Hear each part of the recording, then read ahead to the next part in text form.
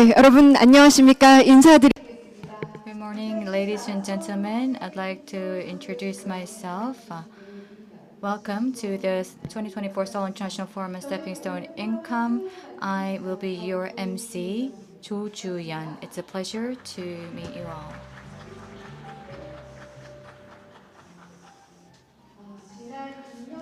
For the past 2 years, I had been the MC for this event, which had a different name. Back then it was Safety Income Forum, but this year we're back with the title chosen together with our citizens, that is Seoul International Forum on Stepping Stone Income. The newly named Seoul Stepping Stone Income, which was created through a naming contest involving about 10,000 citizens across the country, carries the meaning of being a solid foundation and stepping stone to overcome difficult situations and move toward the future. So it has a very meaningful name, and we have lots of expectations for this bright future. The title of today's forum is Shifting the Income Security Paradigm, Solutions for Alleviating Poverty and Income Disparity. So we want to share the past findings of the Seoul Stepping Stone Income pilot project, and we want to seek solutions for the income security models as a way to address blind spots in welfare. Now, ladies and gentlemen, we will begin the opening ceremony of Seoul International Forum on Stepping Stone Income 2024.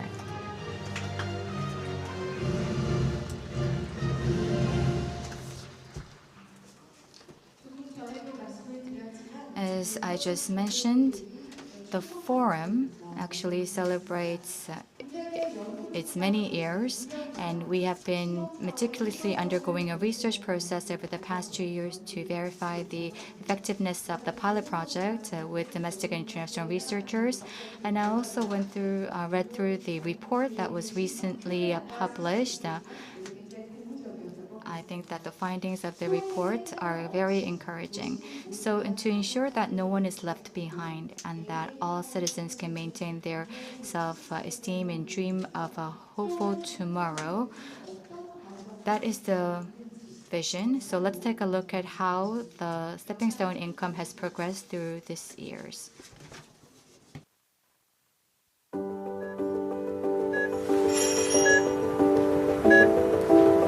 어머니와 아버지가 갑자기 차례로 쓰러지셨어요.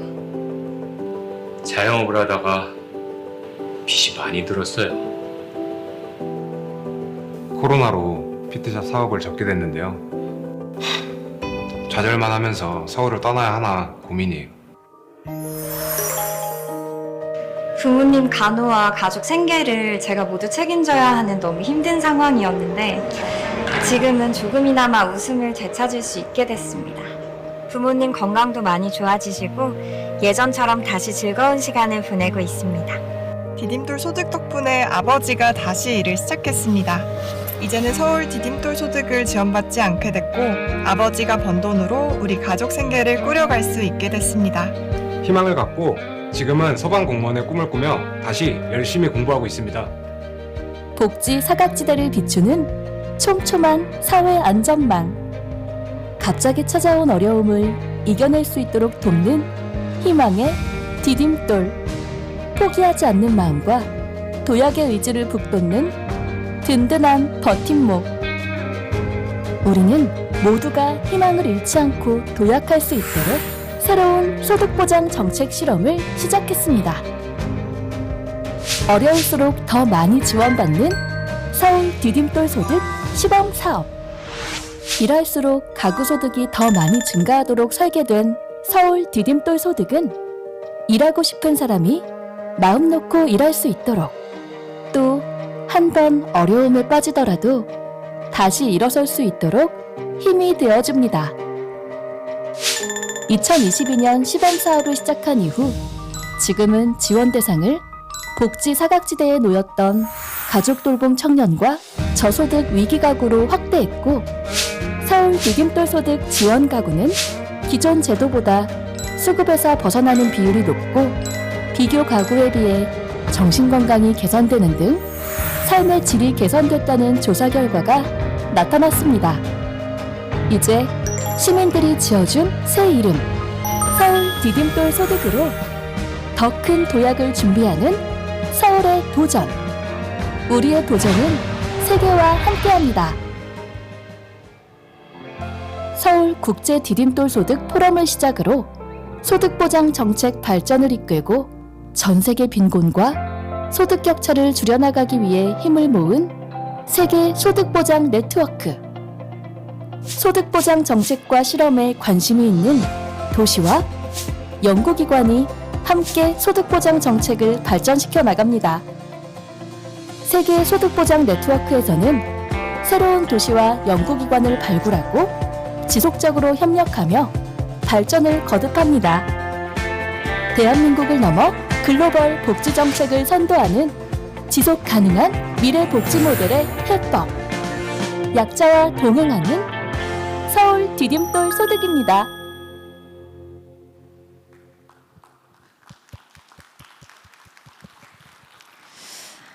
네, 정말 많은 분들이 And so we could see that the stepping stone income has been very useful and helpful to many people to raise their income and have their income security guaranteed. So today we're gathered here with the scholars from home and abroad to explore possible solutions to addressing poverty. And I would like to introduce to you our distinguished guests joining us today. As I call out their name, please give them a big round of applause. First of all, we have Kim Young-woo, the chairperson of the Seoul City Government's Welfare Committee. We have the members of the Welfare Committee.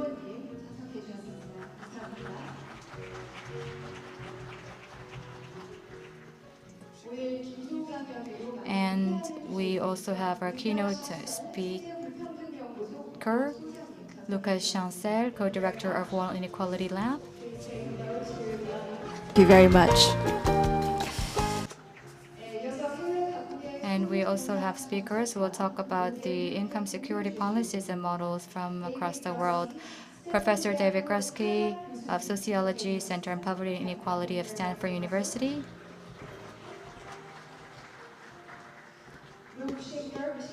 We have Luke Schaefer, Professor of University of Michigan, Ford School of Public Policy. Research Professor Pasi Moisio, Finnish Institute for Health and Welfare, THL. Welcome. Elizabeth Rose, Research Director of Open Research, is joining us. Thank you.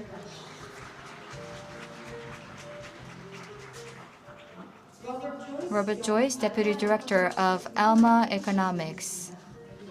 Thank you for coming. Next, we have speakers from Korea who are driving the welfare and economy of Korea. We have Ki-sung Park, Professor Emeritus of Sungshu University, President of the Society of Safety Income, and Chung Min Lee, Professor of Economics of Seoul National University. Son Hae-rim, Professor of Economics of University of Seoul. Welcome.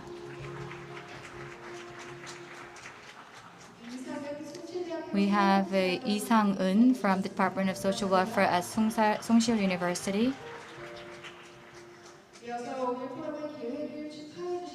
And we also have distinguished guests who are here to congratulate. We have Jin Soo-hee, the director of the Seoul City Welfare Foundation.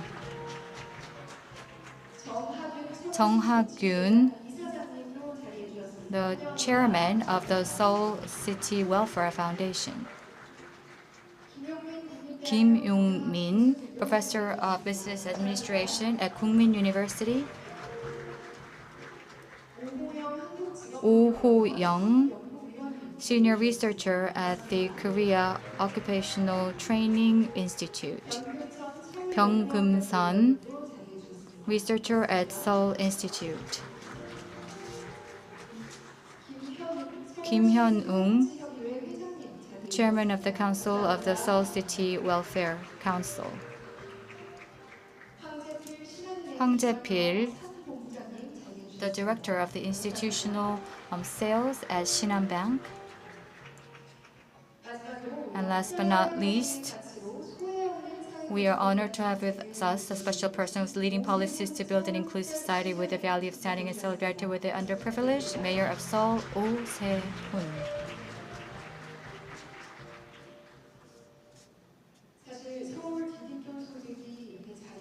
The Seoul Stepping Stone income was possible thanks to the help by many people. So first of all, I would like to welcome a special person who is creating a Seoul without welfare blind spots through the Valley of Seoul Stepping Stone income together with the vulnerable. Let's welcome Mayor Oh Se-hun for his welcome speech.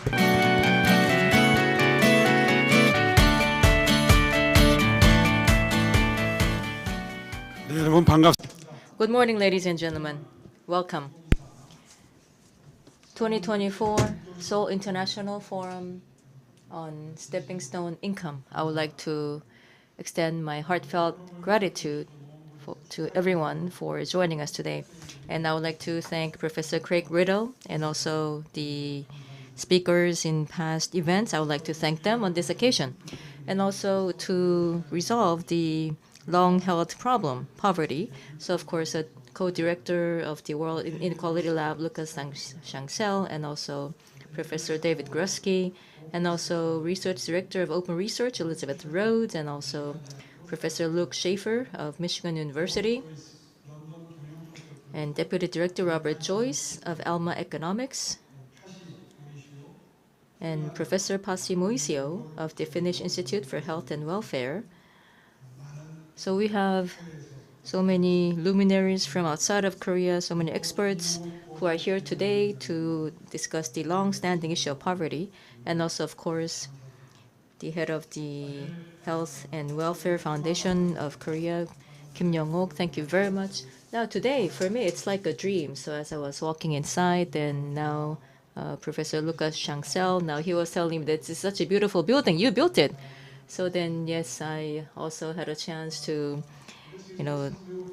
brag a little bit about this. But then, of course, there were a lot of stories behind this. There were a lot of oppositions, especially the baseball fans, baseball enthusiasts. So now they were seeing the loss of the Seoul Stadium, which used to be a baseball park. So then they were feeling a great sense of loss. But then, so I had to talk to them for quite a long time. I had to make some compromises. And the reason why I am mentioning this is because the stepping stone income is also one that has been going through a lot of tumultuous journey as well.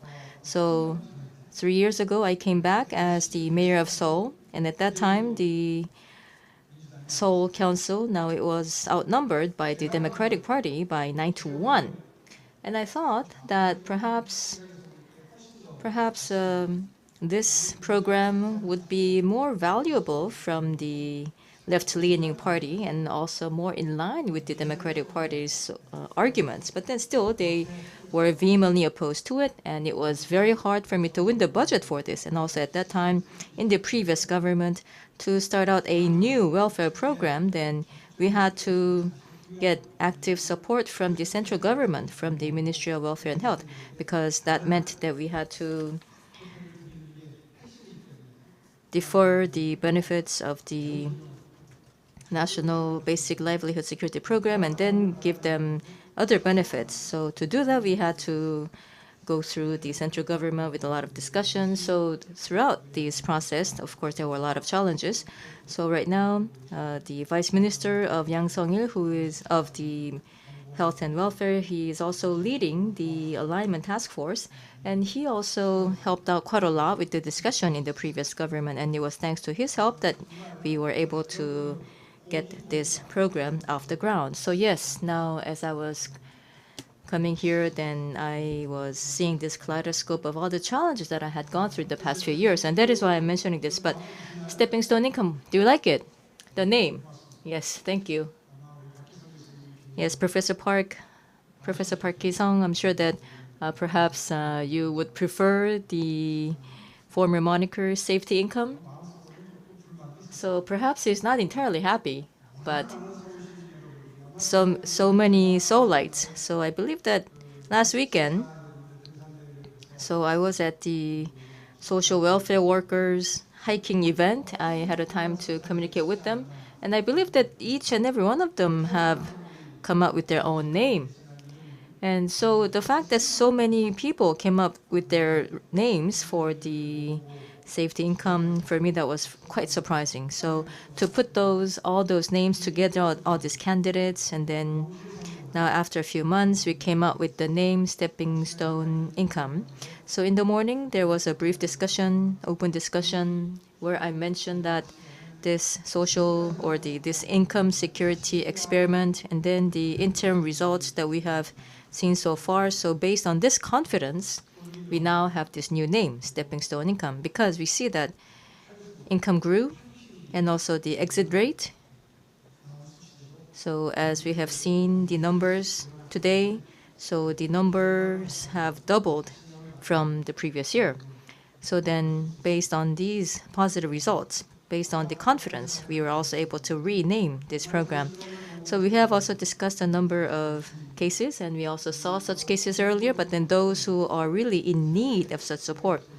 Now, thanks to the Stepping Stone Income Program, they can redesign their life, they can hope for a better future. And especially what I feel to be more meaningful is now, of course, they now have more disposable income, but then not only that, they can also invest in themselves. They can invest in their future. They can also invest in the education for their children. So such evaluation, such feedback, and those are what make me truly proud and also more hopeful for the future. So today at this gathering, we also have so many social welfare experts and also those who have been optimistic about the Stepping Stone Income, those who have been helping us along the way. So it is thanks to your support and help that, if I dare say, that this world-class and globally attention-getting income security experiment was able to sail along. So I dare say that that is what has happened, and I'd like to thank you all for your contribution. So now, in addition to that, how are you going to come up with the funding?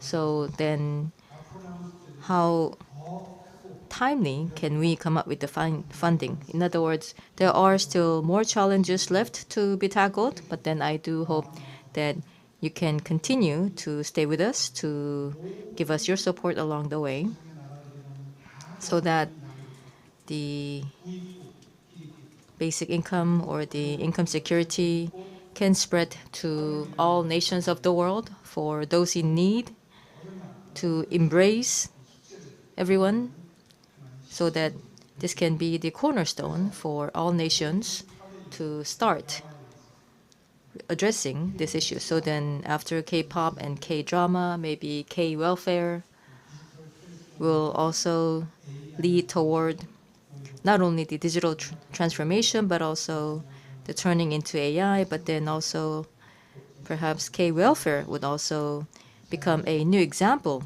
of the welfare system for the world. So again, I ask for your continuous support and encouragement. So I look forward to the forum, and for this day-long forum, I look forward to your insights and contributions about where we need to continue to make improvement. And based on that, the City of Seoul will keep upgrading the program. So of course, I thank you all for this support so far, and I ask more of it for the future. Thank you.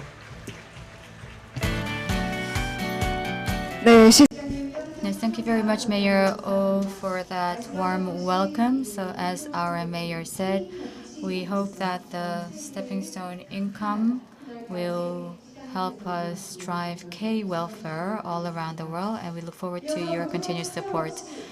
Now,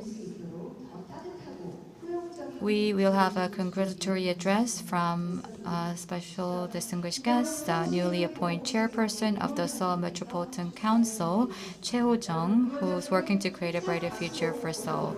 So please welcome Chairperson Choi. Kim Young-ok, Chairman of Health and Welfare Committee. Hello, everybody. Welcome to Seoul. So I am the Chairman of the Health Welfare Committee of Seoul, Kim Young-ok. I would like to congratulate you on the opening of the Seoul International Forum on Stepping Stone Income 2024. And I would like to thank Mayor Oh, who is implementing his welfare policy based on the Haosangbak principle, which is being more generous to the needy and relatively less generous to the wealthier.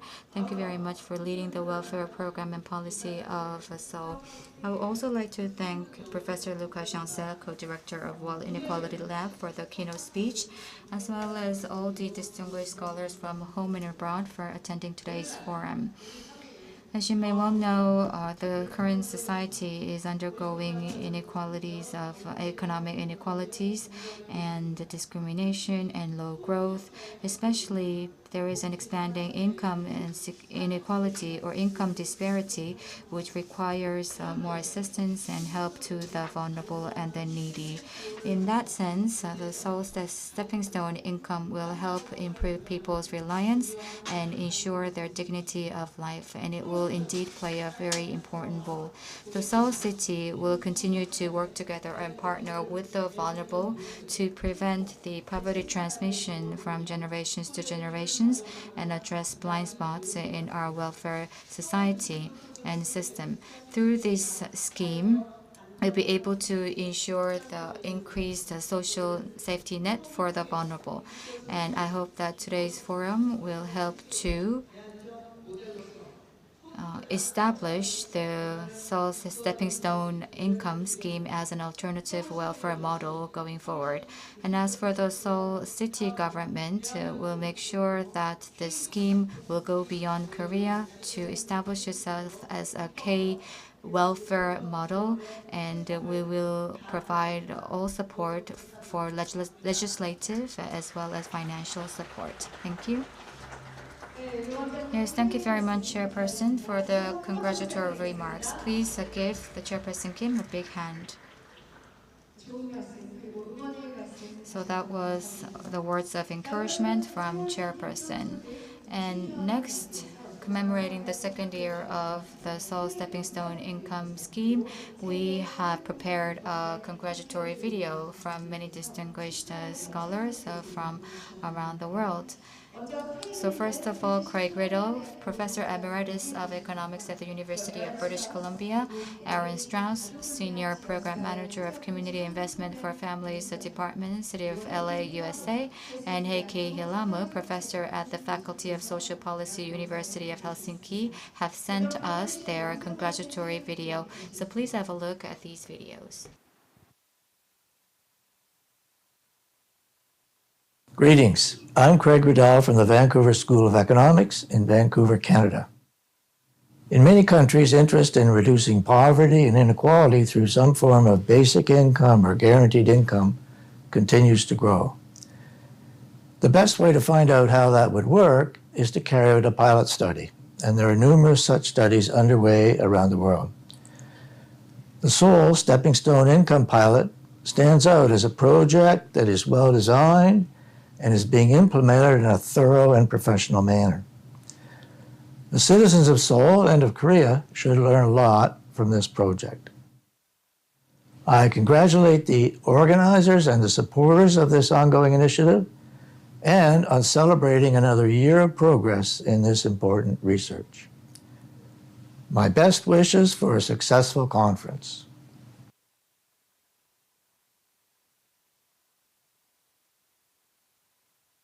Hello, this is Aaron Strauss from the City of Los Angeles Community Investment for Families Department. On behalf of our department and the Big Leap Guaranteed Income Pilot Program, I'd like to extend a warm congratulations to the Seoul Metropolitan Government for the 2024 Seoul International Stepping Stone Income Forum. You've made a great effort to serve vulnerable people in your city. The international community that you've cultivated is inspirational, and I look forward to deepening our partnership in order to continue learning and supporting each other as we work to create a more economically just society. Thank you.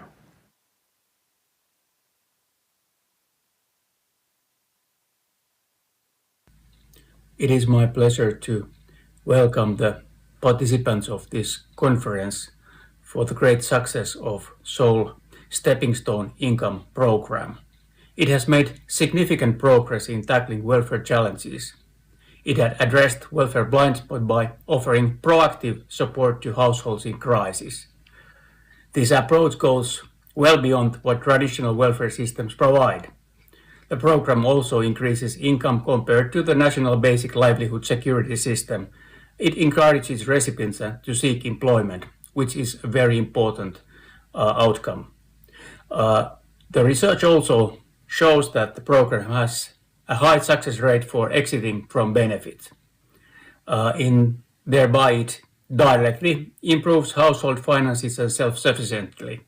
So I'm looking forward to have more positive results from the program in the coming years.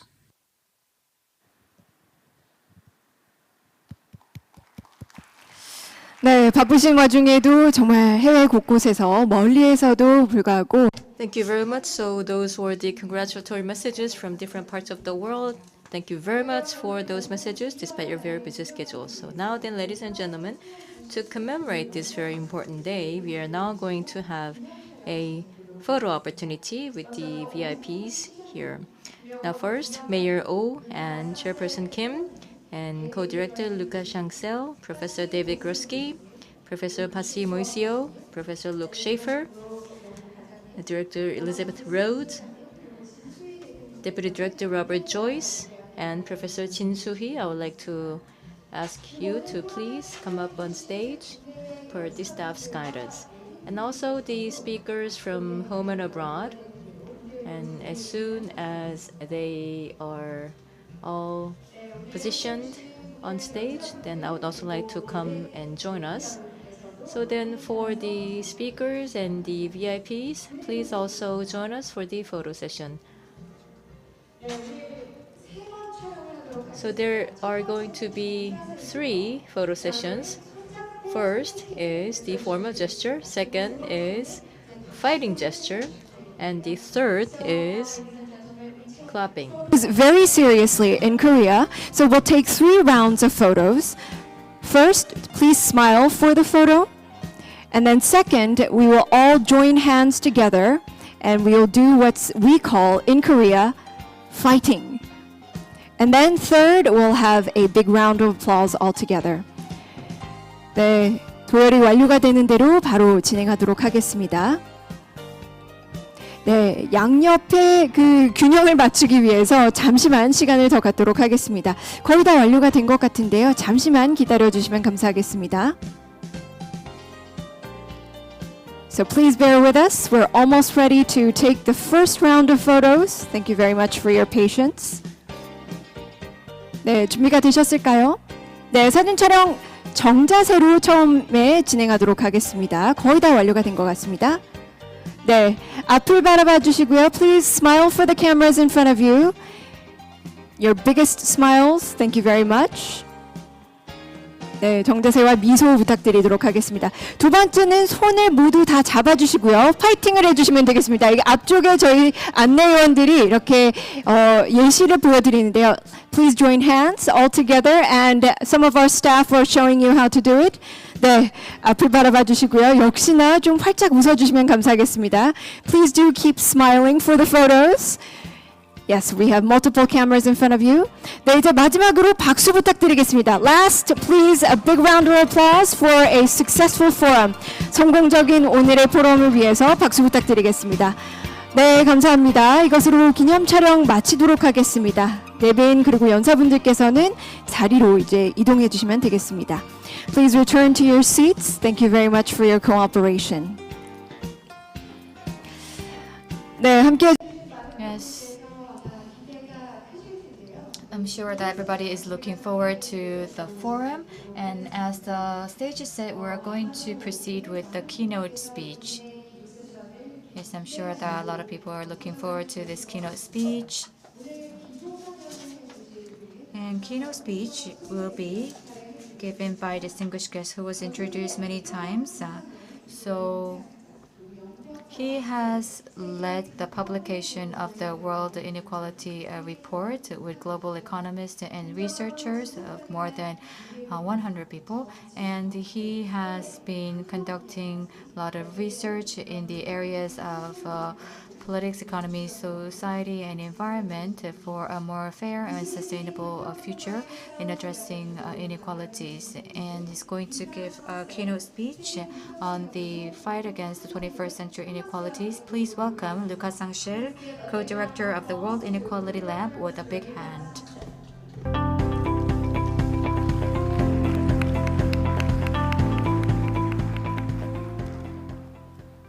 Good morning, ladies and gentlemen. I would like to thank you very much for this invitation, and I would also like to congratulate the leadership of Mayor Ho for making this possible.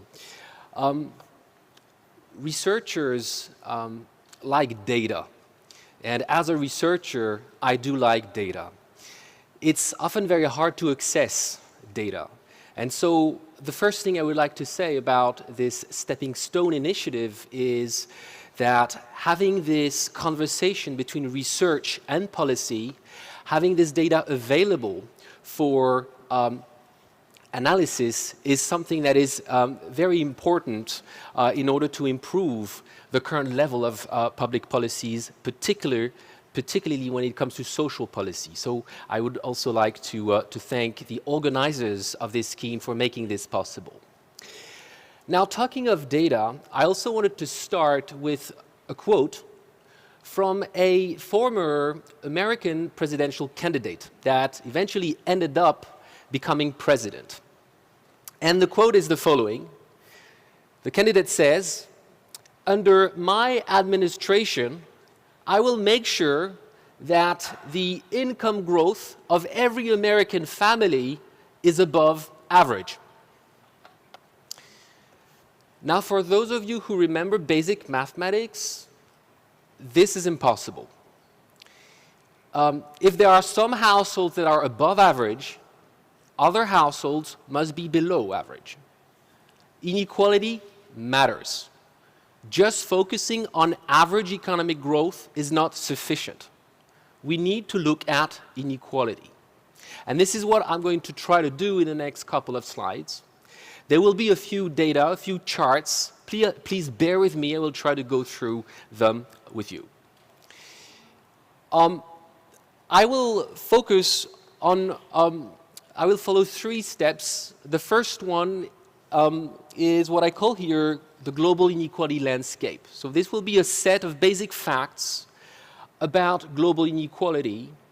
A lot of this is drawn from the work that I've had the chance to be part of and to co-direct as a member of the World Inequality Lab. This is a research project that regroups and gathers researchers from all over the world, tracking, studying, analyzing income and wealth inequality over all continents. Based on this, I will draw a few lessons from what we've learned, from what we think we've learned when studying global inequality over the past decades. And finally, I will connect all this with what I've also learned from the Stepping Stone Income Initiative. Okay, so this is global income and wealth inequality today. On the left is global income inequality, and on the right is global wealth inequality. The red bar shows the amount of income or wealth that accrues to the top 10% of the global population. The blue bar is the amount of income or wealth that accrues to the bottom 50% of the population. When it comes to income, you see that the top 10% makes about half of all incomes in the world today. The bottom 50% makes about 8% of the total. Wealth inequality, and I will come back to this later on in this presentation, but wealth inequality is more extreme than income inequality. The top 10% of the population makes about owns about 3/4 of everything there is to own in this world, whereas the bottom half of the world population owns just 2% of it. So this is the picture when looking at the world as a whole. Now, there are a lot of differences when you look at countries to countries. So let's start to look at this. This is not at the level of countries, but this is at the level of world regions. And it already gives us a good understanding of what I call here different income inequality regimes. That is, different choices in terms of policies, of regulations, made by countries or by world regions when it comes to distributing or redistributing incomes. Europe is on the left, where you see that the top 10% make about 30% of all incomes. That's one of the world's most equal regions. Middle East, North Africa, or MENA, is on the extreme right of the graph, where the top 10% make close to 60% of the total. A very unequal region by world comparative standards. This is the picture today, or very recently, and the data hasn't changed so much since 2021. But what has been the evolution over the past few decades? This is what this graph shows. I'm looking at the top 10% income share again. And you see here China, North America, Europe, Russia, Central Asia, and India. And you see the evolution of the top 10% income share, an indicator for income inequality, between 1980 and 2022.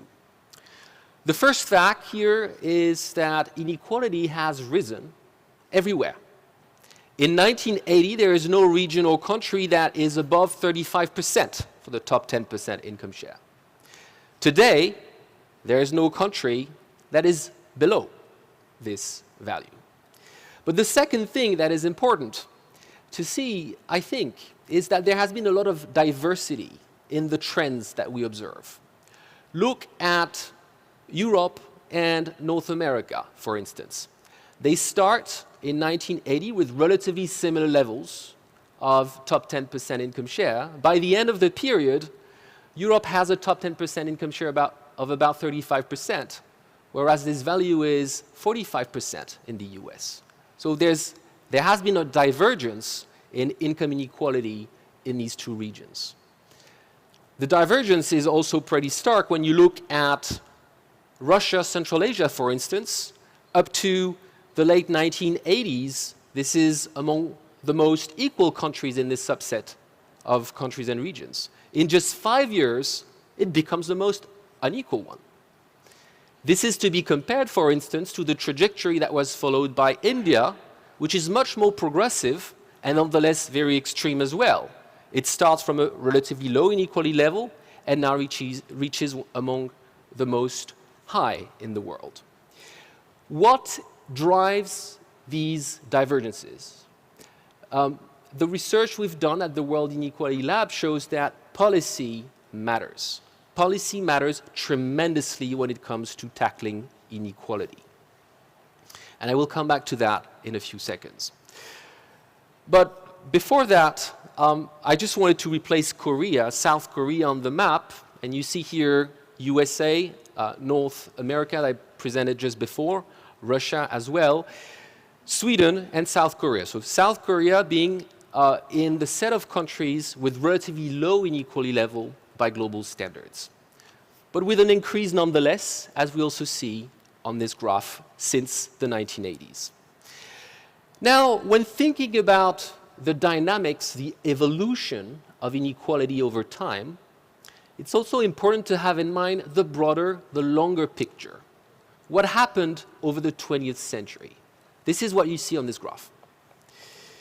Over the 20th century, in regions that have been very different when it comes to their politics, to their economic systems, you see nonetheless relatively similar patterns. A drop in inequality in the first part of the 20th century, a continued reduction up to the 1970s, and then an increase that I've just discussed. An important question for us studying or working on social policy is, what will the future look like? Will the 21st century be a return to pre-1900 economic inequality levels. One of the important things to have in mind when considering this question, again, is the role of policy in ensuring that pre-1900 century inequality levels of the pre-1900s are not necessarily those that the world will witness in the coming decades. So far, I focus mostly on income. But I've started to talk about wealth in my very first graph. And what I wanted to share with you as well is the level of wealth inequality across world regions. For income, we've seen that the world has gone through a reduction of income inequality, pretty substantial in some regions. But when it comes to wealth, consider this. Even still today, the bottom half of the population in Europe, in East Asia, in North America, in Latin America, barely owns more than 5% of the total. It means that half of the population owns from 95% to 97% of total wealth, and the rest, half of the population, owns just a few percentages of the total. This is really something to have in mind when we think about the future of social inequality. Of course, wealth inequality is also highly related to other forms of inequalities, educational inequalities, power inequalities, the broader set of social inequalities. And looking at wealth again, here I'm trying to replace a few countries on the map where you see France. In France, for instance, the bottom 50% of the population owns just 5% of the total. In South Korea, it's 4.7%. In the US, barely just 1.5%. In South Africa, the bottom half of the population is indebted. This is why you see here a negative sign. This is something, I think, that should attract a lot of our attention when we study and when we try to do policy related to inequality, wealth inequality on top of income inequality. Okay, so what have we learned from studying these trends, from studying this data? I would like here to draw the attention on the role of redistribution. So, one thing that I have tried to highlight is that economic inequality is not governed by natural laws. It is not a mechanistic byproduct of things that policymakers do not have control on. And one of the ways to convince ourselves of this is, again, to look at the large diversity of trends that I've presented before. Think again about the difference between Europe and the US between 1980 and today. Some people have argued in the past that the rise in inequality has been due to globalization. But Europe and the US have been exposed to increased competition with the rest of the world, with increased imports with countries with lower incomes. So we cannot attribute all the rise in inequality that we observe in the US to this fact, because Europe followed a much lower, smoother increase in inequality. Others have argued that inequality is due to technology. Digitalization of our society supposedly leads to more inequality. Well, here again, we see regions that followed relatively similar path in how they integrated new technologies in their economies, and despite that, they followed very different inequality trajectories. So, again, here it's important to have in mind the role of social policies, of tax policies, of regulations when it comes to explaining why regions have followed so different pathways in terms of inequality. So that is the first thing. The second is that when we look at the global level, the global picture, there have been very positive stories, especially at the bottom of the global distribution. This is my point number 2. So emerging countries have risen. The global bottom 50% of the population has also risen when it comes to incomes over the past 40 years. But at the same time, the middle class and the low-income groups in rich countries have also seen their income squeezed in several cases, or their share of total income squeezed over the past 40 years. This has created discontent. This has created frustration. And this might call into question the sustainability of the economic models that are in place in these countries, as well as the political systems in these countries. In particular, in a situation where we've also seen rising incomes and rising wealth at the very top of the social pyramid. And I'll come back to this in a few minutes. The third point of this slide is that we don't see so much easy evidence for trickle-down economics over the past 40 years. When you look at countries, you don't see so much an easy case supporting that, when there's very high incomes at the top of the distribution in the country, then all other groups also rise thanks to some trickle down. In fact, when we see very high increases in incomes or wealth among the very rich, we don't necessarily see very good situations in the middle or in the bottom of the distribution.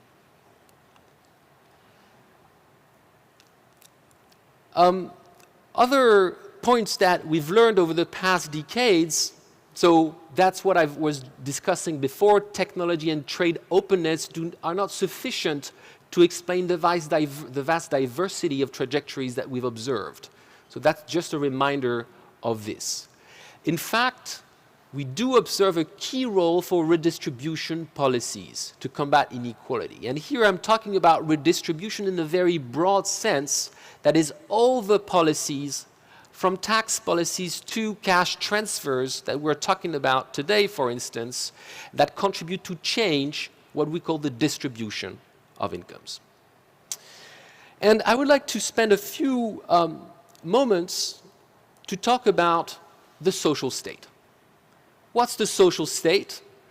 Well, this, I think, beautiful invention of the 20th century through which societies decide to tax and to redistribute in order to pursue common goals, like universal education, like access to health care, like pension systems, and other social expenditures.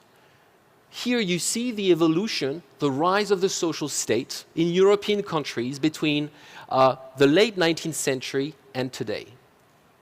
We see that European countries used to redistribute just about 10% of national income in 1910, and this has risen to about 50% of national income. So that's a very large share of incomes generated in these economies, in these countries, that are redistributed by the social state.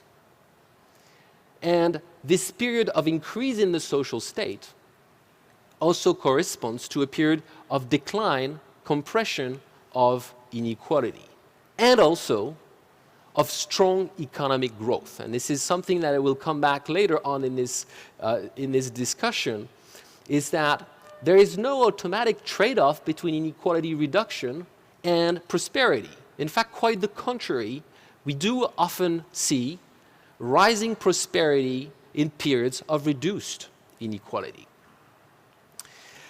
And talking about social protection, I think it is important to remind ourselves where it comes from. And in fact, it does come from minimum income schemes, similar to those that we're discussing today, the stepping stone income scheme. In the late 18th century, in the UK, among the first in the world minimum income scheme called the Spinham Land System, which was later on abolished because it was highly criticized by some groups in society that disliked redistribution. So the critiques of such schemes are also not new, and it's also interesting to hear what they had to say 200 years ago and what they have to say today. Very often it's the same kind of criticisms, and often these criticisms are not necessarily backed with good data. In the 20th century, the rise of social spending in many countries was also associated with the rise of minimum income schemes. Safety income measures, minimum income in Canada in the 1970s, in France in the 1980s, and this was also associated with increased prosperity and reduced inequality. Again, no trade-off here between prosperity and between such schemes. And yet, these schemes are still called into question. And why is that? So before trying to answer this question, here I'm trying to show the amount of social protection as a share of national income or of GDP in several countries. You see Europe, social protection between 20 and 25% of the total. In East Asia, around 12% of the total. What I'd like to draw your attention on is that high social protection, well, it must mean high overall taxes. You need to finance social protection. And this is exactly what you see on this graph. Countries with high social protection also high overall taxes. In Europe, over 50% of national income is also taken as taxes to finance, among other things, social protection. One thing that is important to have in mind is that the rise of social protection, the rise of taxes, historically, have been associated with the rise of progressive taxation. So what you see on this graph is the top marginal income tax rates in several countries over the 20th century. The top marginal income tax rate is the top tax rate that the very rich in different countries have to pay. You see that it starts from the 1910s, it rises in the 1920s, 30s, it stays relatively high between the 1950s and up to the 1970s. So when social protection was rising, taxes were also rising, and to ensure the political sustainability and acceptability of all this, these countries decided to also increase progressive taxation, so the taxes on the very rich, to create this equilibrium where societies would accept this increase in social protection, this increase in taxes. But since the 1980s, progressive taxation has fallen down in many countries. And we in fact live in a world where in some countries, in fact in all countries where we have data, billionaires or centimillionaires, those at the very, very top of the ladder, pay lower tax rates than the rest of the population. This is what you see on this graph. Poorest group of the population are on the left and the richest are on the right. The lines show you the total tax rates, taxes, social contributions, all the taxes paid by individuals. And you see that the lower income groups and the middle class actually pay lower tax rate than the very rich. This also calls into question the sustainability of modern welfare regimes and of modern social states. In fact, this is not something new. This is something that is relatively well acknowledged. Even Warren Buffett, who's benefiting from such a situation, famous American billionaire, famously argued that his tax rate was lower than the tax rate of his secretary. And so I'll come back to this in just a second, but I would like to conclude by trying to replace the Stepping Stone Income Initiative in this broader set of facts and reflections about global inequality. I think we will have more time later on today to look at the actual design of the scheme. But I would just like to say here that this scheme is based on a lot of data, back and forth between research and policy, and the progressive nature of the scheme seems particularly well suited in order to avoid a lot of the pitfalls in which other forms of minimum income schemes have been falling into. And here, I think one of the great parts of the design of the scheme is really this progressive increase in the income you get as your market incomes are reduced. I'll be happy to discuss this more later on. But for the moment, what I would like to show and to say is some of these basic results from the previous period of evaluation, where we see this important increase in the well-being and health of individuals, between 15% increase in self-esteem, 18% decrease in health among households benefiting from the scheme versus households that did not benefit from the scheme. And again, this coming from this really interesting experiment with randomized control trial here.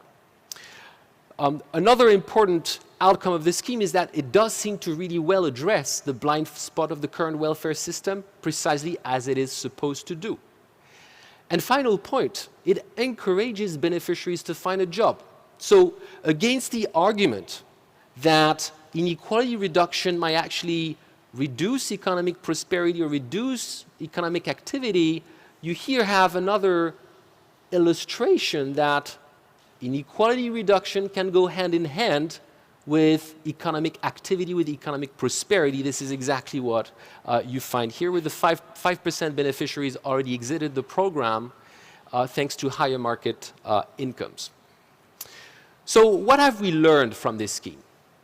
Lesson one, I think that it's important to have a vision. And this vision is universal income. So everybody should be able to access this scheme if they are under a certain income threshold. So vision and the importance to be bold. The second lesson, I think, is the importance of detailed design. So I didn't spend much time to discuss about that right now. I'm sure we'll do more so in the next sessions today. But here we see the importance of having important and good data, and to access this data. And this is connected with my third point, the importance of experimentation. Several phases back and forth between policy and research. This is so important to ensure that a scheme is working and that a scheme can be sustainable over long run. And unfortunately, this is so often lacking in so many other policy schemes that are implemented worldwide, so this should be praised. Now, what might be some key questions for the future of stepping stone income? Again, on the backdrop of everything that I've said earlier in this discussion. Well, I think one key question is how to finance, should a nationwide expansion be financed, and how to do it in a politically sustainable way. And this again connects with this important question of the overall amount of taxes in an economy in tax systems that are not always considered as fair as they can or as they should be. The second question is how to connect stepping stone income with other social transfers. One thing I didn't comment so much earlier is that you see a 30% increase in medical expenditures among households benefiting from the scheme. So this is very good news from the Stepping Stone Income Initiative. But what does this say about the healthcare system here in this country? Maybe we could argue that people under a very low income threshold should be able to access free universal health care, as it is the case in some countries. So how to connect properly stepping stone income initiatives with existing social security mechanisms? Which social mechanisms should be increased, enhanced, improved? For instance, access to free healthcare products and services versus stepping stone income initiatives. Then third point, given the importance of wealth inequality, what about stepping stone wealth initiatives? And we were discussing this earlier today with the mayor and with Professor Grursky.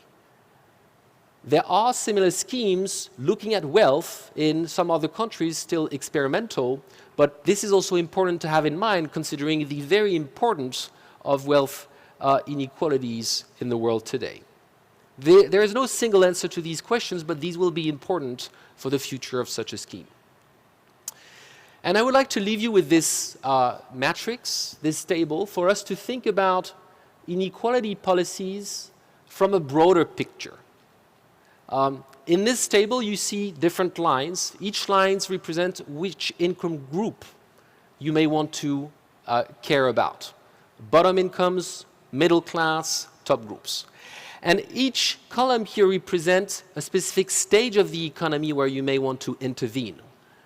Before market incomes are generated in your economy, when incomes are generated, or after they are generated. I'm borrowing this from two colleagues, Danny Roderick and Stephanie Stancheva from Harvard University. The Stepping Stone Income initiative occurs in one specific cell of this matrix. So we are looking at bottom incomes, and we're focusing on the post-production stage. That is, people already have some form of market income, maybe low enough to be able to access this scheme. There are many other forms of policies, indeed, to reduce inequality. Educational expenditure to help, especially low-income groups, access education. But there are also taxes that I've been discussing before, which might have the double effect of reducing inequality at the top and also allowing the financing of schemes like Stepping Stone Income. And so it's very important to think about social security systems and mechanisms from the holistic perspective of these different policies. And so I will conclude here by saying that fixing tax systems can be a very good way in order to enhance, to expand policies like Stepping Stone Incomes. And I would like to end this speech with a quote of another American president who did a lot for the expansion of social security mechanisms and for progressive taxation. Franklin Delano Roosevelt argued famously the following: the country demands bold, persistent experimentation. It is common sense to take a method and to try it. If it fails, admit it frankly and try another. But above all, try something. So I would like to thank again those who are trying to implement new systems, new policies like the one that we're discussing here today. And final slide, a summary of what I've just said in 3 basic points. 1, inequality is a political choice, meaning that reducing inequality is also a political choice. That is the first point. Policy is so important. The second point, we can combat inequality and pursue economic prosperity at the same time. This is very clear, and I think the Stepping Stone Income Initiative further illustrates this. Finally, there will be many other challenges that our societies face in the 21st century. Climate change, further maybe AI disruptions of our economies. These are likely to exacerbate inequality, so if we don't act right now to address inequality, it might be even harder to face these challenges in the future. So there's no time to wait. Thank you so much for your attention today.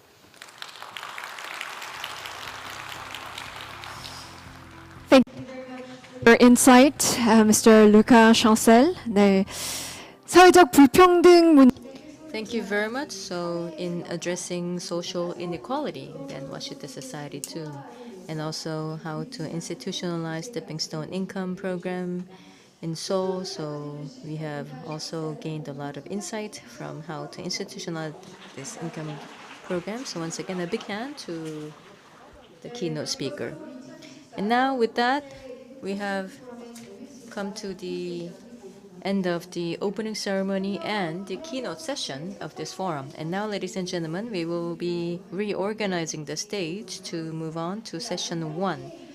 Now, to rearrange the stage, we are going to have a very short break, so please don't go too far. We will have a 5-minute break. As soon as we are done reorganizing the stage, then we will resume. And session 1 will resume very shortly, so I will come back to you in a while. Thank you.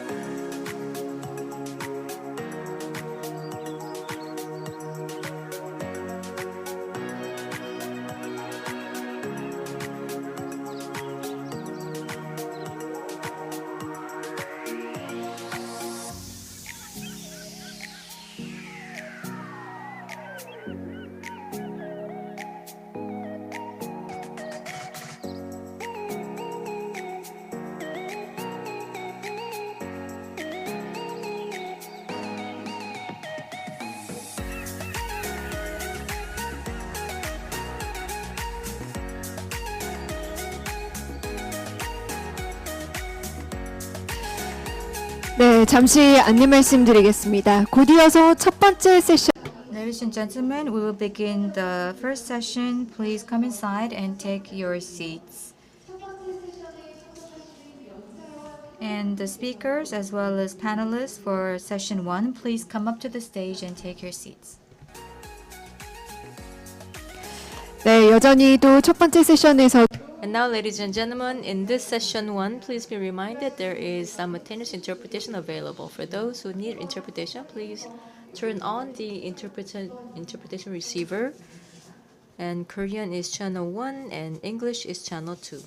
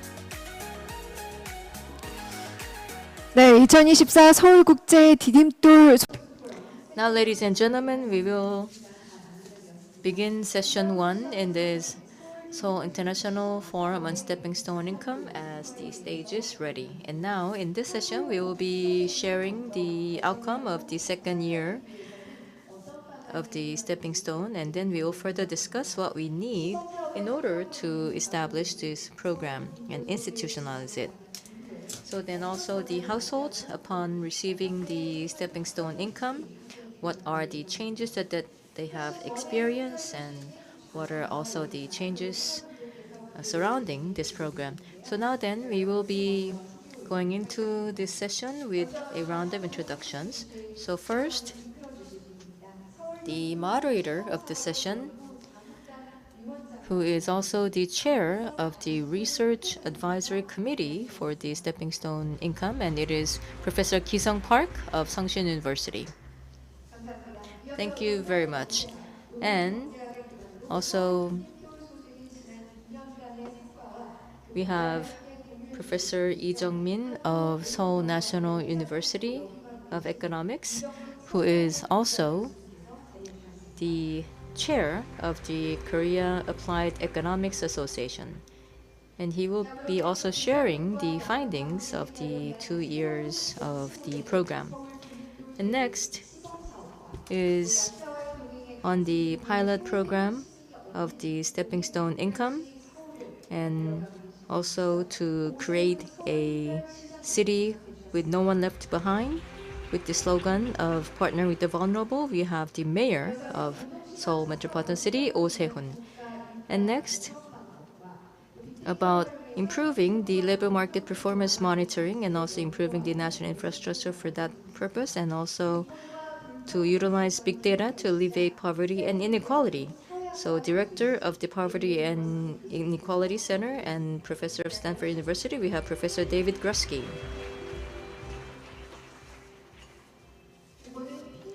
And from Finland, an expert on social policies and who has been conducting studies and playing roles in social security and welfare system in Finland. And we have Research Professor Pasi Moisio.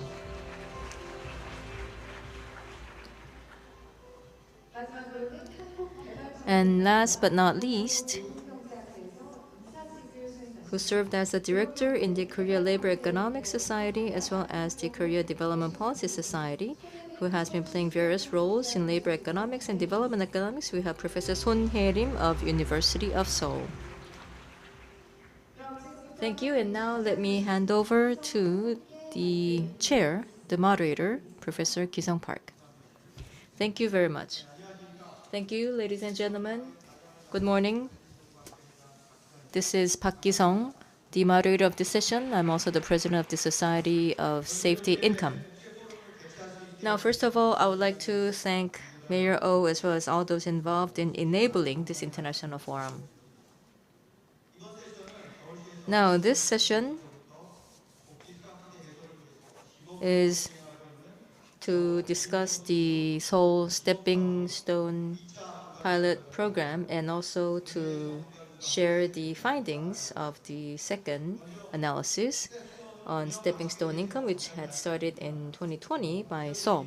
Now then, let me run through the program of the session. We will have a 20-minute presentation by Professor Lee, followed by a panel discussion led by Mayor Oh. And now let me go straight to Professor Lee for his presentation.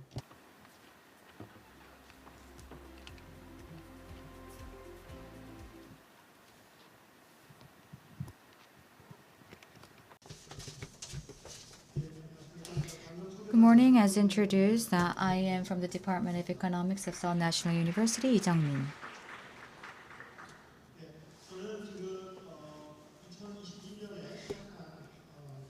The Seoul's Stepping Stone Income pilot project, which began in 2022, and I am actually assessing this pilot project, and we are 4 in our team. So Kim Hyun-chul from the Department of Medicine of Yonsei University, and Park Sang-hyung from Hong Kong Science and Technology University, as well as Hong Han-kyung from Seoul University. These are the co-workers or co-authors of my team.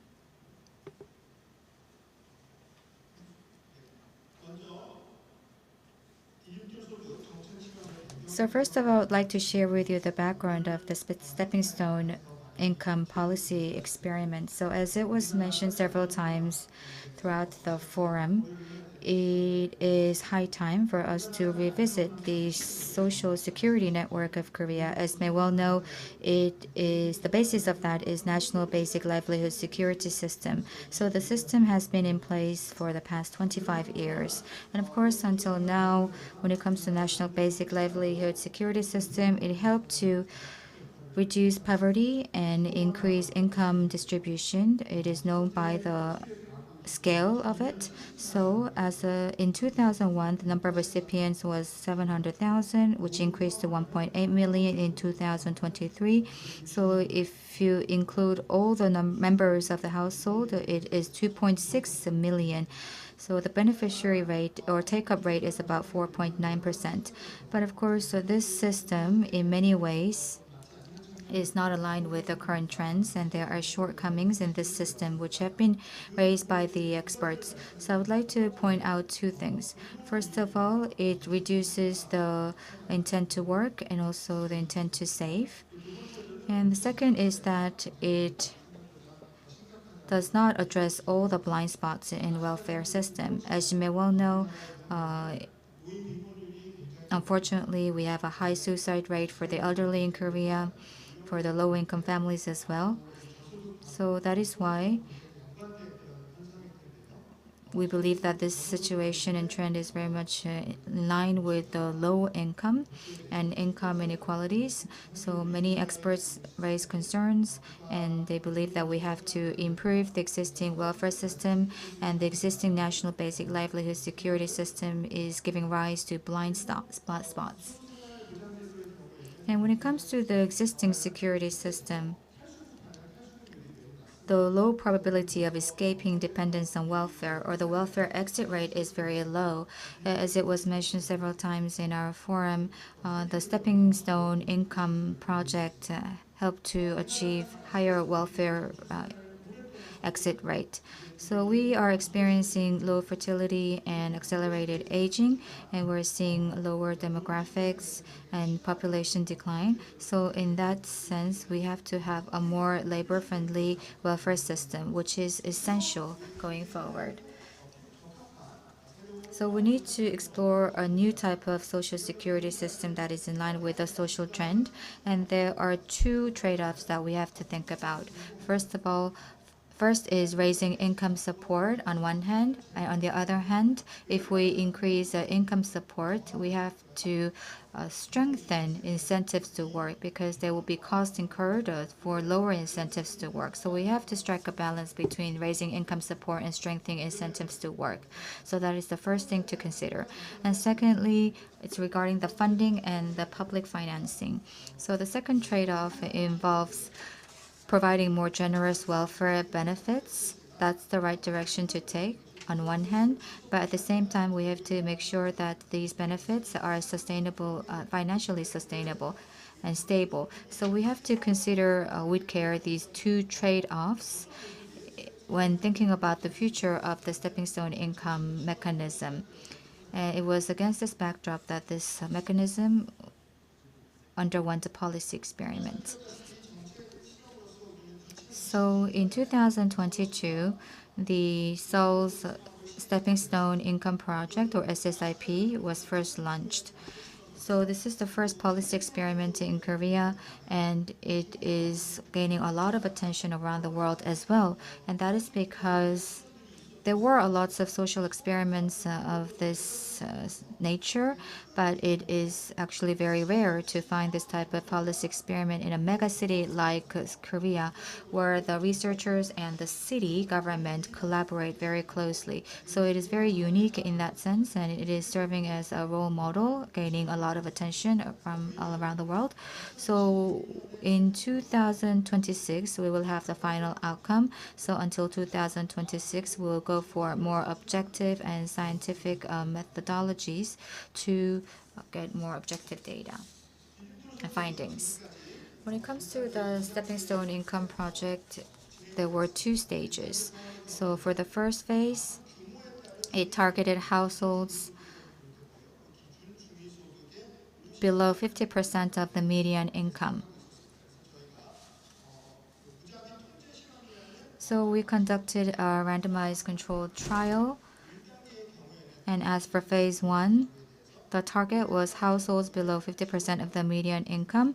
So there were about 500 households in a treatment group and 1,000 households in the control group.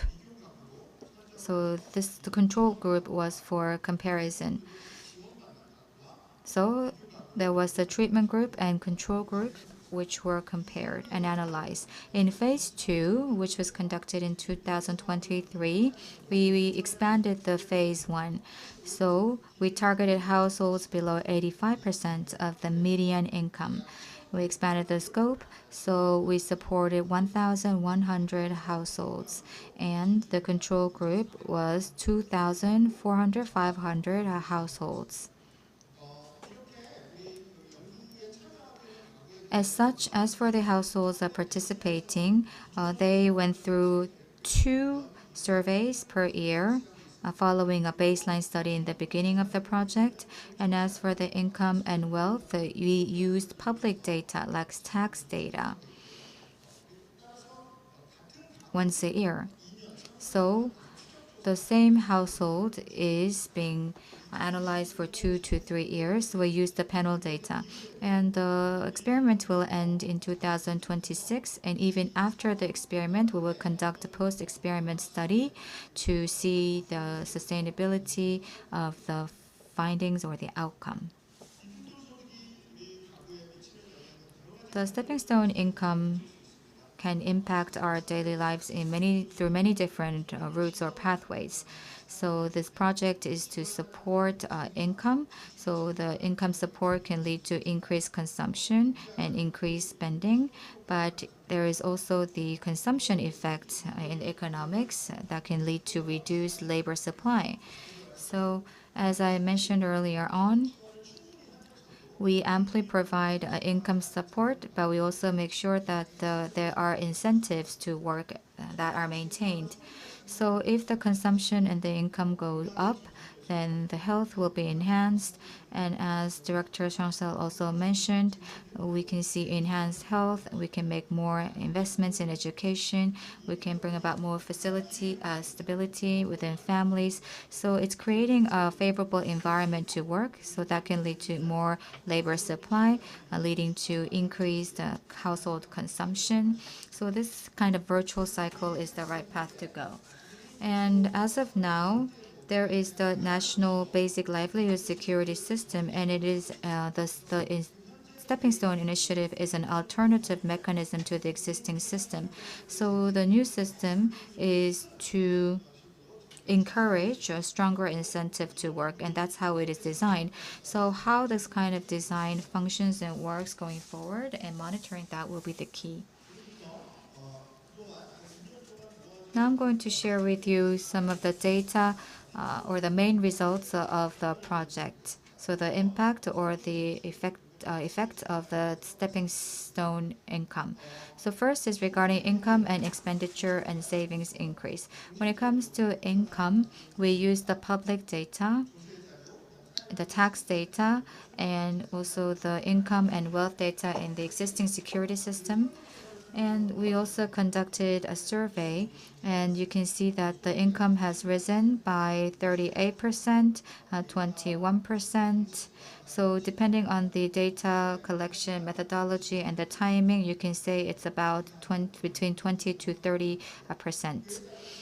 And the spending accordingly was also increased by 8%. In the first phase, we didn't disclose this data, and in the second phase, after collecting a lot of data, we could also assess the formation of wealth or asset. So compared to the existing system, with the new system, with new mechanism, the asset formation took place, but the benefit can still be maintained. So we can see that the new system could have more incentives to form wealth. And you can say that after analysis, we could see a significant statistical significance in terms of asset formation. So this is to say that there was an increase in spending, but at the same time, stepping stone income contributes to asset or wealth formation as well. Now, second is labor market outcome. If you look at the overall average of the supported households, so the employment rate was slightly reduced, although not statistically significant. The labor supply was reduced because, as for the stepping stone, the average transfer was about 870,000 Korean won, $660, and this is about 83% of average unearned income. It's quite a huge amount of money. So we could expect the labor supply reduced due to increased income, but on the average, you can see that the employment rate was slightly reduced. But as for the compared to the existing system of recipients, we could see the employment being facilitated, meaning that the welfare exit rate was much higher compared to the existing system. And when it comes to stepping stone income, the beneficiary amount is much bigger. So given all that, you can say that the employment has risen a lot. And when it comes to one-person household, so this is a population group that we have to focus on, because with the declining population, there is an increasing number of one-person household. And as for the one-person household, we identified there was a higher employment rate. And we saw a slight decrease in labor supply, but this decreased labor supply was focused on households with elderly and children under school age who needed care. So it seems like that before getting the stepping stone income, they were financially pressured, and there was an unmet need for caregiving.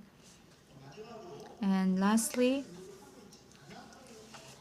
even for non-employed heads of households, after receiving stepping stone income, they saw increased employment rate, statistically significant.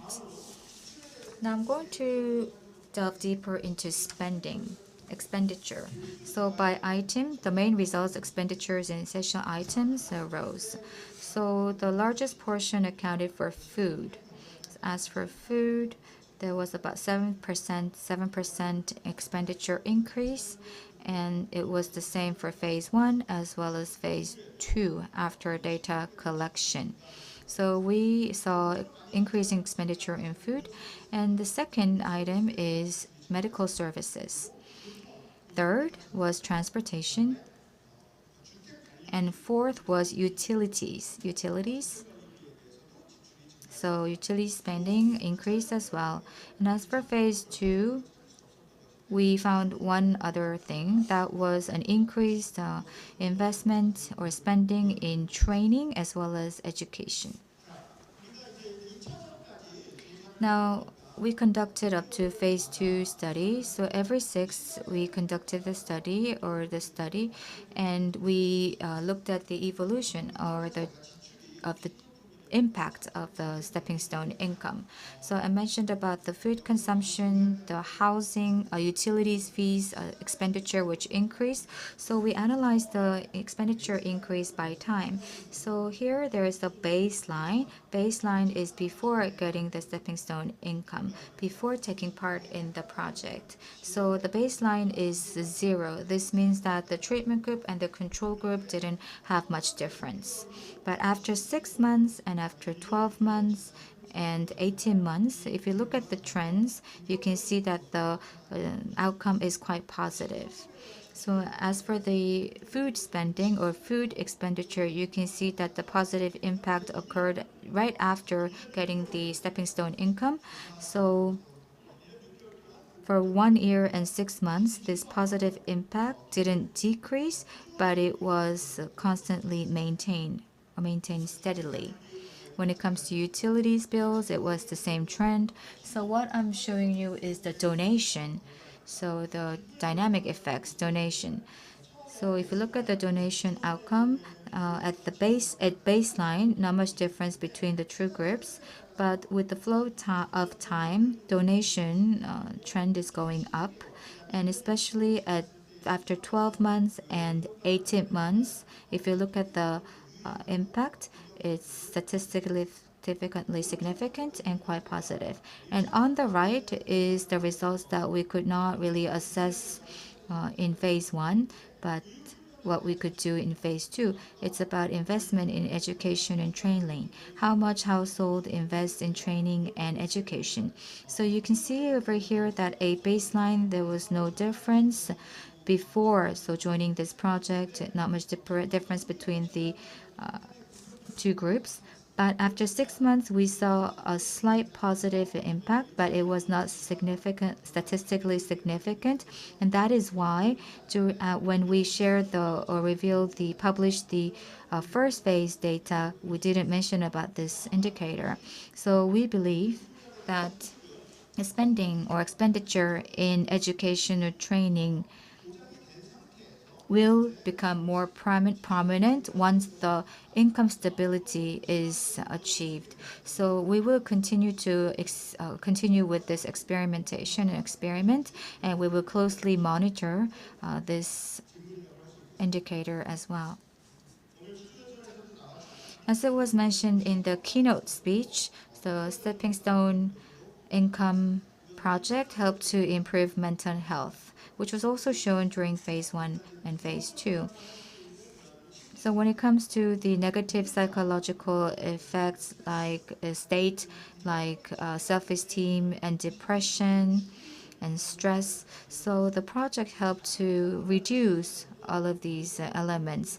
So we could see some positive element in terms of boosting self-esteem, but more than that, we were able to drastically reduce the depression as well as the stress level. Our project is ongoing, As mentioned, it's in its second year, and we've had lots of challenges along the way, but with the active support from the Seoul government, we are successfully collecting data. We're now entering the third year, and even after the experiment, we will continue to collect data and before the final finalization. So we will closely monitor what kind of changes and effects will occur along the way. That is the key. So I hope that by assessing the Seoul's stepping stone income project, we'll be able to have more productive discussions as to what kind of welfare system is needed for our stable society to partner with the vulnerable and grow together with them. So these are the four fundamental questions that we have to continue to address. First is, through this experiment, who is our target population of utmost priority? Identification of target population is the key because they will be subject to with priority to these policies. And the second is what kind of mechanism is needed to maintain incentives to work. It is very important to effectively leverage existing labor force. So we have to explore what kind of sustainable mechanisms are there to boost incentives to work. And we have to explore the kind of welfare system that can boost human capital and social capital investment. So income security is important, but we have to make sure that that can translate into investments in the society. And last but not least, massive administrative costs are being incurred as for the existing security system. But what would be the most viable and sustainable welfare system that can minimize administration costs? So we will continue to work hard to bring you the answers to these questions. Thank you very much. 예, 감사합니다. All right, thank you very much for the presentation. And now, then why don't I first invite Professor David Grusky to provide his commentary on the presentation just given.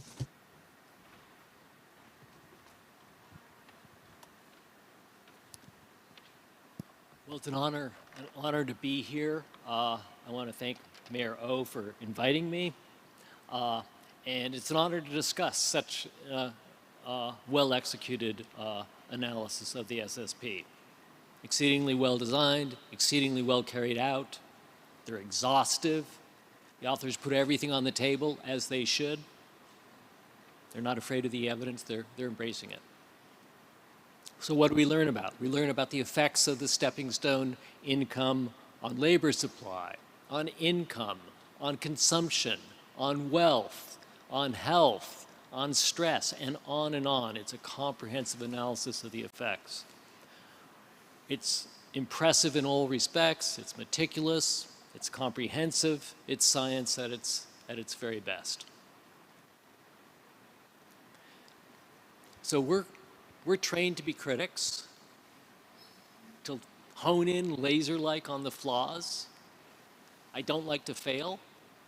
I failed. I am not going to critique this because it is so well done. I want to instead take this opportunity to identify some additional questions that it's important to answer in future work on the stepping stone income.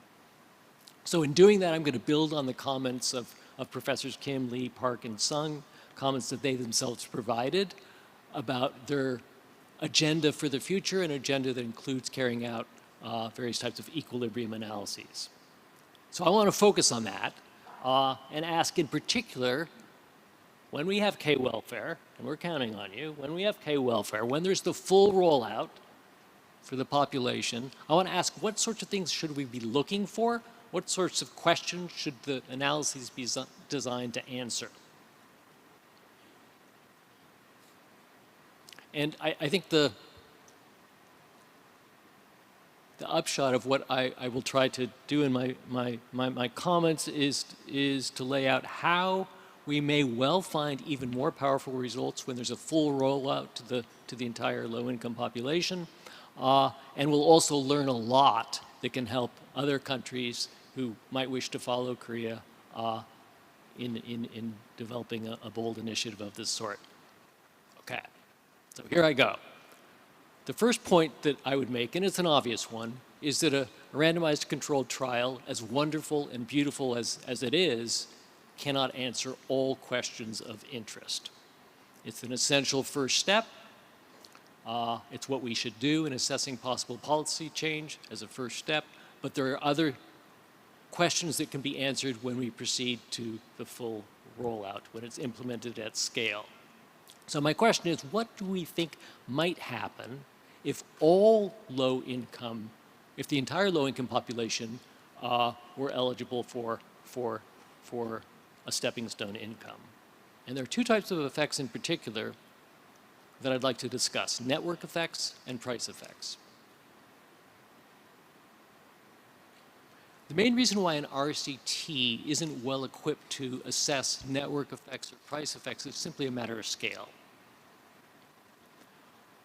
By my rough calculations, well under 1% of the city's adult population received a stepping stone income, as one would expect in a pilot program of this sort.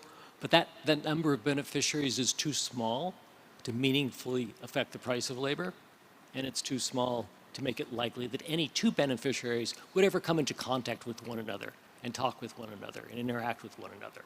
And that means that the scale problem undermines our capacity to assess price effects and network effects.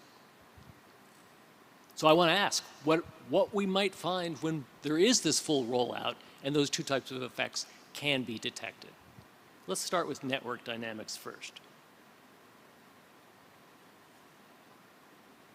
So the typical guaranteed income advocate will argue that because of borrowing constraints, low-income parents can't always undertake the human capital investments in their children that they would like to undertake.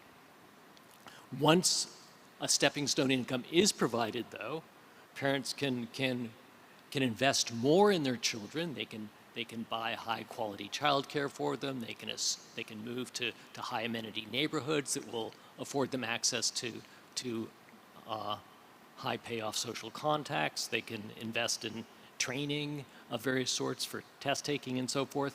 They can do lots of stuff that will help their children downstream once they have a stepping stone income. Now this dynamic would show up and does show up in the RCT,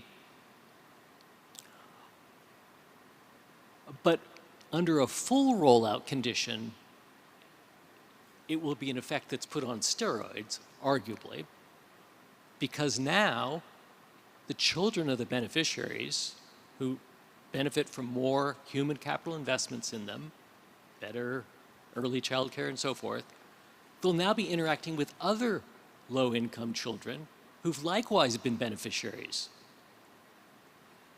of increased human capital investments. They'll be talking with one another about school, very excited about it. They see a future for them, maybe going to college. They may talk about entrepreneurial opportunities. They have opportunities that they before didn't have by virtue of these enhanced human capital investments, and they're talking with one another about them. And that could have an energizing effect, an exposure effect that means that the payoff may be in excess of what one detects in an RCT context when you're very unlikely to run into anyone else who's been a beneficiary. So that's on the network side, and it gives us hope that the effects may be yet more profound than what we've seen here. What about labor market dynamics? I'll provide just one more example of how scale may matter here too. So again, a very small number of city residents were recipients. There are some small effects on labor supply, often for very good reasons. People can step back and retrain. They can provide high quality childcare to their children. They have a slightly higher so-called reservation wage so they can hold out for a great job. For all these reasons, there might be a reduction in labor supply if you're a beneficiary. But in the context of a small pilot, that's not going to have any effect on the price of labor, right? But if now it's delivered to the full population, you might see effects on the price of labor. Employers might see a small reduction in labor supply in some sectors, a reduction that could precipitate a response that we need to think about and monitor in a full rollout condition. Because beneficiaries would have this additional income through the program, they have a little more leverage relative to employers, right? That's a good thing. That gives them the capacity to extract a little bit more pay and a little bit more earnings, and we reduce the inequality that we learned so much about in the prior presentation.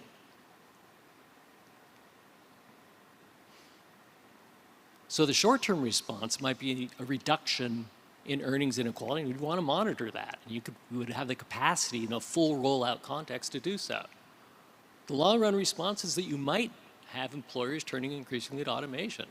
That might be a more attractive option insofar as labor costs increase. We need to monitor that. We need to face the evidence, as the investigators here did, eyes wide open. See what happens, and we'll have the capacity to do so in the full rollout context. So the bottom line, what impresses me so much about about the presentation that we just saw was that they boldly face the evidence, whatever they may say. They're just telling us what happened, and that's great, and that's how it should be. So I'm going to leave it at that. I talked about a few very simple and well-known additional processes that we might observe in a full rollout condition. And I'm confident that just as the investigators did a great job in this pilot condition and undertaking the analysis of the pilot, so too they're going to be extraordinary, world-leading when it comes to evaluating the full rollout, if indeed it happens. Thank you.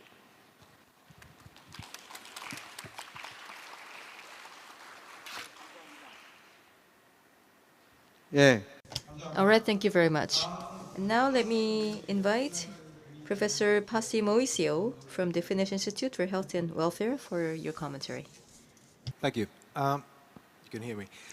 Yes, thank you. Thank you for excellent presentation, Professor Chongmi Lee.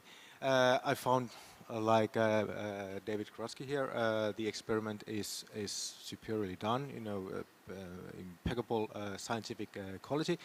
And actually, my original idea was to comment on separating the income effect from the other effects of the negative income tax. But once I learned more and more about the Seoul safety income and now stepping stone income project and the experiment, I started to realize that this resembles more and more about Finland. And like I said in my discussion points and the slides, the background. The Finland's basic income experiment, which is perhaps many of you know, it's I think it's still the only involuntary, unconditional basic income experiment anywhere in the developed countries, at least in the welfare state. So it's still quite remarkable. And but what most of you probably don't know is that it was actually done after what you might call nationalization of universal social assistance or universal safety net or minimum income scheme, which actually brings in mind that if the stepping stone income project is expanded and become national minimum income scheme, that is probably resemble very much the universal minimum income system that is having in Finland. But going back to this experiment, the Finland actually did it opposite the way around. It made the nationalization of the social assistance first, and after that it made experiment on the income effects and the effects of removing conditionality or obligations of the social assistance system. So, so this is actually explanation why in a Finnish basic income experiment, the key focus was on the not on the income effect, but on the employment effect, because the key question was that do we still need conditionality in this universal minimum income scheme run by the state social security institution? And so that's why the interest was not so on the well-being effects and that kind of things. Because in a Nordic or perhaps continental social security scheme, so to speak, the social security and benefits are much more on right-based. The idea is that they are protecting the social rights, the economic rights. They are not meant to be tools for increasing well-being or anything. So it's like, does your human rights bring you happiness? It's a similar kind of a question in a sense in a Nordic welfare state. It's more on the right. So sorry, I'm losing a bit. So. Well, the conclusion on the Finnish basic income experiments was that, well, more or less, once you have a comprehensive welfare state with the social insurance and welfare, the basic income doesn't actually change much. And removing the conditionality or obligation for unemployed to seek a job, it doesn't affect the employment that much. But it turned out to be that it was a good thing for majority, but for only problem was lack of money. But there was also a minority who would need some other type of support. So if you remove or create a negative income tax or universal minimum income scheme, you need to think how you connect social services and other services like employment services, health services, and social services with the meaningful obligations. I mean, they don't have to. I mean, obligations and conditionality, they are not black and white. That's actually what the Finnish basic income experiment pretty much thought in the Finnish politics. You know, it's not black and white. It's not you either have it or not. It's clearly that this obligation should be fair and meaningful and appropriate in the situation. Because what we've kind of learned after 7-8 years after the nationalization of this universal minimum income scheme is that for some people, minority, but still some people, they would need contacting and some form of light or meaningful obligations to participate on social services and integration services, etc., etc. Because once you separate the cash benefits from social work and other services, employment services, you lose the not just the control but also the connection on these people. So that was my takeaway, and yeah, so like I said, I'm more interested on the next step of the Stepping Stone Income Project because I'm really looking into interesting how it's turned out here in Korea. Yeah, thank you. 예. 예, 감사합니다. 시간도 절약해 주셔서. Thank you very much for your discussion. Now, I would like to turn it over to Professor Sonyarim of University of Seoul for her discussion. Thank you very much, the researchers and Professor Lee Chang-min for the presentation, and many panelists have provided their views. So from the economist's perspective, this project or policy research will be a very important model for evidence-based policy when it comes to efficient distribution of resources and sustainability of the impact. It is very important to expand this type of policy experiment, which has been not the case until now in Korea, but this policy experiment will serve as a good model going forward.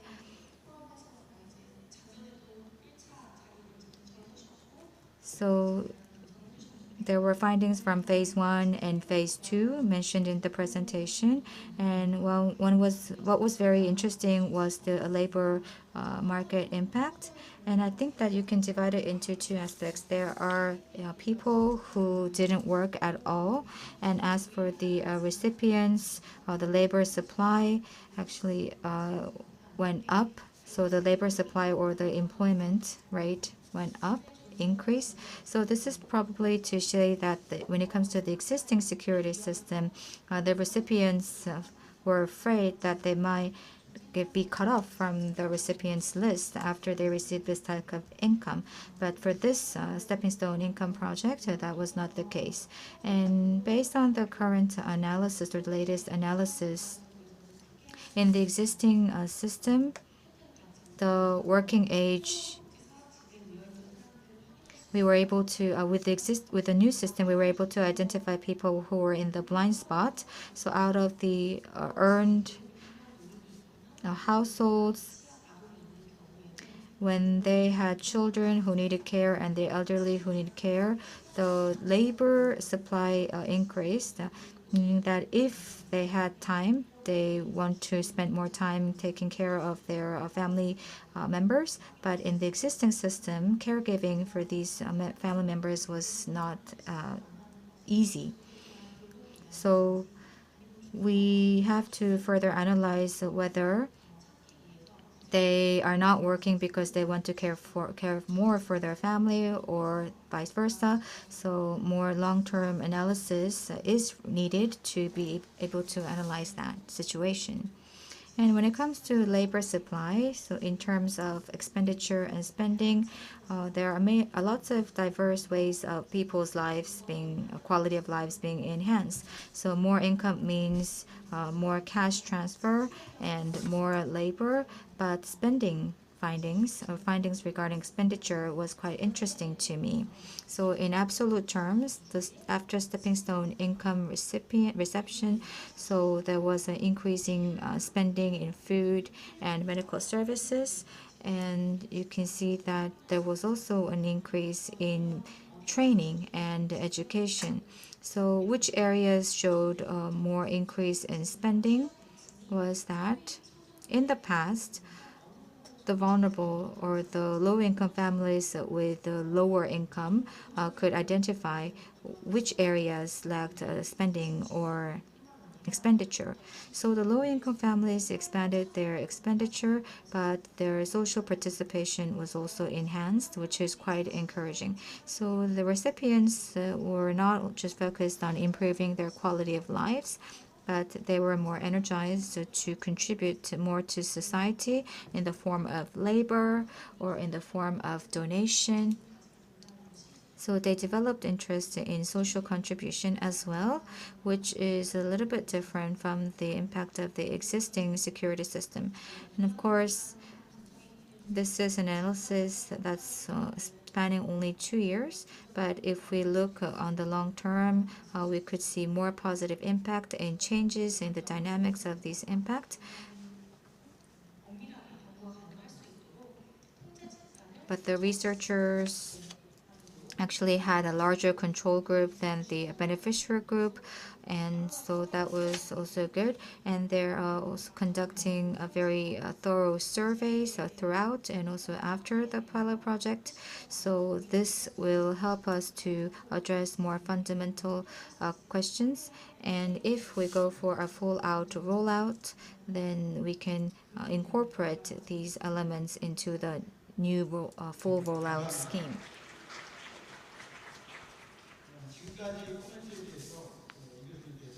So Professor Lee, if you would like to respond to some of the panelists' remarks, please go ahead. Well, it's not like an answer or response, but I just want to say that thank you for providing your insight, which will be very helpful for our future study. And what Professor Grusky mentioned is something also a lot of economists are thinking about, scale-up problems. So if we are to expand the small scale to large scale or nationwide scale, we have to think about what kind of other effects that can be generated. For example, human capital investment through network effect can scale up effects society-wide. So this is an externality-related issue, and if that is the case in our experiment, that will help us to accelerate the positive effects of the stepping income statement. And the labor supply goes down and the income goes up, and the overall labor market will change. The second aspect of your comment, we should continue our studies regarding the second aspect, and we have to go for more macro model than micro model to continue our research in this area as well. So in that sense, Dr. Mauricio comment was also very important. So what you mentioned is that it's not a matter of just the income, but you mentioned about two aspects. The first is about social services. In Korea, it's provided by Ministry of Welfare, and there's also a labor policy implemented by the Ministry of Labor and Work. So there are two aspects to your comments. So we have to conduct a compatibility we are conducting a compatibility study on the overall welfare system in Korea, but we should not only just work on welfare system, but we have to also then consider this issue in line and connection with the labor and employment policies. So these types of discussions and research should be triggered. Professor Son rightly provided her input, and as Professor Sun said, a lot of economists value the importance of evidence-based policy and evidence-based policy research, and a lot of economists find Seoul's Stepping Stone Income Initiative as very encouraging, and a lot of economists are also asking me questions, either whether we have already the findings of the study or not, because they're curious to know what the findings were. So if we are to implement new policies and new systems going forward, the Stepping Stone Income Project can provide a good framework.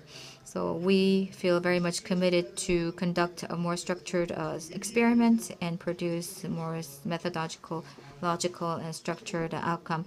So we are aware of what you have mentioned, and thank you once again for your input. 감사합니다.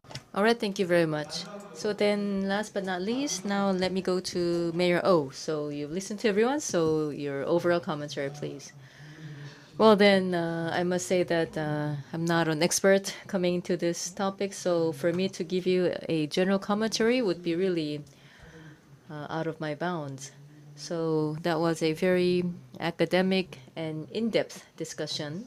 And for me to be sitting amongst the scholars and sitting here, I thought of, I would say, something a bit out of the box. So again, coming in deep and looking around at the inner workings. And then I felt that, yes, for the experts, then it would be very meaningful and also very interesting for them to do this kind of analysis and assessment.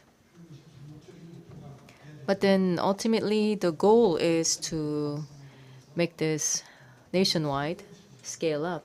But then to make that possible, then we have to go through elections. We have to be elected through the elections.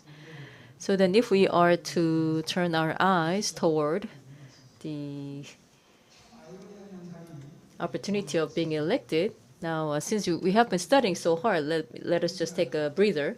So what we are seeing now is a very ironic situation. I'm not going to beat around the bush. So now there is the Democratic Party who espouses to be a left-leaning party. And then the leader of this opposition Democratic Party is always asking and arguing for basic income. But for me, this is really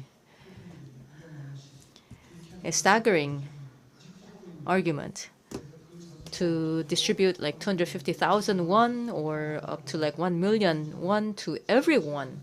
So then as the start, why don't we begin with 250,000 won for everyone? So thinking about that kind of argument, then we can see that the discussion that we are having today is so refined, so sophisticated, and also very micro level based on details. And it seems like the left and right have been switched.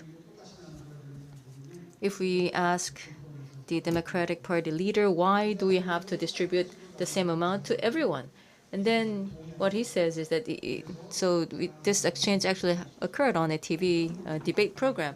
And then so what he said was that even the wealthy should get 250,000 so that they would know, and then now they would also, and then this would lead to a trickle down to the poor as well. So we see that this person who is really out of touch with the reality is the leader of the biggest party in Korea, the leader of the opposition party.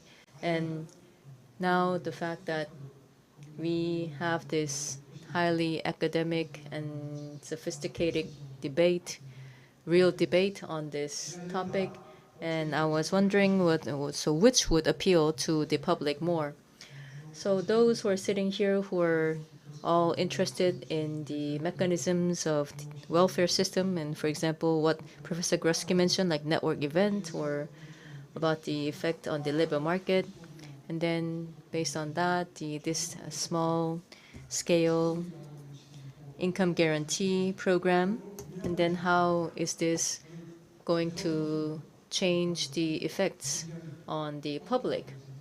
But then, so that is what we are thinking now. But then I would say that perhaps those issues are more of a luxury for us, I'm sorry to say, because if we are not selected, then rolling it out nationwide is not going to be possible. So then, on that note, then of course, for this type of academic forum, then we need to be sophisticated and in-depth, but then also now to make the comparison with the, for example, the basic income argument about giving the same amount to everyone. And then now also in Gyeonggi province, they are preparing what's called the opportunity income. So they are coming up with all this and that income program. So I understand that this is about like giving certain income to a certain group of people for certain opportunities. But I believe that what we need to do is to make comparison between these different programs to let the public know. And then based on that, maybe you can also let the public know and also be selected. And then perhaps that could mark the beginning of K-welfare. So wasn't that like a wake-up call? Sorry about that. So this is an academic discussion, and I'm sorry about being going out of the boundary of the academic discussion. But then, yes, so Professor Lee gave us a very good summary of the findings from the study, and also we are seeing more and more researchers and academics joining this study. So we see that it is highly encouraging that we are seeing so many interested scholars in this field, and that also would give us a chance to have a broader perspective on conducting a broader comparison on the different programs. So that is my commentary, and that is all. Thank you very much. So yes, thank you very much. So yes, so commentary quite realistic as well. All right, now then, let me now go to the floor to take questions. So perhaps 2 to 3 questions. So if you have any questions, then please raise your hand.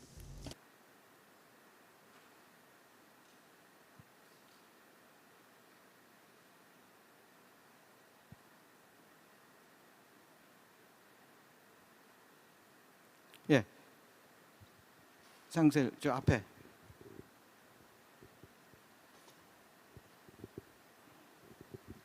Thank you very much. Since I've already talked for too long, I'll be very brief. I was just wondering about your perspective about results from year one and the new set of results that you've shown today. Any interesting insights you've learned from the comparison between these two periods? 이정민 교수께서 답변해 주시죠.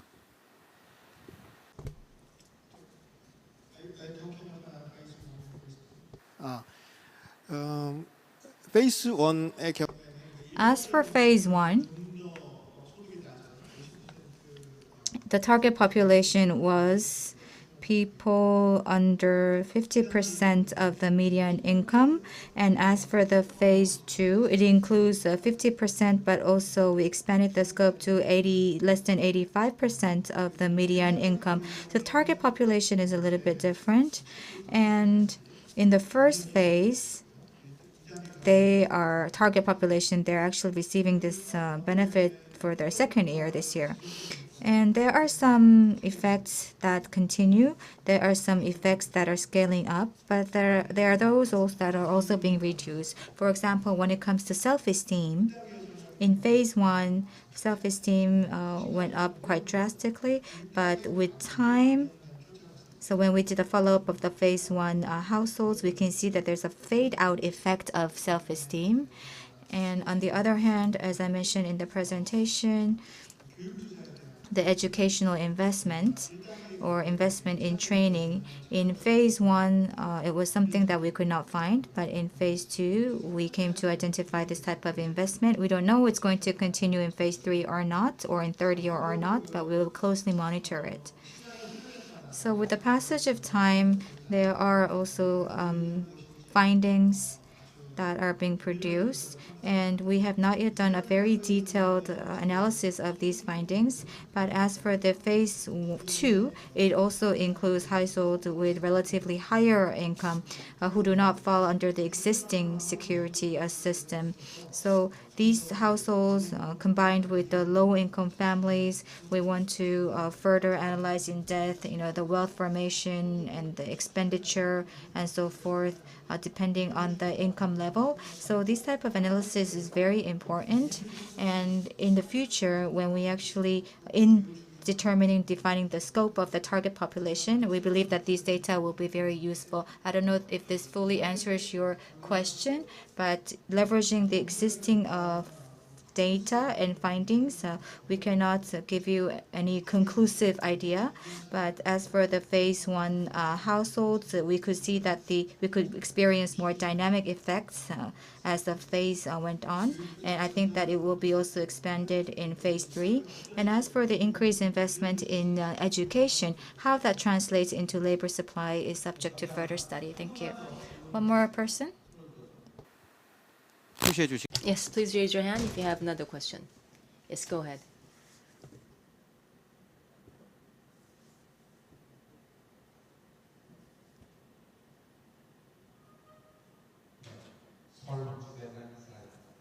Yes, I am the head of the Seoul Welfare Foundation. So I have a question to Professor Park.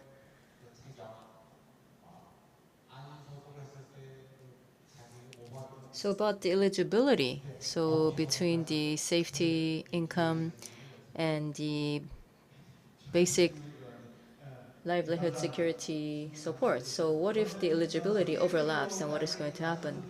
Right, so the question was for me. Right, so if the stepping stone income were to be implemented, then this is going to replace the livelihood security support. And as you would know, for the livelihood support benefit, then to receive this, then the eligibility assessment is quite strict. But then now this is going to be very much eased. So for the means, then there's only going to be the cutoff. And then for the others, is only about the income.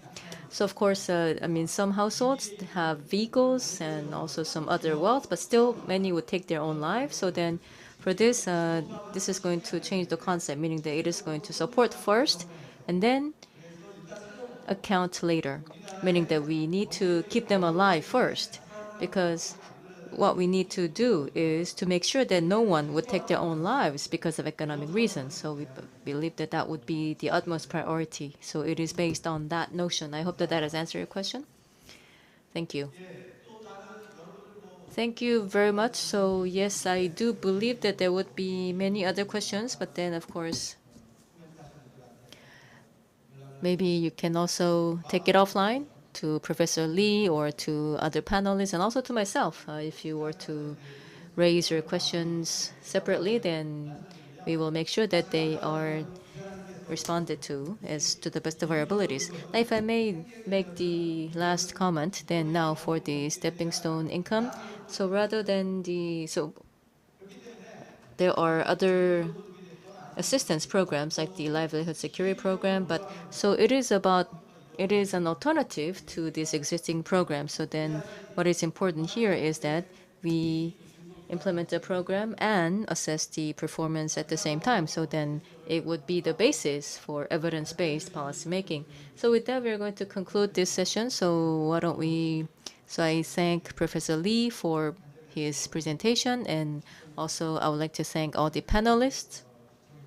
And so I would also like to thank the members in the audience. Thank you very much for your attention. Thank you. And with that, session 1 is concluded.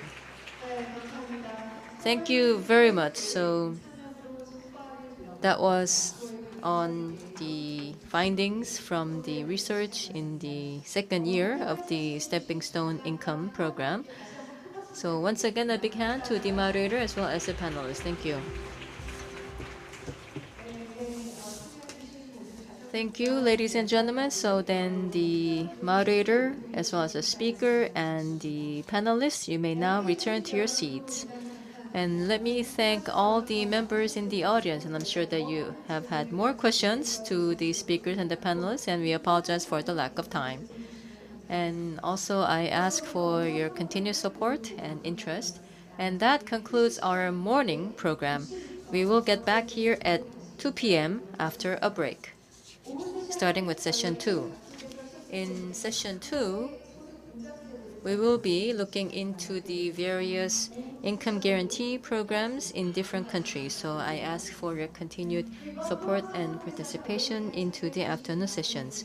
And also the secretariat of this forum will gain your feedback to improve the next year's installment. So we ask for your kind response to the survey on this QR code. And after the survey, so after session 2, if you show your screen showing that you have completed the survey, then you would be gifted with a docking type battery. Now, I have also seen this battery, and of course what is important is the survey, but then I could see that the battery is also quite excellent. So I hope that you would respond to the survey and also receive the excellent gift of the docking battery. So I hope that you can respond to all the questions in the survey, and also for those who find it difficult to participate in the online survey, we also have a survey questionnaire on your way into the hall. So if you need them, then please request one. And again, please make sure that the interpretation receiver is left on the table. And to the VIPs and the speakers, please follow the guidance of our staff to the welcome luncheon, and we will come back to you at 2 p.m. Thank you.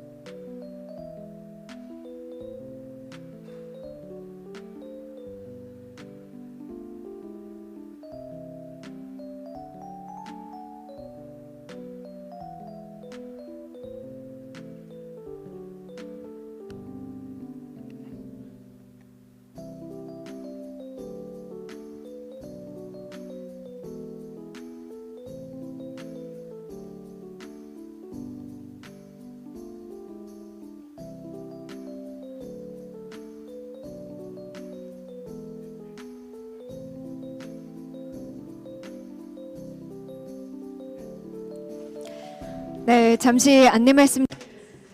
Some housekeeping announcements, please.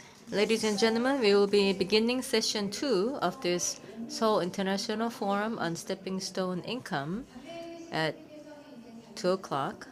I would like to ask everyone to please take your seats, and also please, you can also find some seats in the front, so you may also want to move forward. And also, please make sure that your cell phone has been turned to vibration mode or to silent mode. And there's also simultaneous interpretation in the afternoon sessions.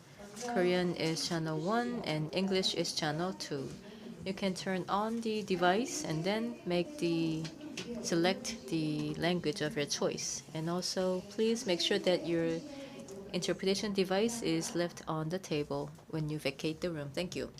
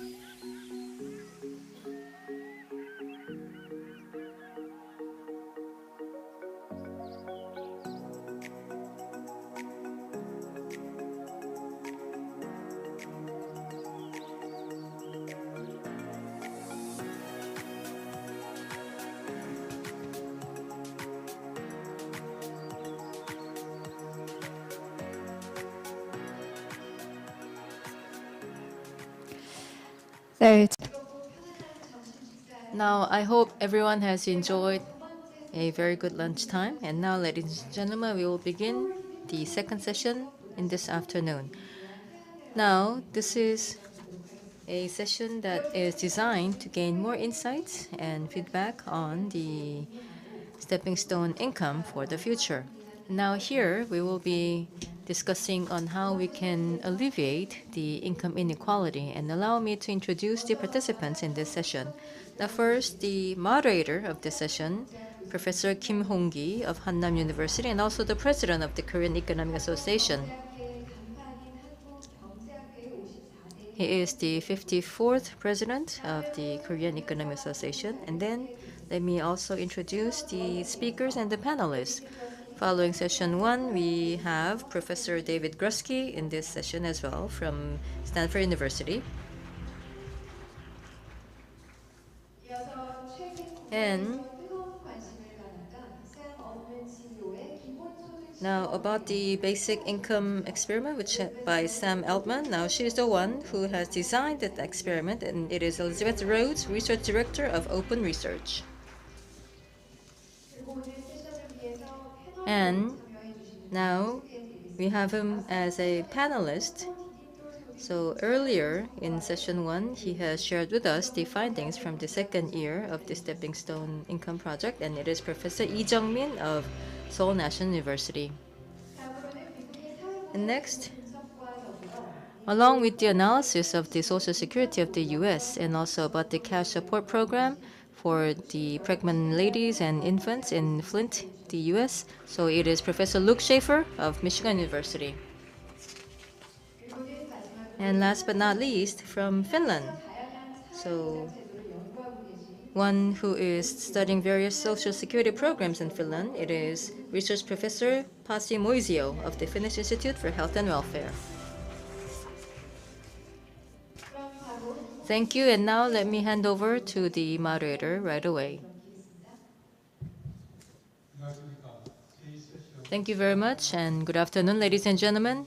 I am Kim Hong-gi from Hannam University, serving as your moderator.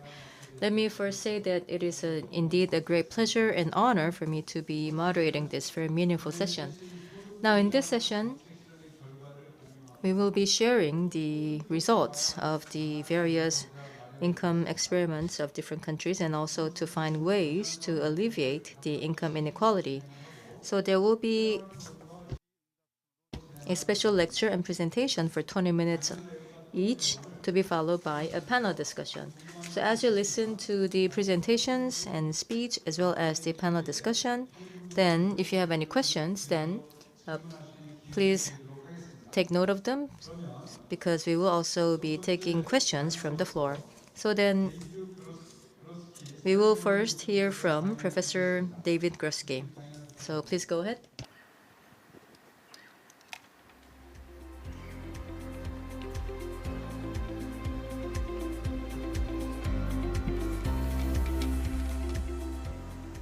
Thank you very much for the kind introduction. I'll get right to it.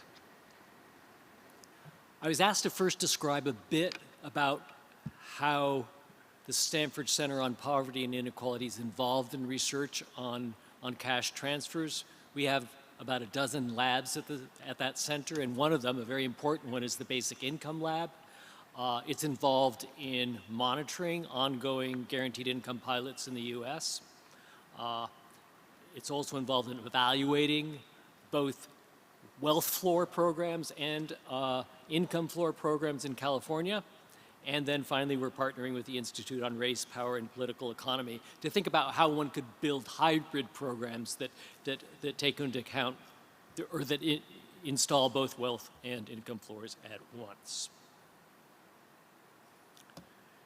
So that's all I'm going to say about the Center on Poverty and Inequality. I'm not expressing today the views of that center, just my own personal views as a concerned citizen.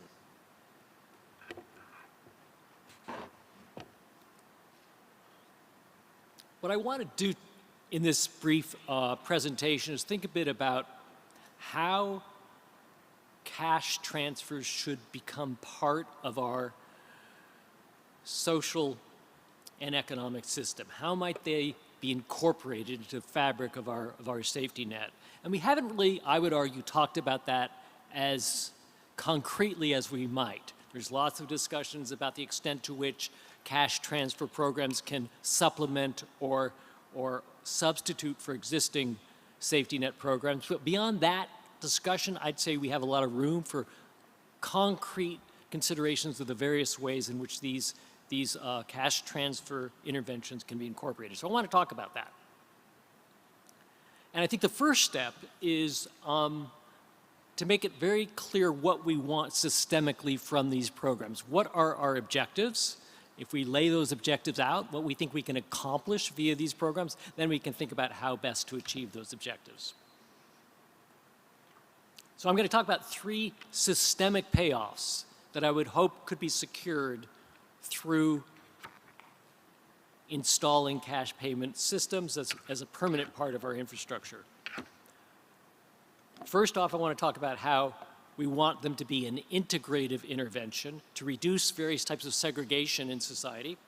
Second, I'll talk about how they can be used to rectify power imbalances that are causing so much of the inequality that we see today. And then finally, I'll talk about them as a tool for increasing intergenerational mobility. Let me first talk about the integrative objective. I want to lay out first what we do in the US as an instructive example of what ought not be done with respect to creating institutions in which everyone participates. We create instead in the US 2 worlds. One for the fancy people who have some money, and another world, another institutional world for people who are low income. We think low income people need to be fixed by isolating them in these segregated remedial institutions. We isolate them in segregated neighborhoods, buildings. We have a voucher housing system that really operates like old-fashioned public housing at the end of the day. We have segregated redistributive systems. We have one redistributive system for middle income and high income folks. That's the Internal Revenue Service. And then we have another redistributive system for low income people, and that's various safety net programs where they're not treated with any dignity at all. We have segregated childcare systems, one for low income people and then other on the private market for higher income people. We have segregated human capital development systems, one again for low income people like home visiting programs, workforce development programs, and then the fancy colleges and universities for the higher income people. So we've built a separate remedial world for low income people instead of allowing them to participate in markets. It's a segregative safety net. And what we'd hope to build, I think, through a cash transfer program is an integrative system where everyone gets to participate in mainstream institutions. Now, of course, folks who've talked about basic income have long been concerned about issues of segregation and integration.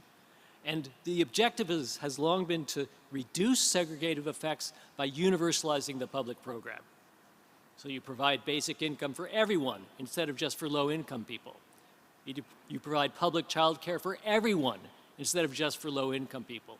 You provide public health care for everyone instead of just for low-income people.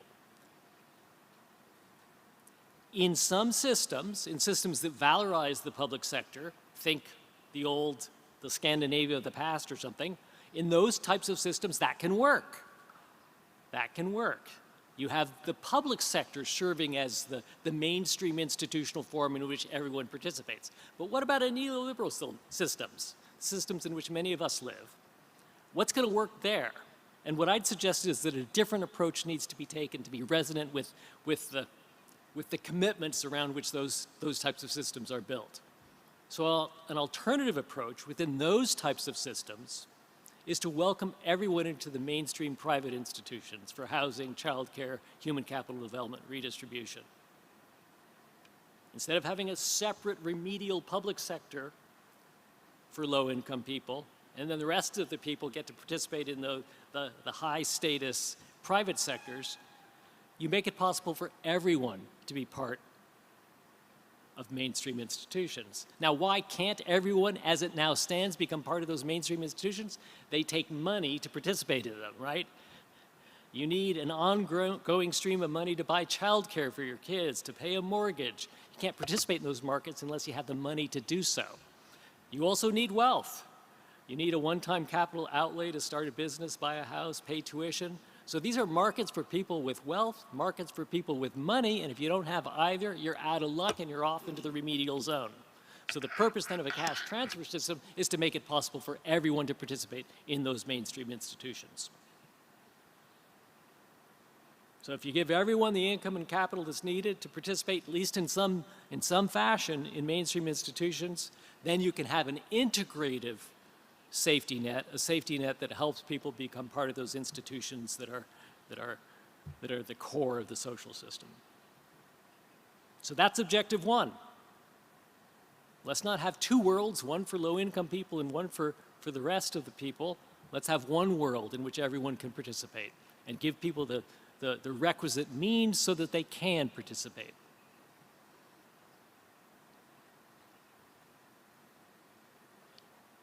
What's the second high-level goal?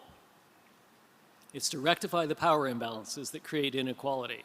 We got a wonderful lecture at the beginning of this symposium laying out just how unequal the world is in which we live. One reason why that happens is that the power between workers, the balance of power between workers and employers has shifted in favor of workers, in favor of employers. What does guaranteed income do? It increases the recipient's capacity to withdraw, to hold out for a better job. It raises their reservation wage, right? And when you do that, the old-fashioned way we did it was unions, but in a neoliberal world, they don't prosper, typically. And so an alternative way to give workers a bit more power is to provide them with the capacity to withhold labor when they can't get a good deal. You want a tighter market. So if worker power relative to employer power is too low, guaranteed income is a flexible tool for increasing their power, increasing worker power, and vice versa. Very recently, there have been declines in earnings inequality in the US and in some other countries, and part of why that's happening is that the balance of power between employers and employees has shifted a bit in favor of employees. And so wages at the bottom have grown. So that's the second goal, to correct an imbalance in the power between workers and employers in ways that will reduce inequality. That's what we want to do, right? It gives us a tool to do just that. Here's the third and final high-level goal that I think should guide our efforts to incorporate cash transfer into the larger economy. We want to create a social system, a society, an economy that increases intergenerational mobility, that makes it possible even for low-income parents to make human capital investments in their children, that will then enable that mobility. But you can't make a human capital investment in your children if you don't have enough money to do so. You have to meet other, even more fundamental needs when you're strapped for cash. Guaranteed income can give you just enough, maybe, to increase your investments in your children and thereby increase the amount of intergenerational mobility.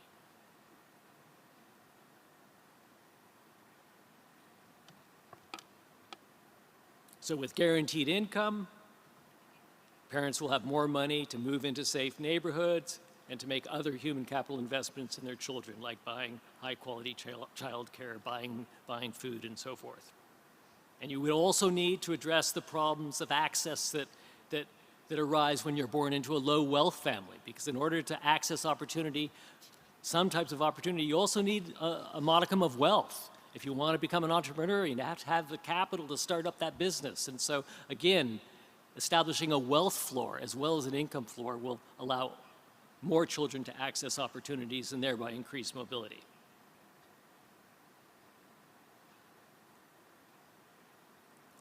I'll skip that. So let me just get to the summary. I'm trying to build a vision of how we would want this incorporation effort to play out. That is, we talked today about the possibility of moving from the pilot stage to an actual full-scale incorporation of the system for the entire low-income population. What do we want from that? How should we proceed with that vision? And I'm arguing that there are three things in particular that we should want. We should want to incorporate the low-income population into mainstream institutions, including, in the US case, the Internal Revenue Service. That should be the country's redistributive institution for everyone, not just for middle-income and high-income people, but for low-income people too. It's the grand place where redistribution happens. We want to rectify power imbalances between labor and capital to increase the capacity of the low-income population to earn money and participate in markets. And we want to increase the amount of intergenerational mobility.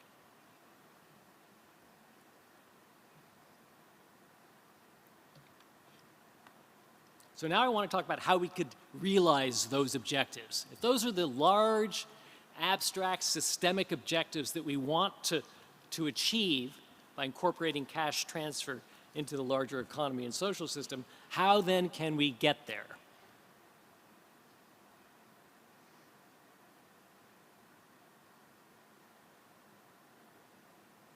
We don't attend, I would argue, as much as we should to the coordinative function. That is, how do we make the vast number of programs that we have in the safety net come together into a cohesive whole? We just accrete programs, at least in the US. Have a problem, invent another program. We don't think as much about how we should bring them together and coordinate. So I want to talk a bit about that.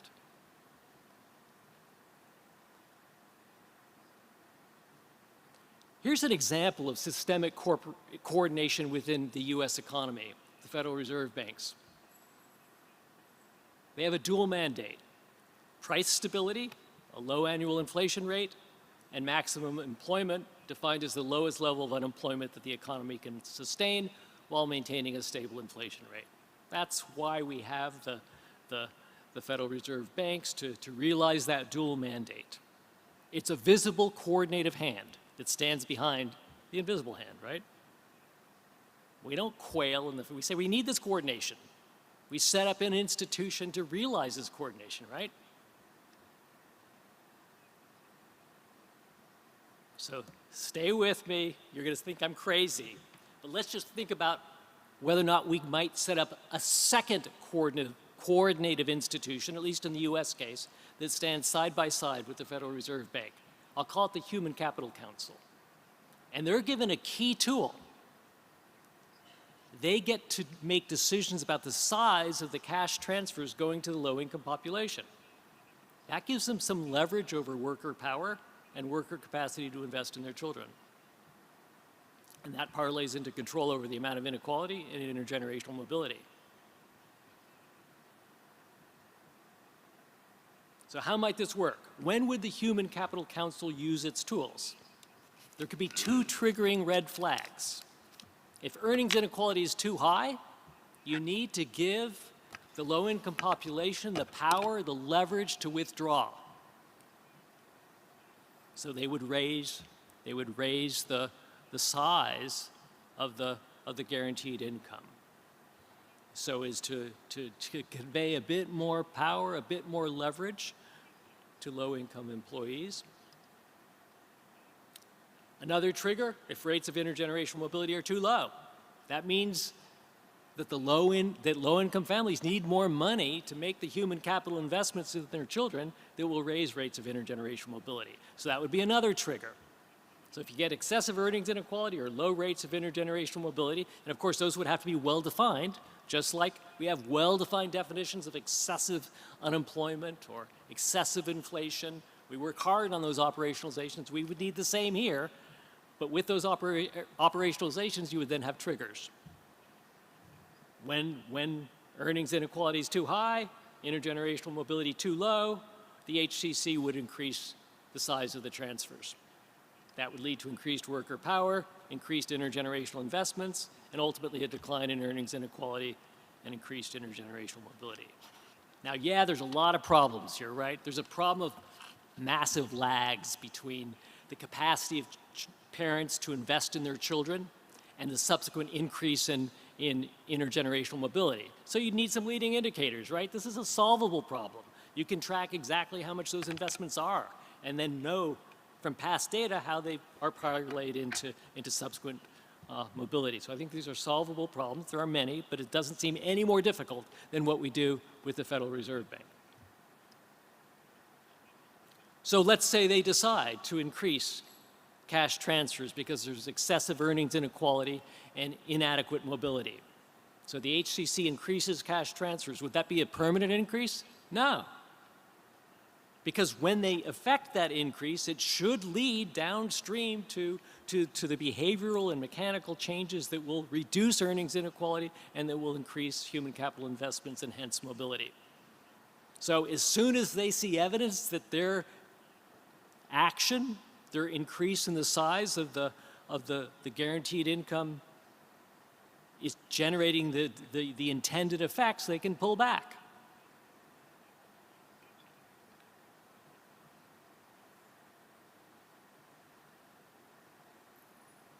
So obviously there's lots of unresolved issues. You might worry, for example, in the US case about coordination problems between this Human Capital Council and the Federal Reserve Banks. So if you believe that the inflationary periods in the US of the late 1960s through the 1970s was due to the pricing power of unions, you might worry because cash transfers have union-like features to them.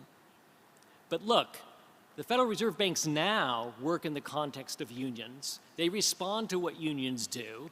There's nothing different here. There'd be a little bit of tension in the economy, right, between agencies that have somewhat different goals. But that tension already has to get worked out, and it would just be worked out in a more systemic way. A lot of fine-tuning as well.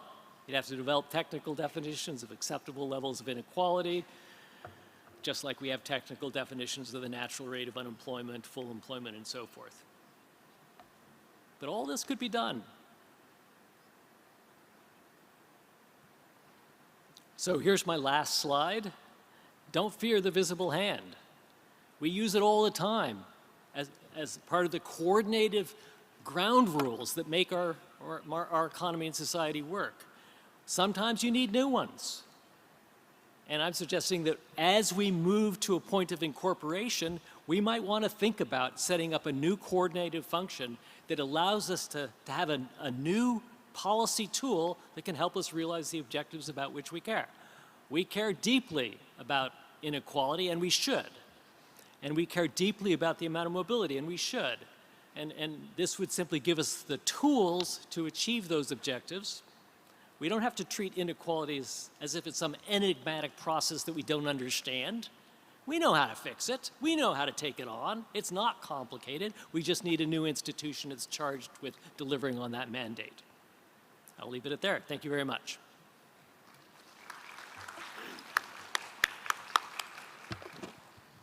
감사합니다. Thank you very much. So that was also a lot of proposals, very creative ideas that were proposed. So, HCC, Human Capital Committee, that plays the coordinating role of like a central bank. I think that proposal is quite interesting, very interesting.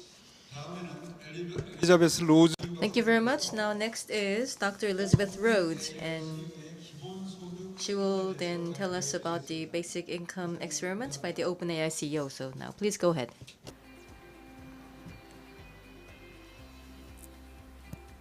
Thank you so much. I'm honored to be here. I work for a nonprofit research organization. Unlike Stepping Stone Income, we are an independent nonprofit. We aren't the government. But back in 2016, we decided what would happen if we asked bigger questions. And we planned a guaranteed income demonstration project.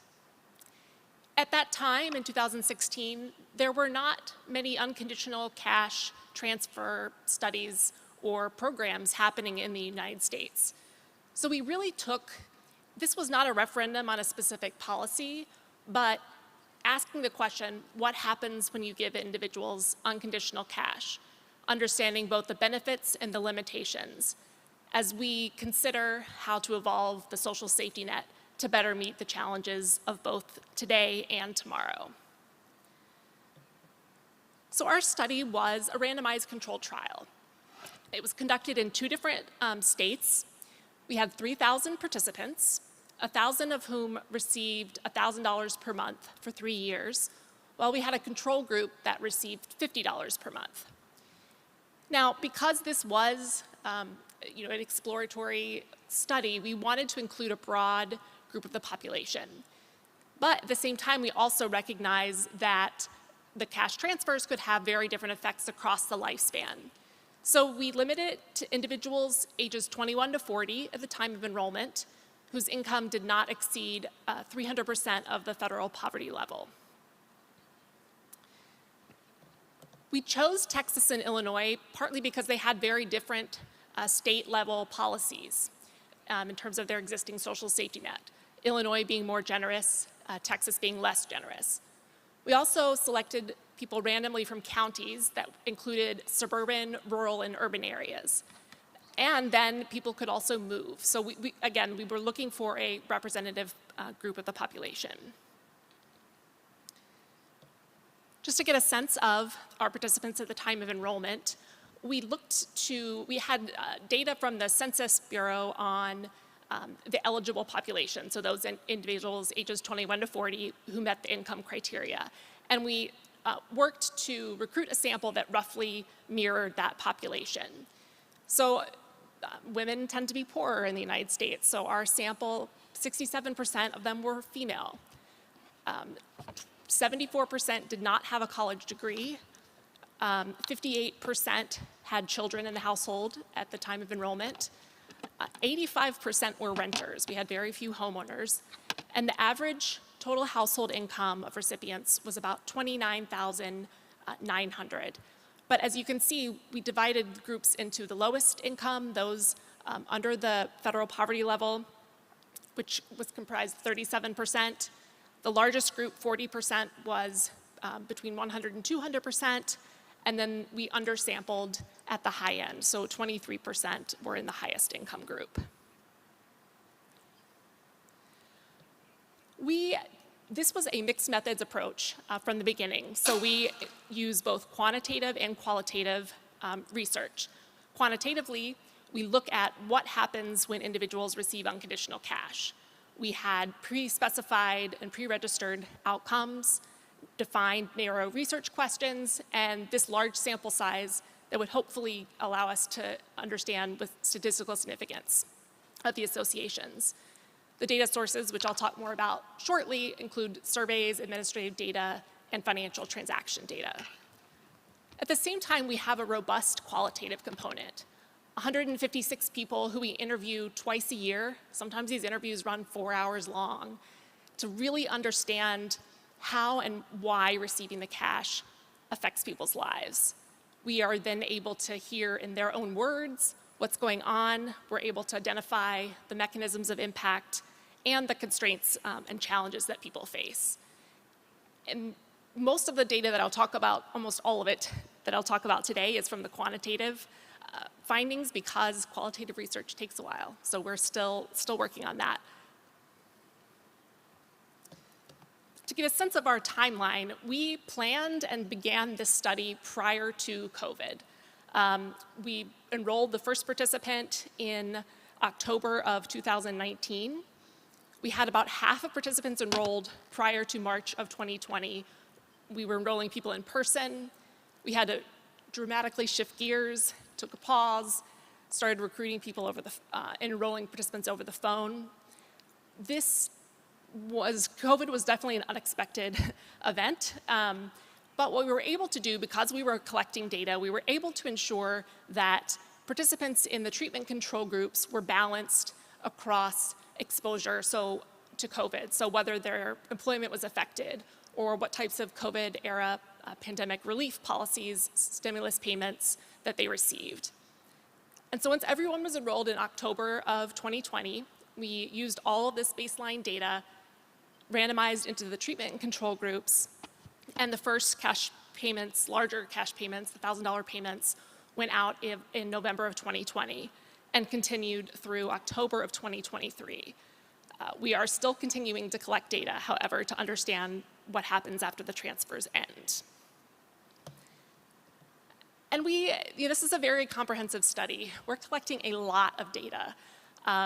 We're just now really getting into it. So we have interviewer enumerated long surveys at baseline, the middle of the study, and the end of the study. We send out short monthly surveys. This population is very mobile. They change phone numbers and email addresses. This also allowed us to keep in touch with people and to have more frequent measures of things like mental health and stress that are more likely to change day to day. We had a custom mobile app that allowed people to enter nutrition and time diaries. We have in-depth interviews. We actually, a subsample of participants at the end agreed to take part in health outcome measures. So we collected blood pressure, height, weight, blood sugar, C-reactive protein, which is a measure of inflammation, and cholesterol.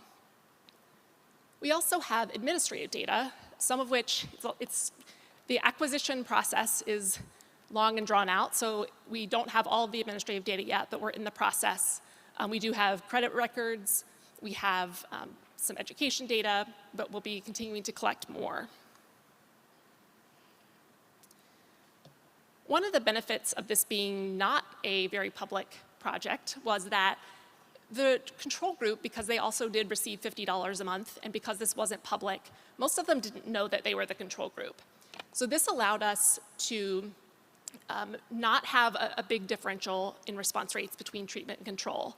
And we had very high response rates over the course of the entire 3-year period. I think the average was about 96.5%, and they did not differ too much. So this gives us quite a bit of confidence in our survey data. Before we started, we also thought about all the different ways that people could use cash and how many different pathways of impact there could be. So we collected data on many different outcome areas. We have not even been able to dig into some of those outcome areas. But the goal of our research was to produce a multidimensional understanding of how cash affects recipients' lives. The first findings we released in July of this year, and they're just the initial findings. They use only quantitative data, not our qualitative data. We look at expenditures and savings, employment, entrepreneurship, health, and agency. We have additional papers on child and parenting, child outcomes and parenting behaviors. We have a political and social attitudes paper coming out soon. We'll be looking at crime, material hardship, so there's much more to come. It's hard to sum up what we found thus far in one soundbite. There is not a single story that comes out of this. There are 3,000 stories. And I think one of the things I think back on, I was able to have the privilege of making some of the phone calls to tell participants that they were receiving $1,000 a month for the next 3 years. And often, after expressing some shock, participants would talk to me about what need they were facing in that moment. There was someone whose father had just passed away due to COVID, and she couldn't afford the funeral expenses. There was someone else who had finished beauty school but couldn't afford the cosmetology license to get a job. Someone else had just totaled their car. Someone found out that they were pregnant and didn't know how they were going to pay for diapers. For every person we talked to, there was something different that they needed. And the $1,000 wasn't going to be able to address all of those things in that moment, but it was the one thing that could be used to partially address them. No other program could take care of all those things.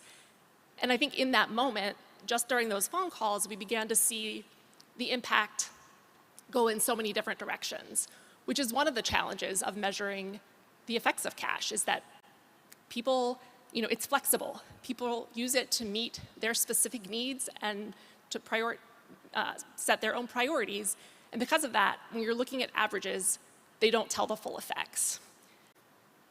We did see very much that cash does increase possibilities, but those possibilities look different based on recipient circumstances.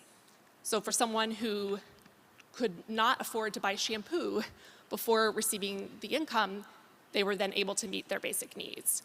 For someone who was perhaps living paycheck to paycheck, but better able to meet their needs beforehand, it provided more discretionary opportunities to perhaps go back to school or work less to spend more time with the child.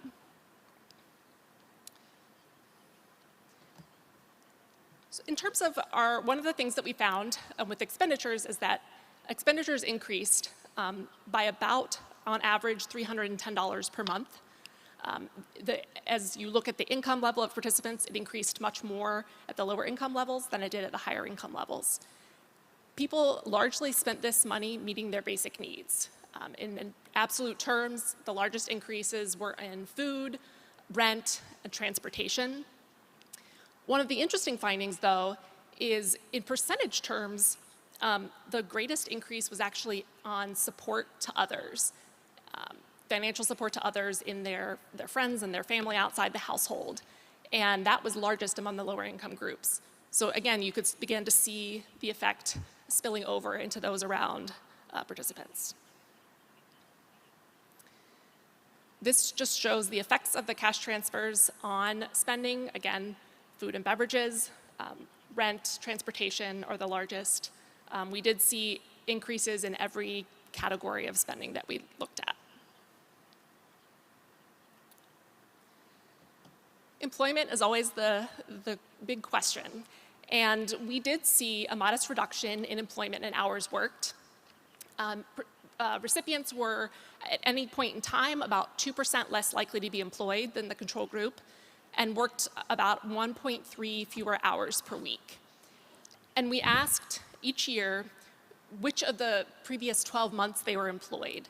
And the difference was roughly 8 days, about 2.26 months. So this employment effects aren't people dropping out of the labor force. It's often either reducing hours or taking longer time between jobs. So the average duration of continuous unemployment was about a month longer for recipients than control participants.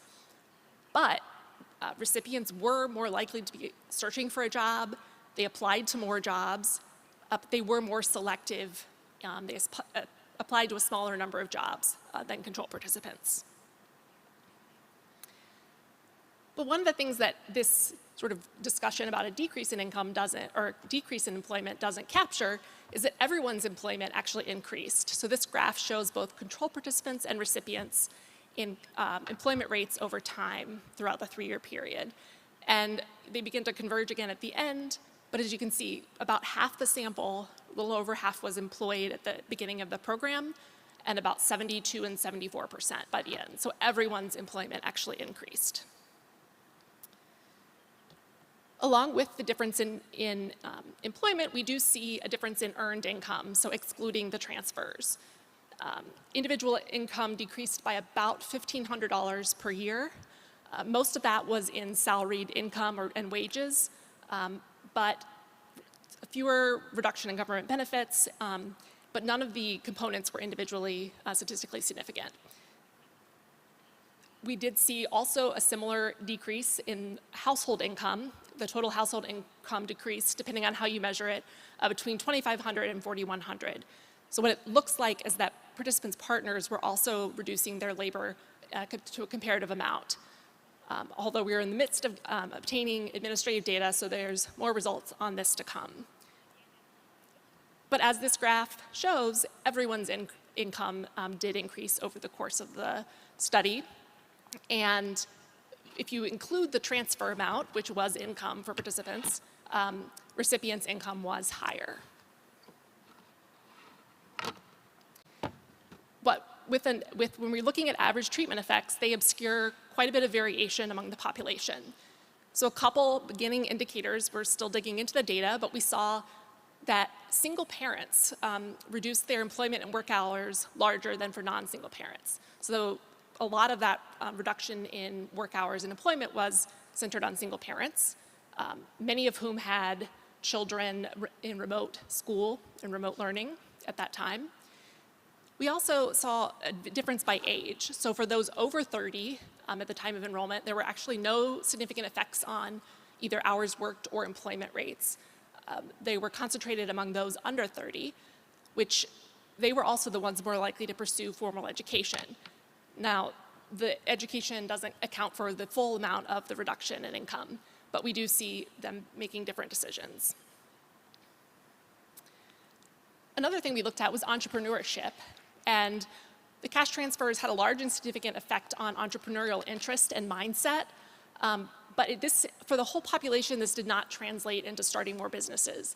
However, by year 3, we saw Black recipients and women were more likely to actually start businesses. We also think this is largely one of the reasons that they expressed they wanted to start businesses was for the flexibility and the control over their time to be able to be present as parents. Quickly run through some of these others. We did see an increase in savings. One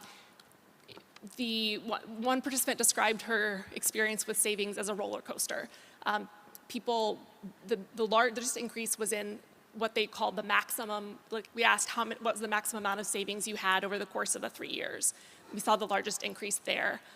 Many people, they were more financially resilient, so they were better able to meet unexpected expenses out of cash on hand or savings.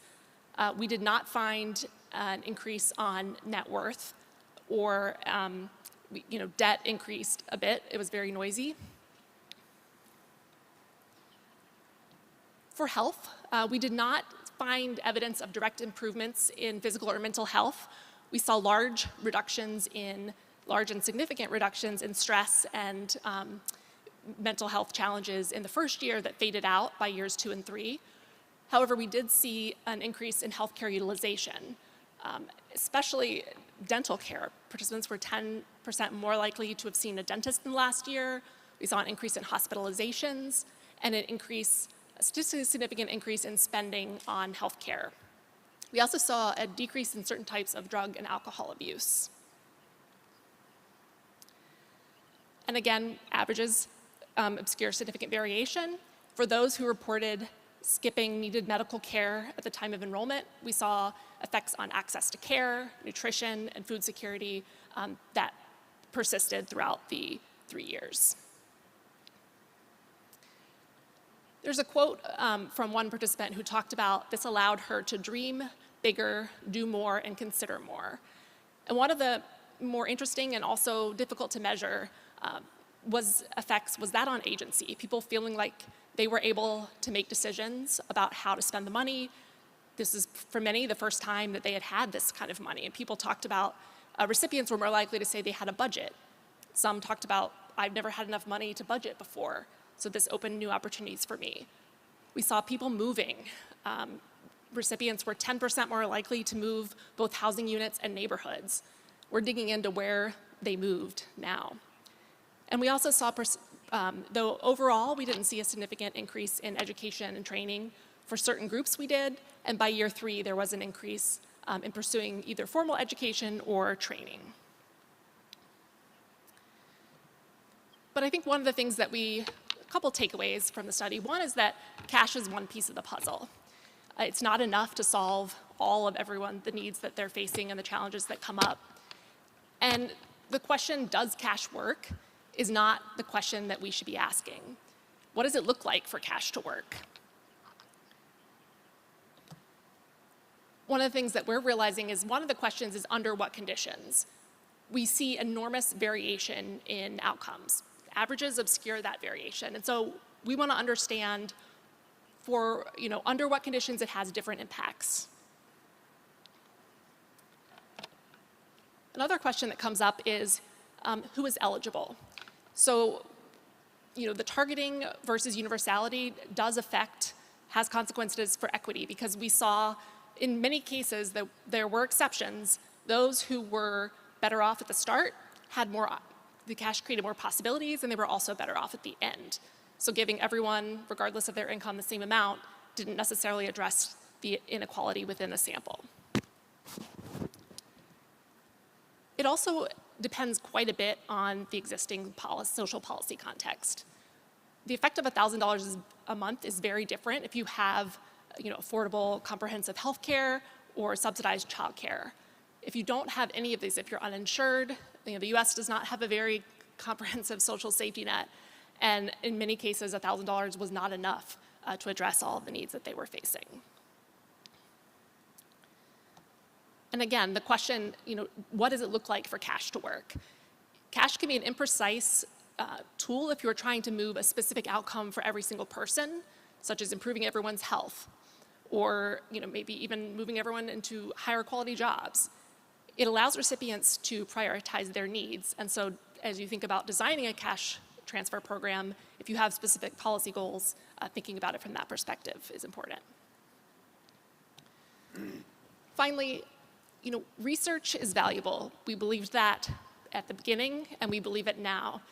We started with this big sort of broad population, this question, what happens when you give people unconditional cash?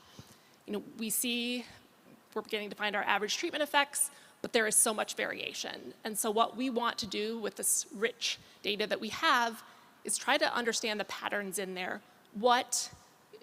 Are there certain groups who benefit more or that leads to particular types of outcomes? And then have more specific questions that we can then research. We need to continue, I think often the headlines, the first preliminary findings, it's like, oh, it didn't work, like we should just dismiss this idea. I think it's an iterative process of research and better understanding to build a stronger safety net. Thank you.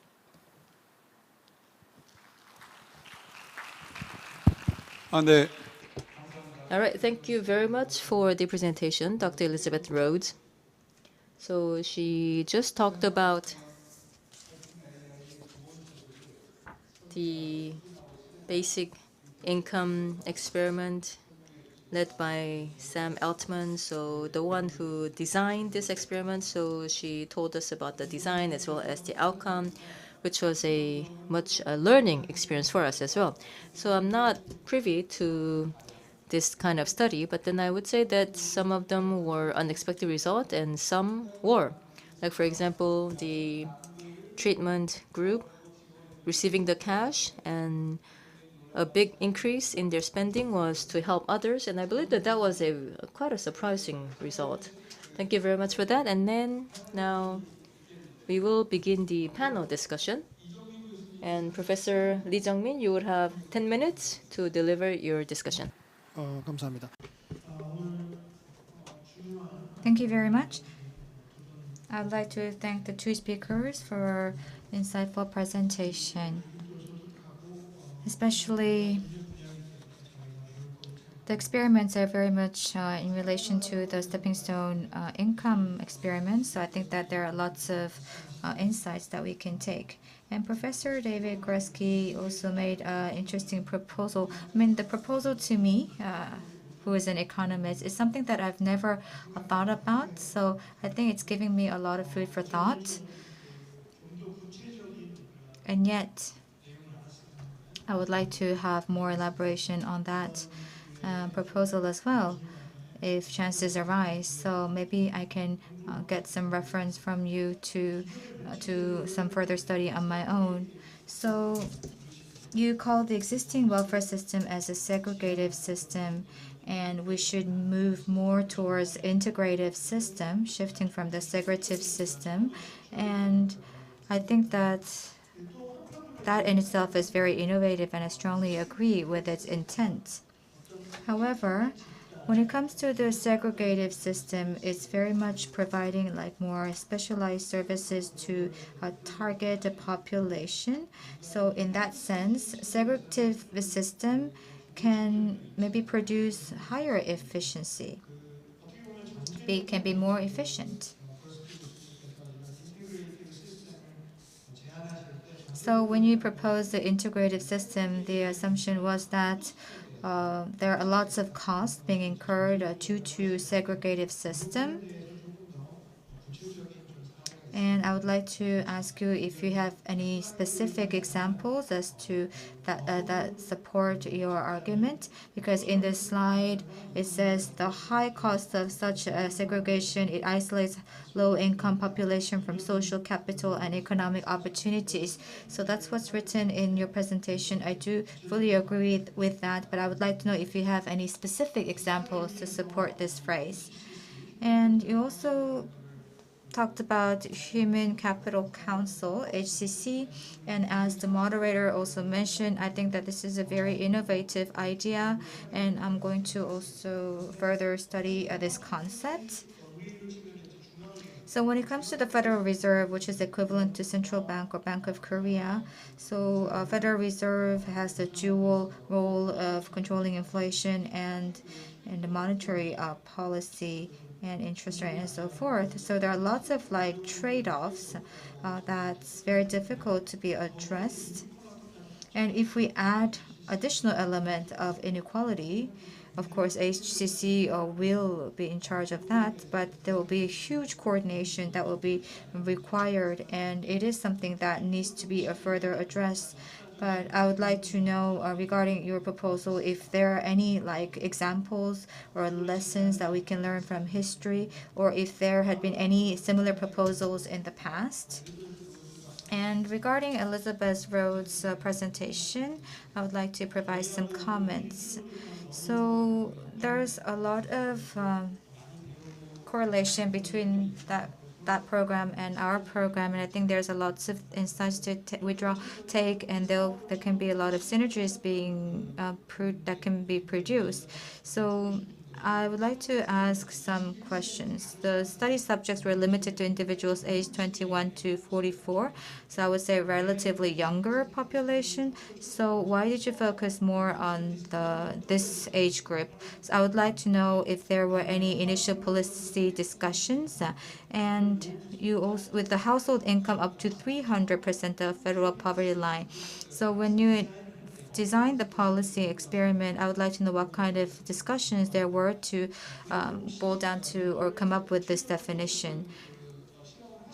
And this was like a specific program or experiment, and especially in the US, they have a federal system, so it's very difficult to roll out at a large scale. So when rolling out at a large scale, or there's some consideration with regards to funding and so forth. And the last question is quite simple. So the savings and the assets increased. It's very similar to the findings of the stepping stone income, but the debt also increased. You can say that the net asset, net wealth didn't increase. So do you have any insights as to why the debt increased as well? Thank you.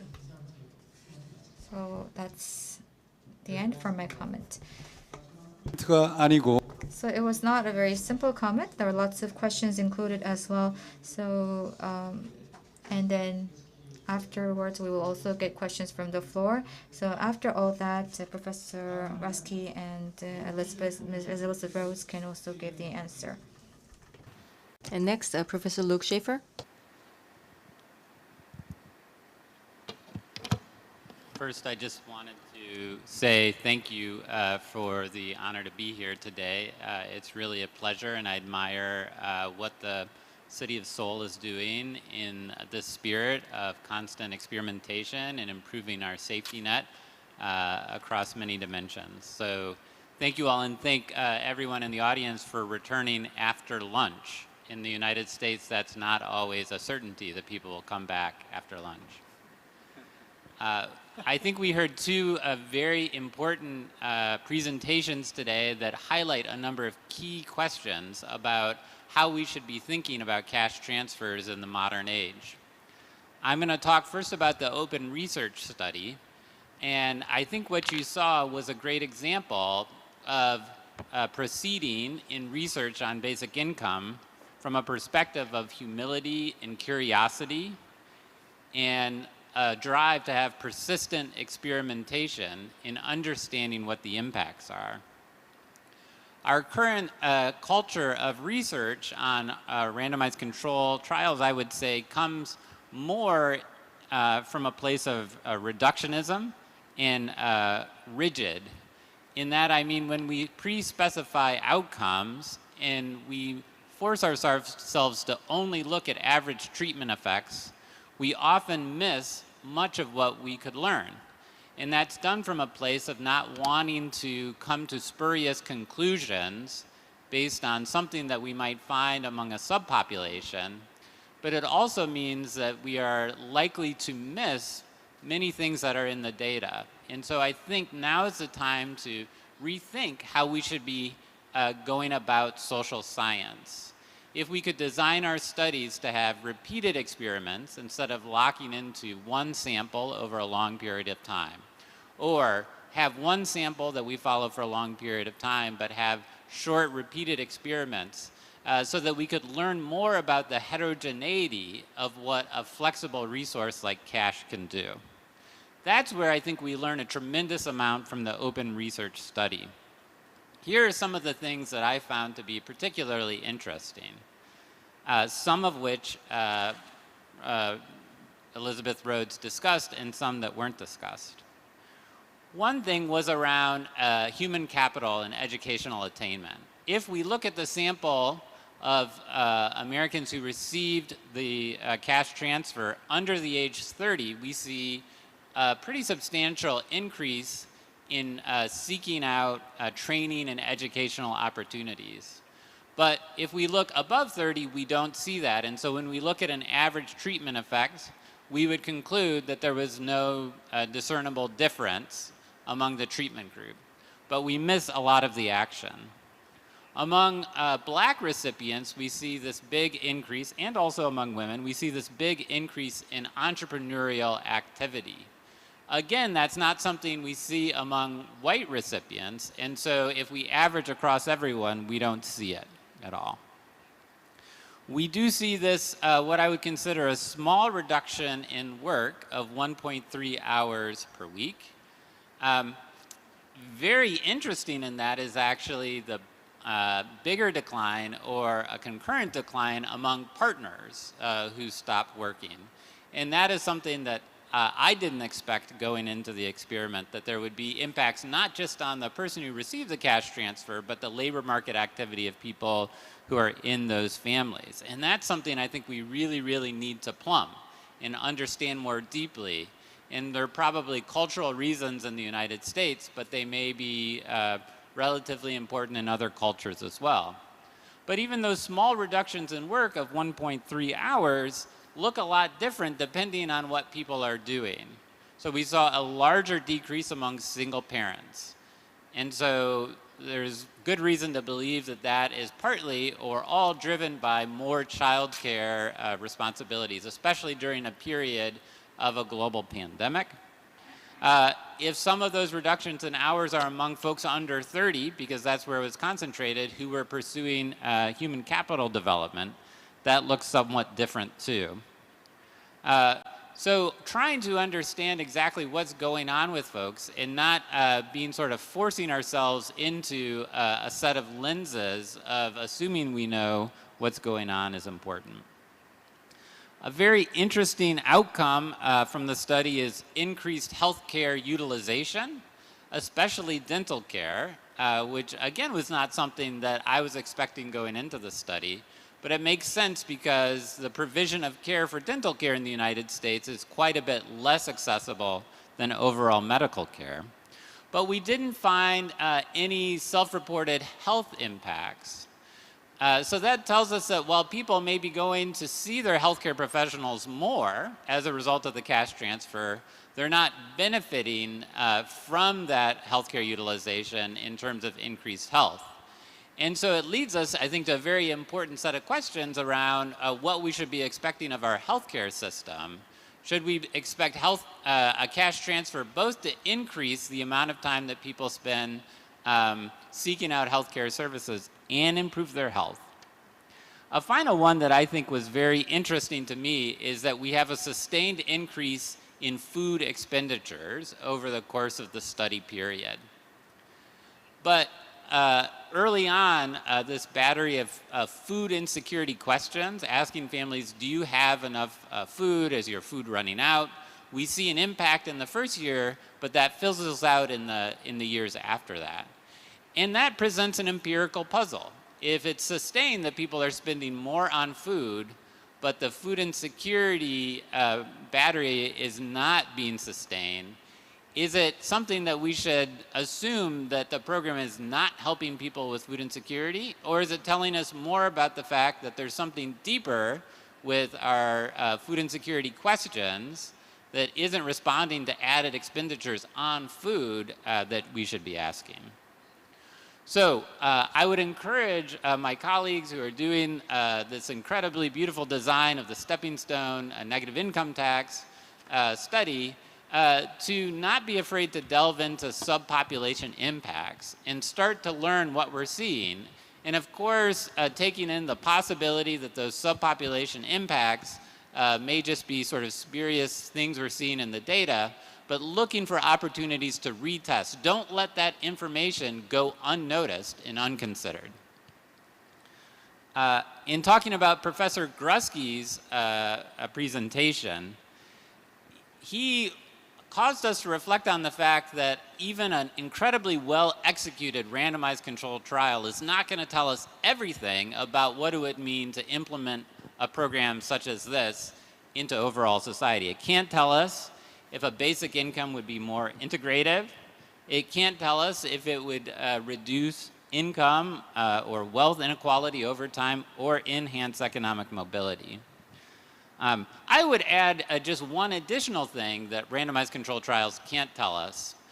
So Professor Grusky mentioned that by providing a UBI, sort of a cash transfer, people's reservation wages can go up, and so that may put more pressure on the labor market. But another piece of the puzzle is that a universal program or a large-scale government program of money would inject more money into the economy. And so you would have this other side effect of more money circulating through. There was a large-scale study in Kenya that provided 1,000 US dollars to about a third of the people who lived in small remote villages. So we could see this sort of macroeconomic effect. And what it found was every $1 in transfer yielded $2.50 in benefit to that small village as the money circulated through the economy. And that will have a positive impact on employment. So you can have a negative impact of people who are receiving the cash transfer working less, but also a positive impact of more dollars circulating through the economy. And so if we were to add to Professor Grusky's idea of treating cash transfers as an automatic stabilizer, an even approximate outcome could be to act as a stabilizer of the economy, right? So if we are going into a recession, we would have an immediate mechanism where we could increase the cash transfers and cause more money to flow into the economy that could spur demand and keep us from retracting to a greater amount. And then if things were getting better, the cash transfers could be reduced as well. So it's very hard to imagine these types of experiments in high-income countries, right? To have the sort of community-level saturation of providing a cash transfer to whole communities is difficult to do in any sort of an experimental outcome. But one might say that actually in the United States, we've recently had somewhat of an experiment just like that. During the COVID era, our government, a bipartisan government led by both Democrats and Republicans, in response to the COVID health crisis and the economic crisis that came along with it, relied on a series of broad-based cash transfers, including one-time economic impact payments over a course of time, a much expanded unemployment insurance system, and an expanded child tax credit that was made available to families with children. And it was quite remarkable what happened. Rather than losing 20 million jobs and going into a massive recession, in a concurrent massive increase in poverty, we saw a decline in poverty. We saw a decline in food insecurity during that period. We saw better credit for Americans across the board.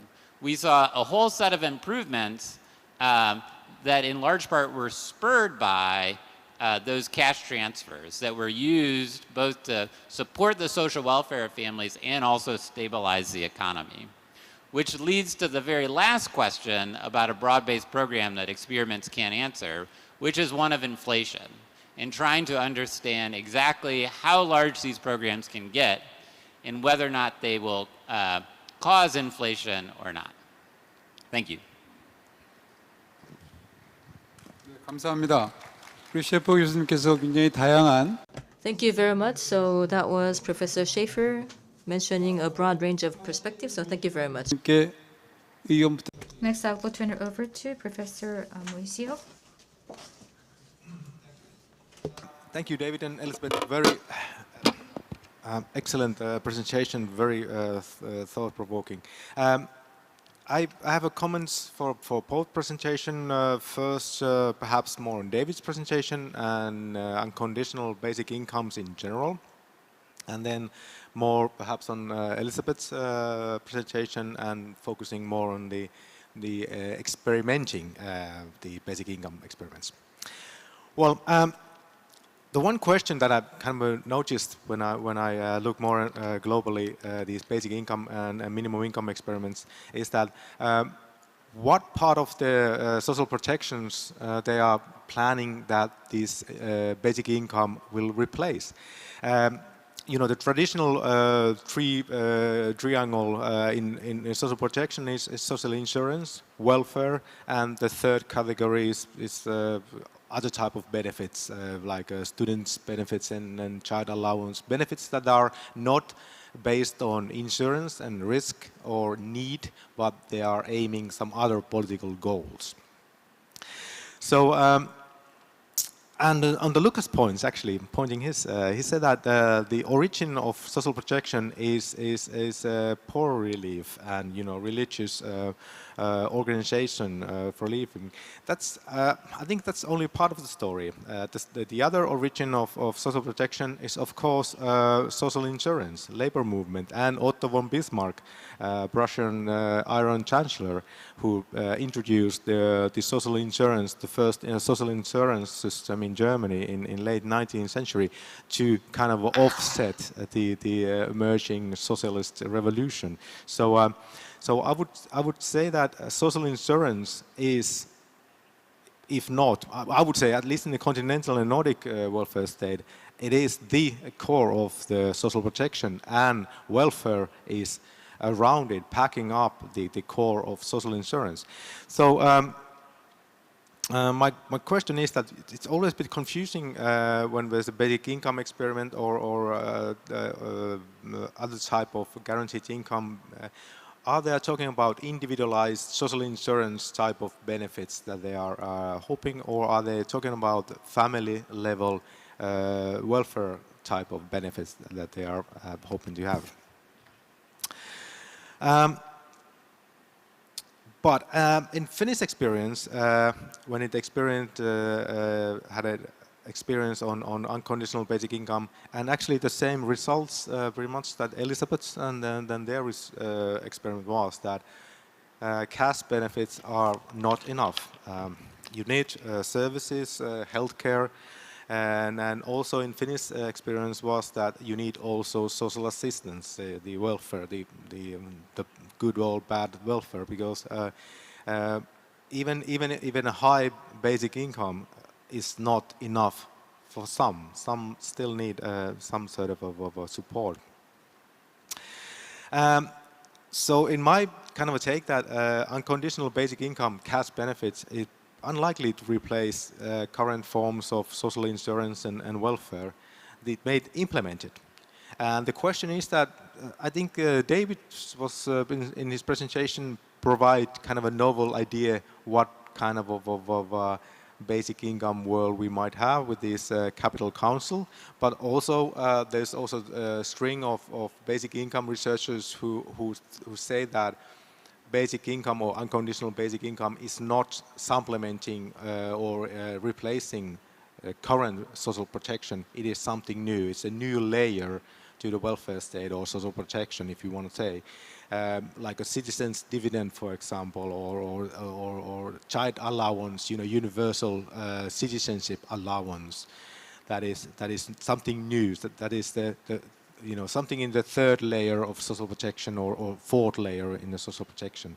So, like I said, this is a bit of a kind of a theoretical thinking, but I think these experiments would always be more solid when they kind of proclaim openly what are their aim, what is the if they scale up this basic income, what will be its role in a current social protection system.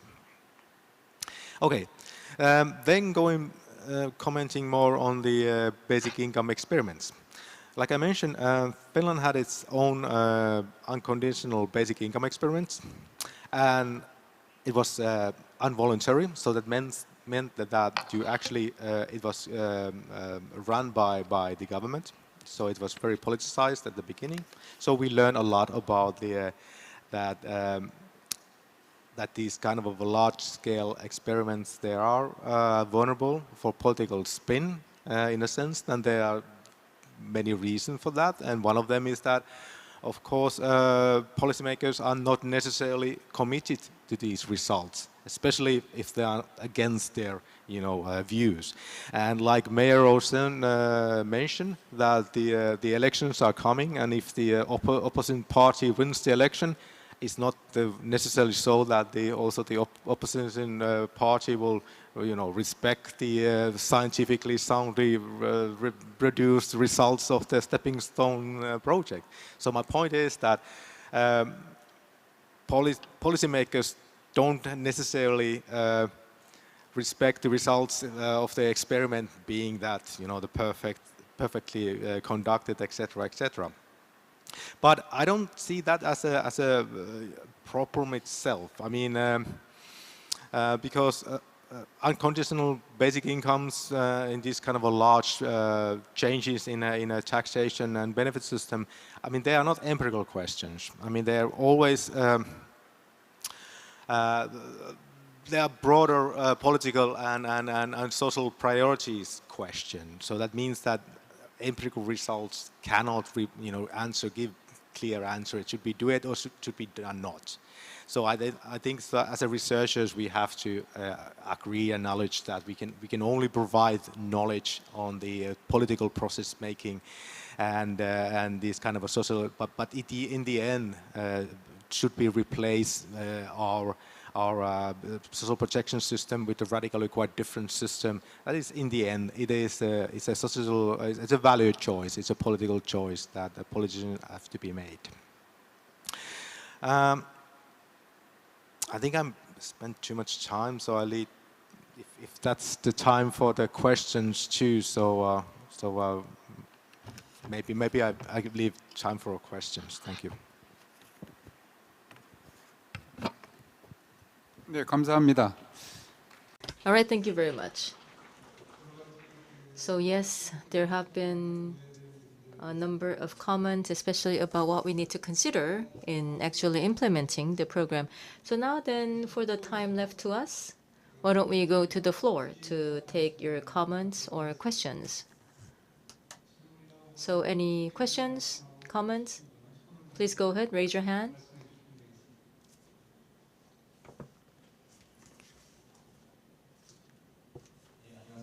Yes, good afternoon. My name is Park Dae-ruk, journalist from Newsys. So here is my question. So then we are talking about a number of experiments, also academic explanation about the income experiments. But then now let's say in the case of Korea, providing income security with cash, this is no longer an experiment, but will be a reality, because Mayor Oh also mentioned earlier that the stepping stone income is likely to become reality sometime in the second half of next year. And also, Mayor Oh is one of the presidential hopefuls in the current ruling party. So then let's say in the next presidential election, if he is to be elected, then it is likely that the stepping stone income is rolled out nationwide. But then also another presidential hopeful who is leading Mayor Oh by a big margin, he is the leader of the opposition party, and he is calling for the basic income. And basically what it is about is to provide 250,000 won, or about 180,000 won, $180 per month to 50 million population of Korea. So if he were to be elected, then it is also possible that we might have basic income in Korea. So then now this is a question to all the panelists. Now for Korea and also for the Korean government, so between the differentiated payment method of the stepping stone income So that is on one hand, or on the other hand, we have the flat payment, which is the basic income. So what do you believe would be the right approach for Korea? Yes, a tough question indeed. So are there any other questions or comments?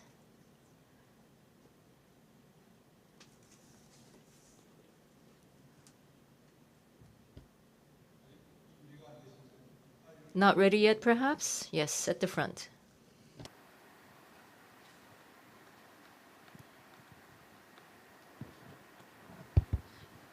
Elizabeth wrote. Now, regarding the findings presented by Dr. Elizabeth Rhodes, and so for those who received the cash and then they ended up with higher entrepreneurial interest. So I wonder what was the question, or how did you measure this? How did you find this out? Then also the entrepreneurial interest went up, but then also one of the finding was that not many startups right away. But then now actually starting out your business, will this be a better outcome, or finding a stable job might be a better outcome? So then what is going to be the further analysis regarding this point? Thank you very much for the question. Any other questions or comments? Please go ahead. Please raise your hand if you have any. 이 앞에 계신.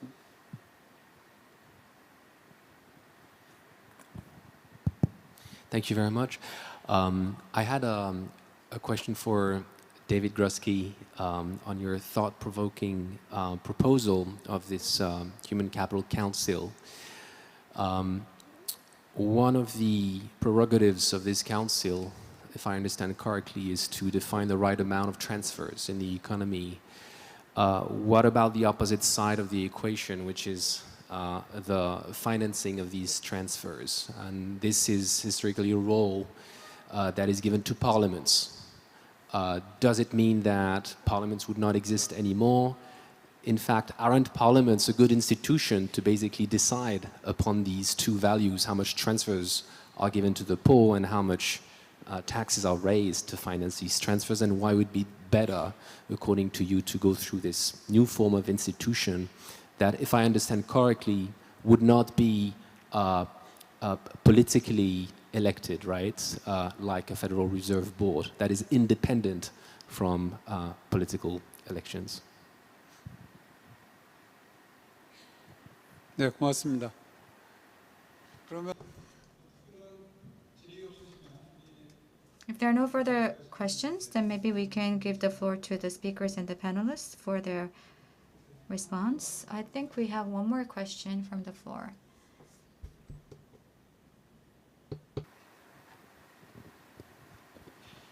네, 그 디딤돌 소득. I have a question about the stepping stone income. So the SSI is being piloted within the framework of the National Livelihood Security System, and is it like being implemented within the National Livelihood Security System, or is it something that is transferring cash independently from the existing livelihood security system? I think that Professor Lee is apt to answer that question. So I think that we can wrap up the round of questions here and then get response from our speakers and the panelists. So first of all, I would like to turn it over to Professor Grusky. I think that Professor Lee asked you some questions, and there were some questions from the floor. So can you provide us with your answer?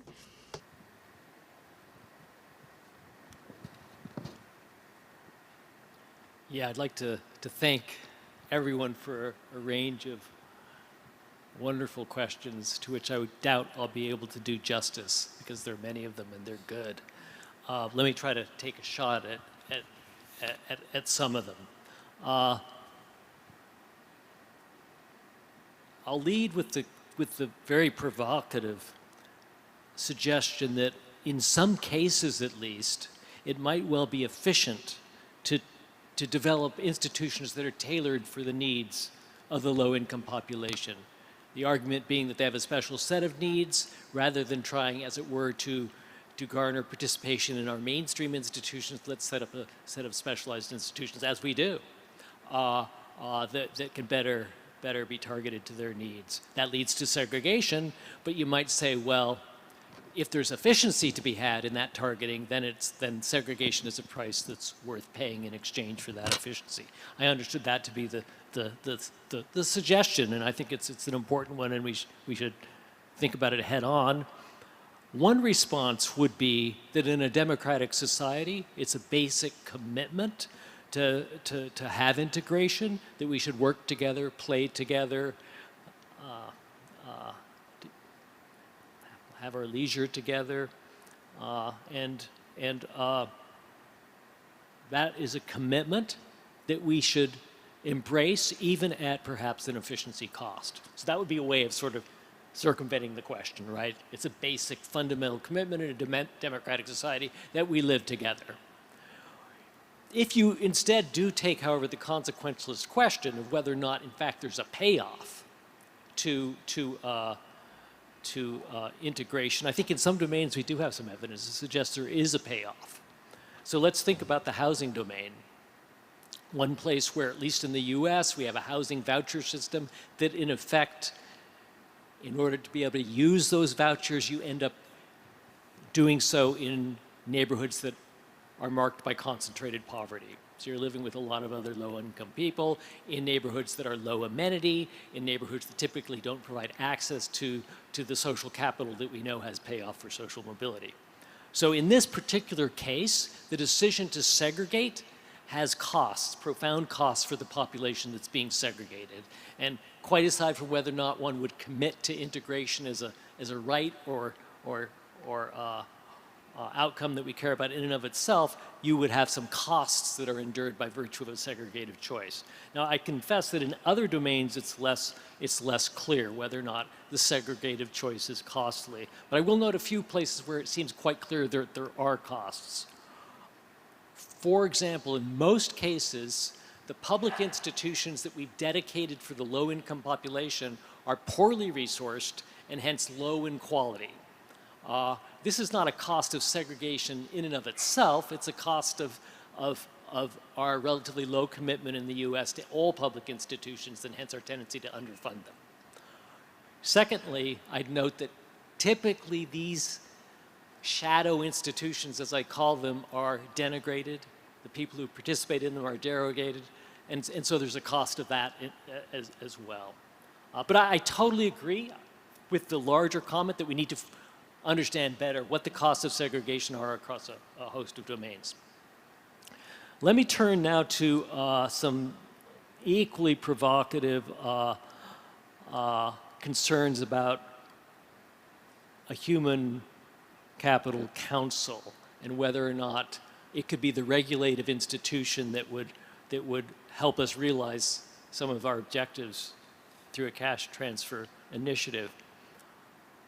One set of arguments points quite rightly to some coordinative problems that in the context of the Federal Reserve banks are embedded in a single agency. That is, there are trade-offs, as it was put, that they have to make and try to think through, right? Whereas the proposal that I was making would set up two agencies that are not forced to reconcile trade-offs in one master calculation, but rather one agency would be making one set of trade-offs and another agency would be making another set of decisions, and to some extent there would be coordinative complications that arise by virtue of not embedding all coordination in the province of a single agency. I think that's right.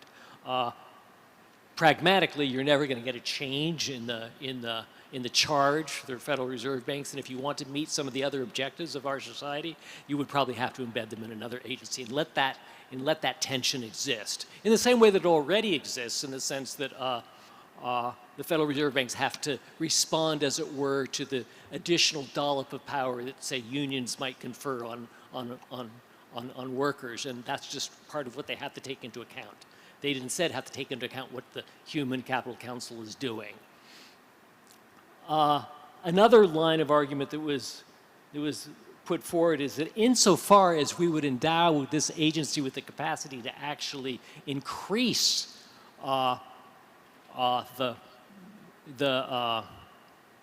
size of the transfers,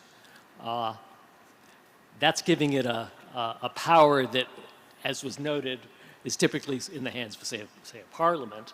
The way I would think about it, to the contrary, would be that parliaments are there to decide what our target should be. How much earnings inequality are we willing to have as a society? How much social mobility do we want? To what extent do we really care about equal opportunity? Those are the decisions that can be made at the parliamentary level, and this council would instead be charged with the purely technical task of realizing what the commitments of the electorate are. So that's a technical problem, and not one that is in any way circumventing the authority that we would give Parliament. I'll leave it at that, because I want to give time for others. Thank you. 네, 고맙습니다. 다음에는 All right, thank you. And then now, Dr. Rhodes, if you would also like to respond to the questions. Thank you. Thanks for so many great questions. I'll try to hopefully hit on all of them. So one question was, why younger adults? Why young participants? And when we were starting to think about this project, we wanted a broad sample, but we also recognized that we can't have too many sources of variation. And receiving this unconditional cash could have quite different effects across the lifespan. So the choice of focusing on younger participants was largely because they were more likely to either have children or have children over the course of the study, and we are very interested in looking at effects on children, which is data that will be coming out in the next couple months. We also, they're more, as we saw already with the under 30 versus over 30, more likely to be in a position to make either career changes or educational investments. And so that was mainly the choice of age. In terms of the income cap at 300% of the federal poverty level, before I was even started, I think when the project was envisioned, it was more of a universal basic income project idea. Obviously, we could not make it universal. We didn't have funding to give it to every single person. And so, I think we reached a sort of compromise of 300% of the federal poverty level among all of our many stakeholders, because we recognize that as the money means something different at different income levels in terms of the possibilities it creates. And that's something we saw even within the 300%. The question about large-scale funding, we very much approach this, there are limitations. It is an individual level study. It was not conducted by government. We didn't look at how would we pay for it. We really wanted to understand deeply the benefits and the limitations of unconditional cash in the US context today. We were able to collect granular data on people's lives over a 3-year period to understand what's going on. I think we wanted this study to be both about unconditional cash, but also how do we address, better strengthen the social safety net to better address people's problems and set them up for longer term economic mobility instead of this cyclical system that often keeps people at or around the poverty line. And so we did not take the sort of macro level approach, either in terms of looking at what happens at a community level, and our goal was to provide high quality individual level data. So we did not look into, it was not about a specific policy. In terms of, so debt, that was a question, is we did see debt go up, although it was extremely noisy. That's one of those outcomes where there was so much variation. Some people bought homes and they took out large mortgages, which, that is you put numbers of, some people paid down debt, some people took out $200,000 mortgages. It becomes very noisy and difficult to detect exactly what was going on. We did not see large increases in credit card debt nothing significant there. Most of the debt was driven by auto loans. Quite a few people, especially in lower income areas, in suburban and rural areas, bought cars. So a lot of it was driven by auto loans and mortgages, although again, it's very, very noisy and difficult to detect a very significant effect. And then, let's see. So the question about entrepreneurship, I think this one's interesting. One of the things that we heard from this population that actually, so in terms of measuring it, we asked people if they had ideas for businesses, the likelihood, did they plan on starting a business? Then we asked, did you start or help start a business? And then asked more about what that business was. And again, everyone had ideas, and really there was a lot of interest in starting businesses, but we only saw it among particularly Black participants and women. And it was, the question about is the goal starting small businesses or a stable job? And I think one of the reasons people were starting these businesses was that there weren't stable jobs that were working for them. They were often parents who, daycare is often unavailable. It's very expensive. It doesn't work.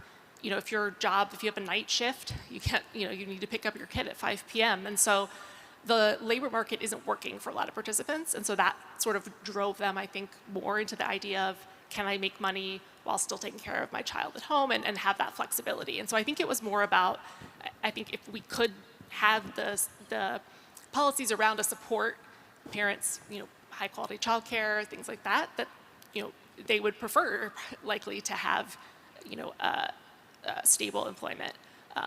But given their circumstances, it was not working for them in context. 네, 고맙습니다.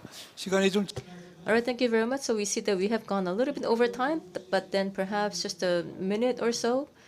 Professor Lee, would you like to also respond to the question that was raised from the floor? And then I would also like to give one more minute to everyone else. So when it comes to the National Livelihood Security System, the is just replacing the cash transfer and the housing as well. But we have to revisit the health insurance as well. And we're very open to everything, to include also the healthcare system as well. But for now, we're focused on the cash transfer system alone, mechanism alone. And Professor Schaefer, do you have anything to add within 1 minute? We had a question about a provision of a universal basic income versus a more targeted approach, and we might have a range of conclusions on this panel. I, for one, in part, sort of swayed by the open research study in the Finland experiment. I'm not for a universal basic income at the moment. I don't think that the research supports it. I consider myself UBI curious. I think it's something to think about and explore, but I am for more targeted and strategic cash transfers. So I think child cash benefits have been tried all over the world. And we might think of ways that cash can be deployed, whether it be through a negative income tax that raises people to a floor, or for particular populations, before we think about completely changing our taxation and our safety net systems in such a dramatic way. 네, 고맙습니다. All right, thank you very much. And also, Professor Moisio, anything to add within 1 minute again? Thank you. Actually, I replied the same question, but Luke, thank you. You pretty much answered it for me. Yes, I agree with Luke that unconditional basic income, it's more of a taxation change. You need to change the whole taxation just, to gain quite small change compared to universal minimum income systems or negative income systems. So I would prefer to have, like I said, perhaps more universal minimum income systems that you have in many Nordic countries, for example. So yeah, thank you. 네, 감사합니다. 이것으로 이번 세션을 모두. All right, thank you very much. So with that, we're going to conclude this session. So once again, I would like to thank the speakers and the panelists, and also the members in the audience. Thank you very much for your participation. 네, 다시 한번 감사합니다. Thank you once again to everyone in this session. So with that, we have come to the end of the presentations as well as panel discussion in this session. The Sam Altman experiment and also the stepping stone income experiment. So regarding these topics, we have had an in-depth discussion. So why don't we give another round of big applause to the moderator and the panelists. Thank you. And now 2024 서울 국제 디딤돌 소득 포럼 이제 마지막 Yes, now we'll move on to the last session of the Seoul International Forum and Stepping Stone Income 2024.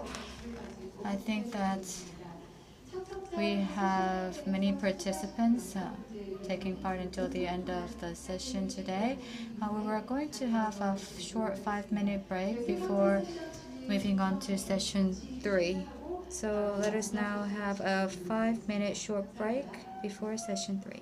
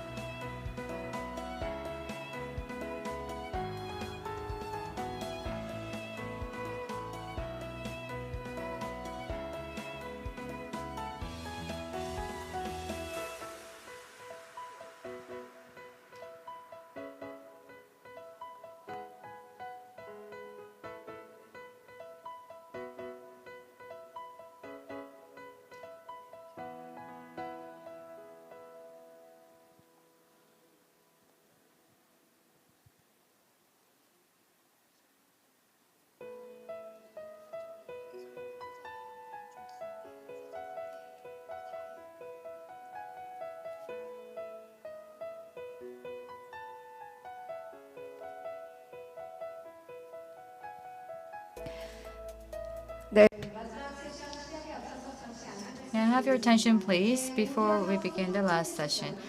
We will now move on to session 3. I would like to ask everyone to come inside and take your seats. Simultaneous interpretation receiver channel is the same. Channel 1 is Korean, channel 2 is English.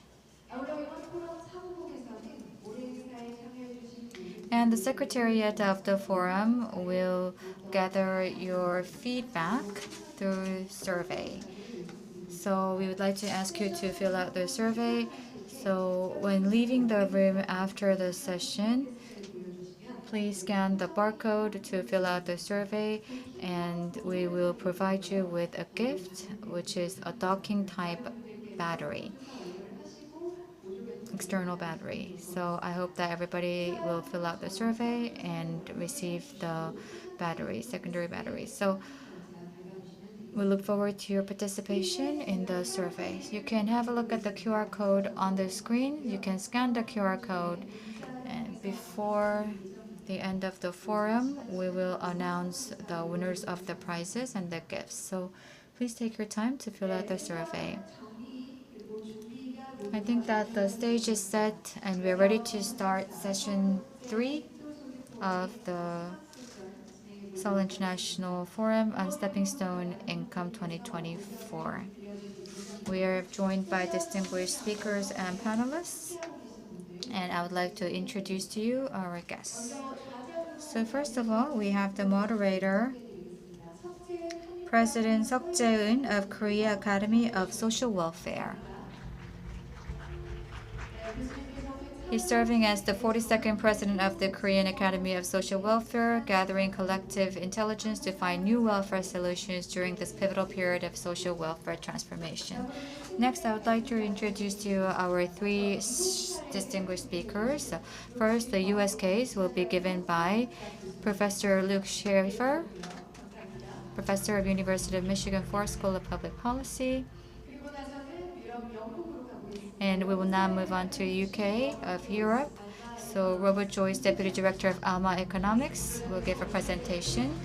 So Deputy Director has conducted a research on universal credit. And last but not least, who's joining us from the first session, is going to give the Finnish case, Pasi Musio, Research Professor of Finnish Institute for Health and Welfare. And I would like to introduce to you the panelists for the presentation. First of all, we have Professor Lee Sang-eun of Social Welfare of Sungsil University, who is leading in-depth research on social welfare policies, including poverty policy and child allowance, and also participating in the comprehensive TF of Seoul's Stepping Stone. And we also have Senior Research Fellow Lee Hyun-ju from Korea Institute for Health and Social Affairs, who is leading researches on income guarantee system. Now, for the third session, I would like to now turn it over to the moderator. Good afternoon, ladies and gentlemen. I will be the moderator for this session, Seok Jae-eun from Korean Academy of Social Welfare. So for this session, we're going to share the income guarantee policies from 3 different countries. And the proceedings will be like the previous one. We will have 20-minute presentation for each speaker, followed by panel discussion and questions from the floor. So while listening to the presentations, please prepare your questions if there are any. Now I would like to turn it over to the first speaker. 대학교 교수님께 So Professor Luke Schaefer, would you like to go ahead? 발표 부탁드리겠습니다.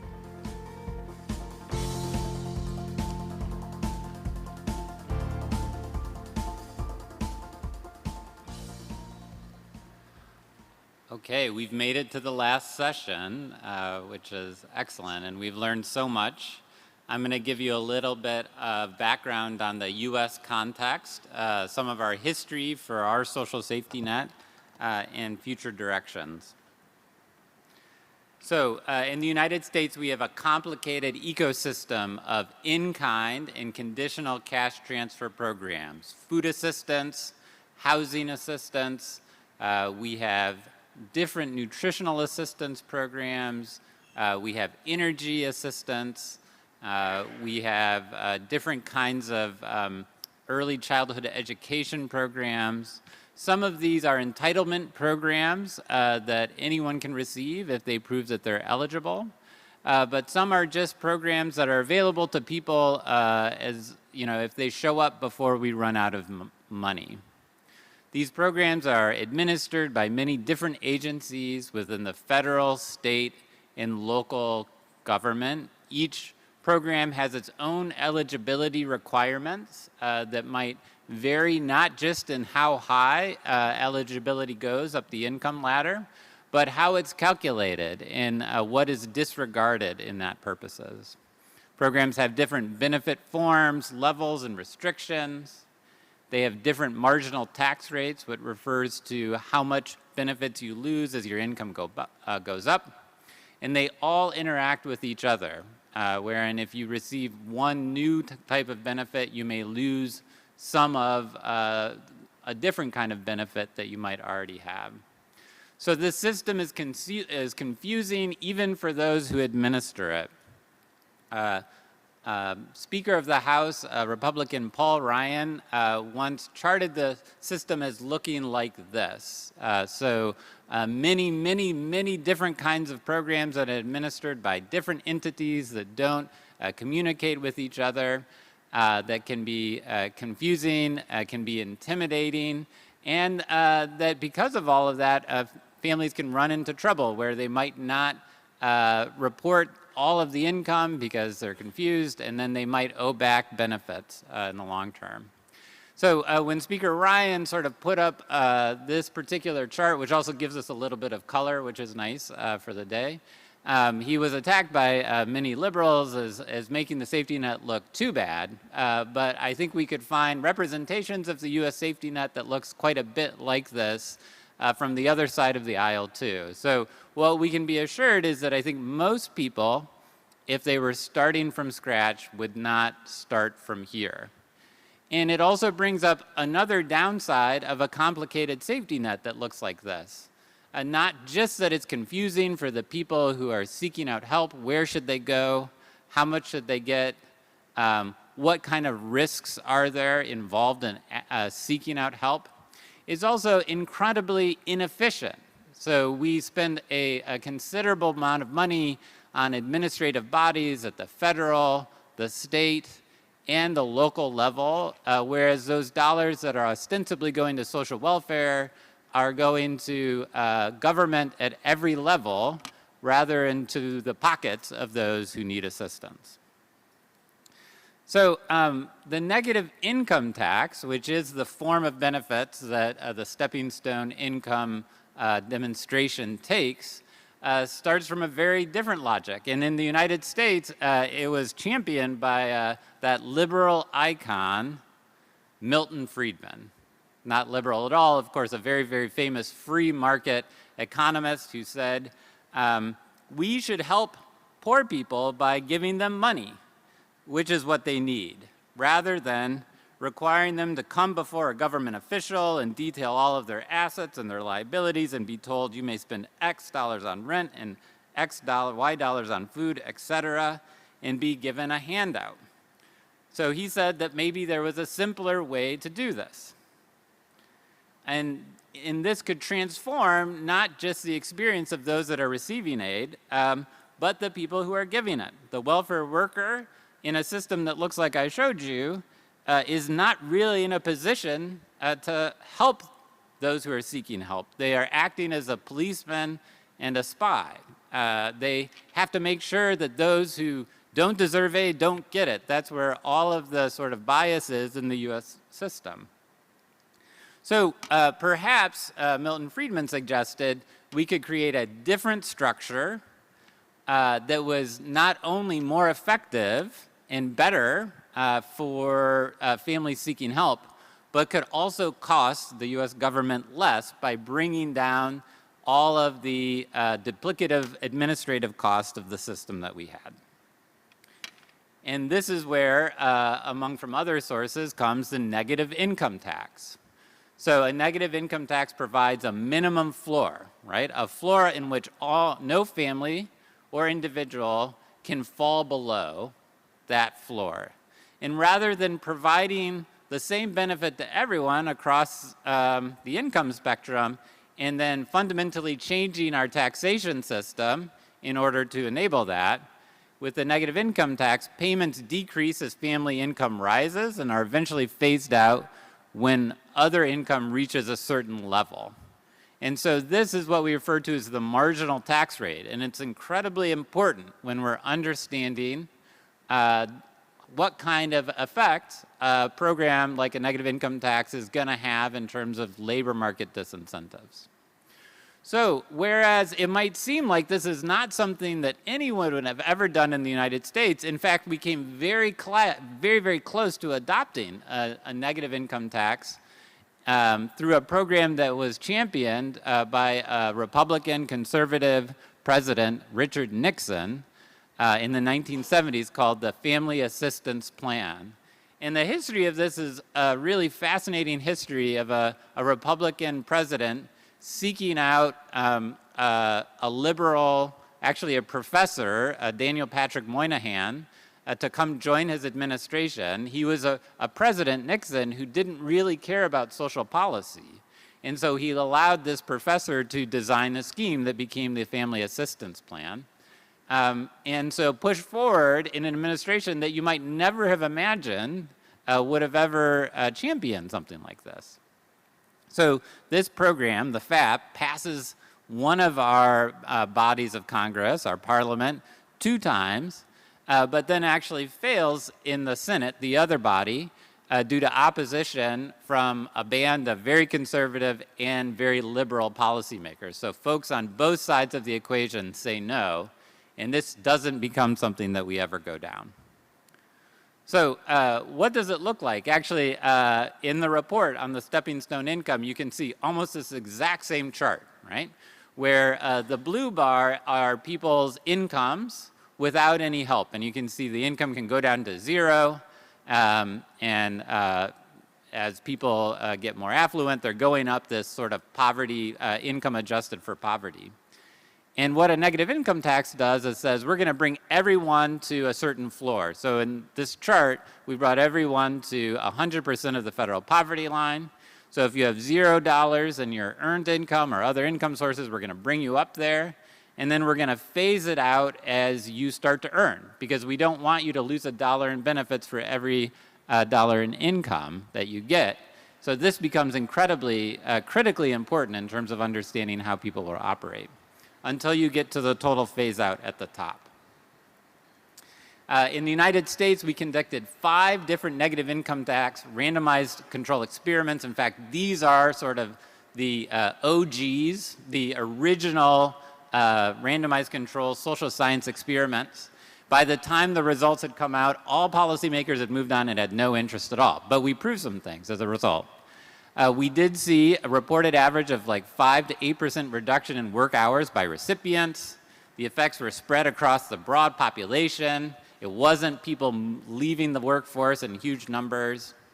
And of course, this doesn't take into account the macroeconomic effects that I mentioned to you earlier. At the same time, we saw positive impacts on academic outcomes for children in some sites. We saw reduced high school dropout rates. We saw positive effects on continuation of education for adult recipients, positive impacts on improved birth weights, home ownership, and health. And so we started to have to grapple with how do you weigh sort of this, small but meaningful reduction in labor market activity against all of these positive social welfare outcomes. So if we were to look at the social safety net in recent years, this sort of takes us back to 2007. We saw, even if we just looked at the top 5 different programs in the United States, we were spending roughly $207 billion on these programs, a relatively small part of the budget. But a lot of this, again, is spent in administrative costs. So this is what our current expenditures are. And if we were to simulate what it would cost to implement a negative income tax in the United States that could have different levels of sort of that base income threshold. It could have different marginal tax rates. If we zero in on a program that would lift every single household in the United States up to the poverty line, we could eliminate poverty in roughly the same time span when those expenditures were, and we could have a program with a 50% marginal tax rate, which is the exact marginal tax rate picked by the Stepping Stone Conference here, for $191 billion. So not only could we eradicate poverty with a negative income tax, with a program that looks like the one that you all are championing, we could do it for less money than the system, just the top 5 or 6 programs in our existing safety net that don't come anywhere near close to eradicating poverty. So it's not just that it's a system that may be more effective, it's also one that can be quite a bit cheaper. Now, interestingly, Daniel Patrick Moynihan championed the negative income tax because he thought his preferred way to do a social welfare policy wasn't a possibility. He was a major champion of child allowances, child cash benefits. And this is a type of cash transfer that has been tried in countries all over the world. In fact, 140 countries, but more than 70% of all countries in the world have some sort of child cash transfer. Here in Korea, of course, there's an infant allowance and a set of benefits that go up to age 8. And I actually think that's a model for how different countries could expand their support of families with young children. But in 2021 in the United States, it actually became a reality. So in the United States in 2021, we converted the child tax credit, which was a conditional benefit that only accrued as you earned money, to something that all low and middle income families receive. $250 per child, $300 per young child to use for childcare, diapers, books, or whatever. All of the benefits of empowering families to use cash in the way they see fit. And what happened is we saw child poverty plummet to the lowest level ever recorded, a 50% reduction. And then the following year when that program disappeared, child poverty had one of its largest increases, I think the largest one-year increase on record. We also saw food insecurity among households with children plummet to the lowest level that we've recorded in the 20-plus years that we've been keeping track, and then again increase right afterwards. And actually, food insecurity for households with children went below that of households without children for the very first time in recorded history.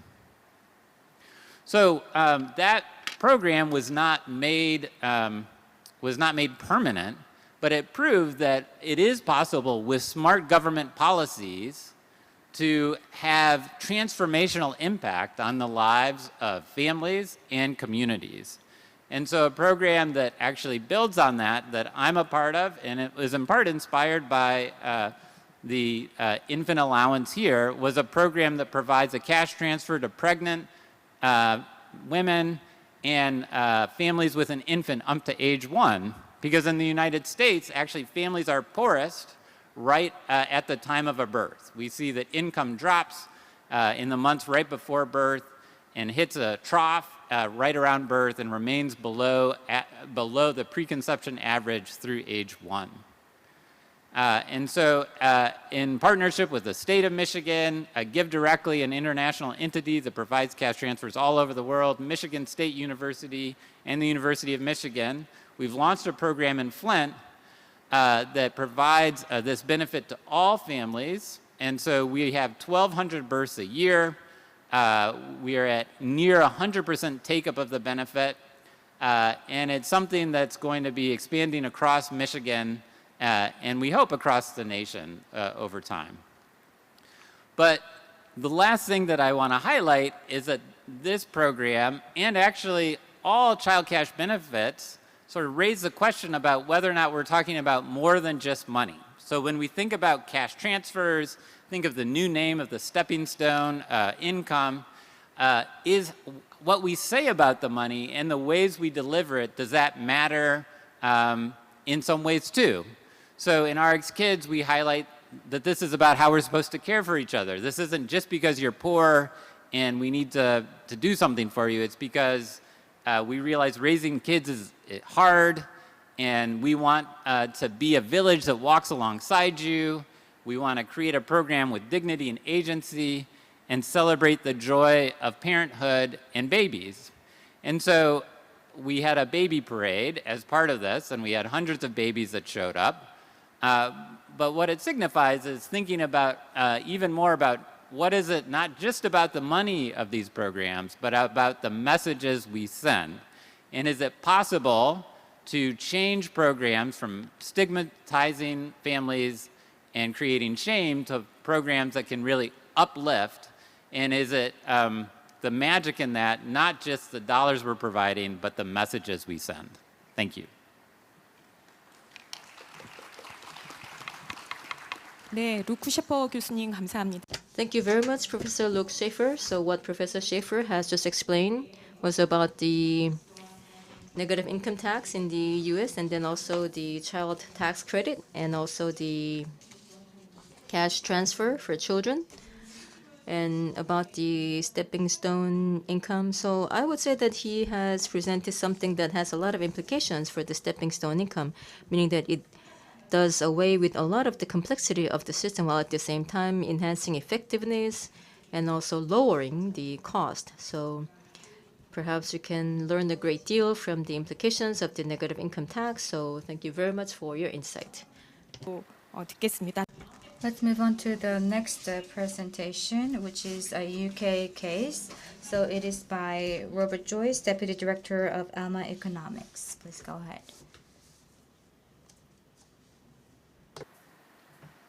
Thank you so much. It's a real pleasure to be here, and it's been a fascinating day of talks and conversations, and it's been great to learn about the experiment taking place over here. So somewhat similar to what you've just heard, I'm going to take the UK case and give you a little bit of a state of the nation in terms of the recent trends, the challenges and the policy debates relating to welfare that we're having in the UK, and draw one or two parallels as well to some of the issues we've heard about here in Seoul. I should say, just by way of introduction really, I guess, that like with pretty much any high-income country, what I'm going to be talking about is really only a small portion of the broader welfare state. When we're talking about cash transfers, which often in the UK get called benefits. Every country seems to have its own word for these things. That is, of course, part of a much broader context. And even within the cash transfer system, I'm going to just focus really on the working age portion of that, because the pensioner system could have a whole talk all to itself. But even that relatively small-looking dark green slice of pie there is still a pretty big deal. We spend about £120 billion a year on cash transfers to those of working age, and that's been rising quite quickly, actually. So that's more than the total we spend, for example, on education plus national defence. And at any one moment in time, about 2 million households are getting the vast majority of their income from this source. And a lot more than that, about 1 in 3 of all working age households are eligible for at least some means-tested or income-related support. So that's not even ignoring some other aspects of the system that aren't income-related. Means-tested, is the phrase that we tend to use in the UK. And even that really underplays the true scope of this system, because that's just talking about who's getting or who is eligible for benefits at any one point in time. Whereas people's circumstances, of course, change a lot over their lives. And actually, most people will at some point spend a period where they are receiving one of these.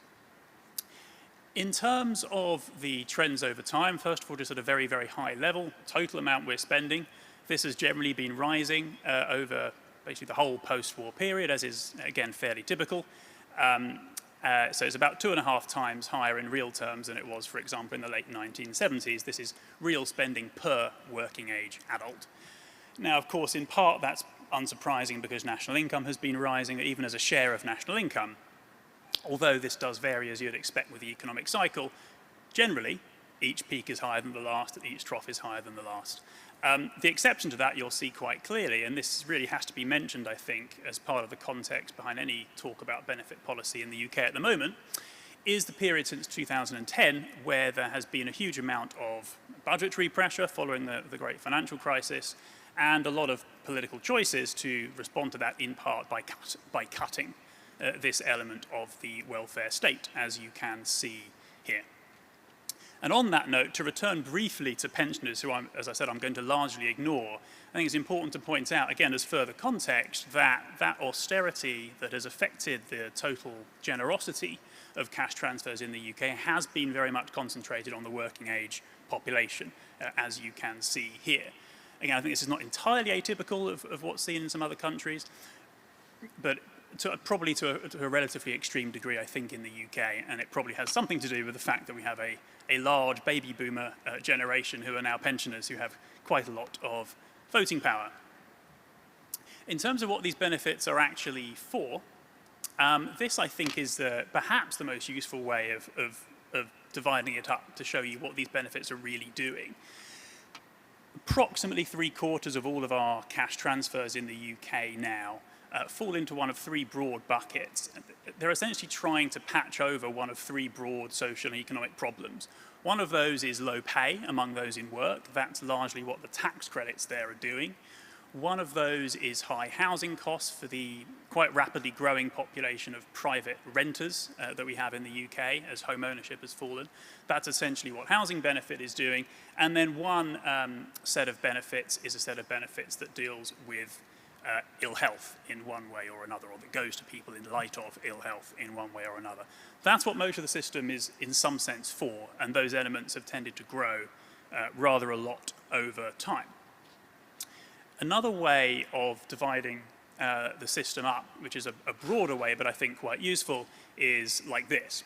So this splits benefits up according to the kind of what entitlement is dependent upon.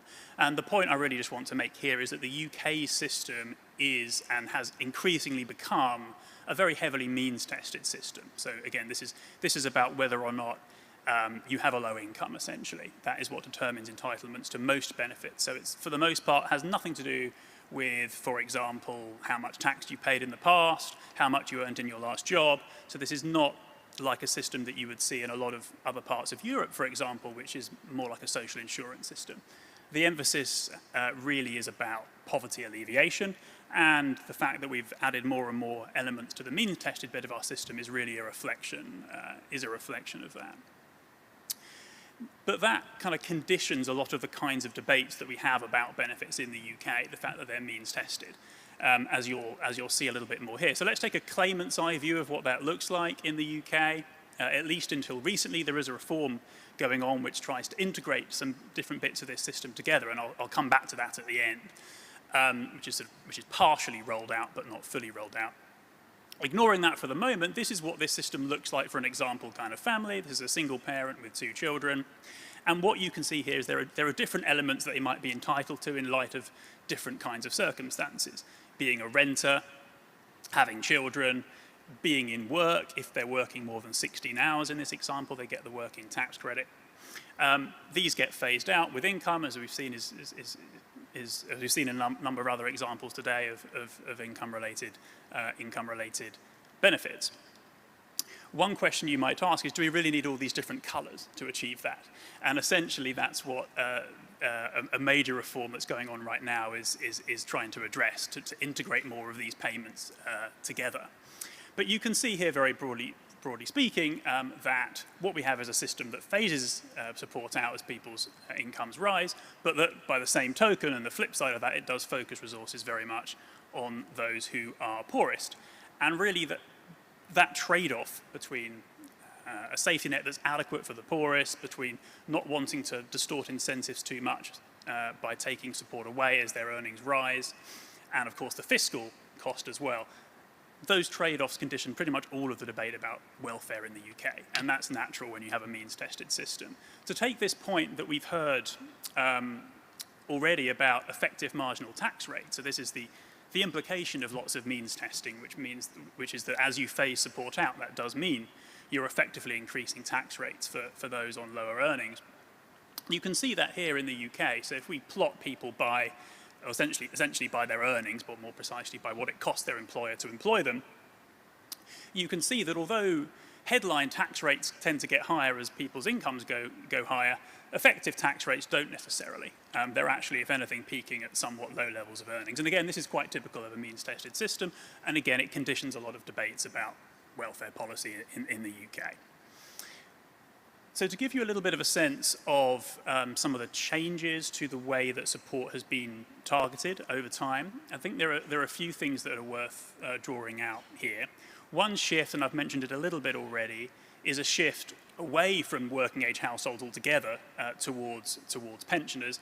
I've shown you that in terms of the aggregate spending numbers. Another quick way of illustrating it is to take the two basic elements of the cash transfer system, which are essentially equivalent, except that one is for the working age population and one is for people who have passed the state pension age.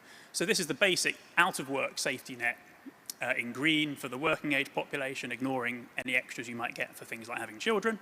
And then the extra you get when you cross the state pension age, well, that's the blue line. And the difference between those has grown a lot over time. And essentially that's because the green line has just been indexed to inflation for actually even longer than this chart shows, for the best part of half a century.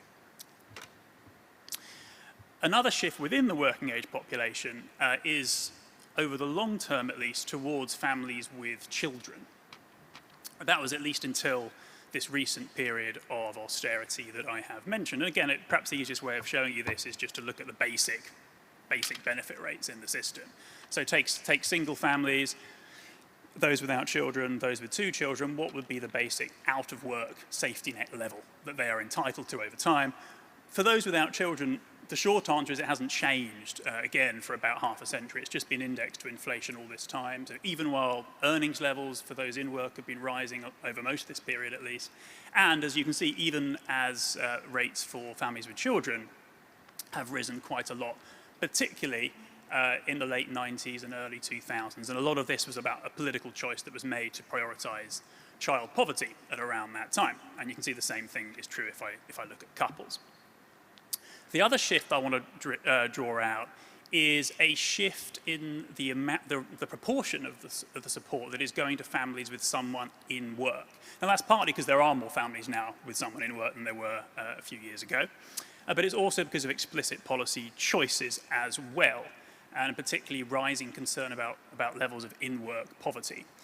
One way of showing you that here is to show you real spending per household by the level of household earnings. So going from left to right, the left-hand category, none, that's households without any earnings, with no one in paid work. On the right, that's households who earn more than the poverty line.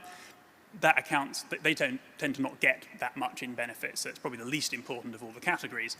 The two in the middle are households who do have someone in work, but they're not earning that much. They're earning less than the poverty line. So without extra support, they'd be below the poverty line.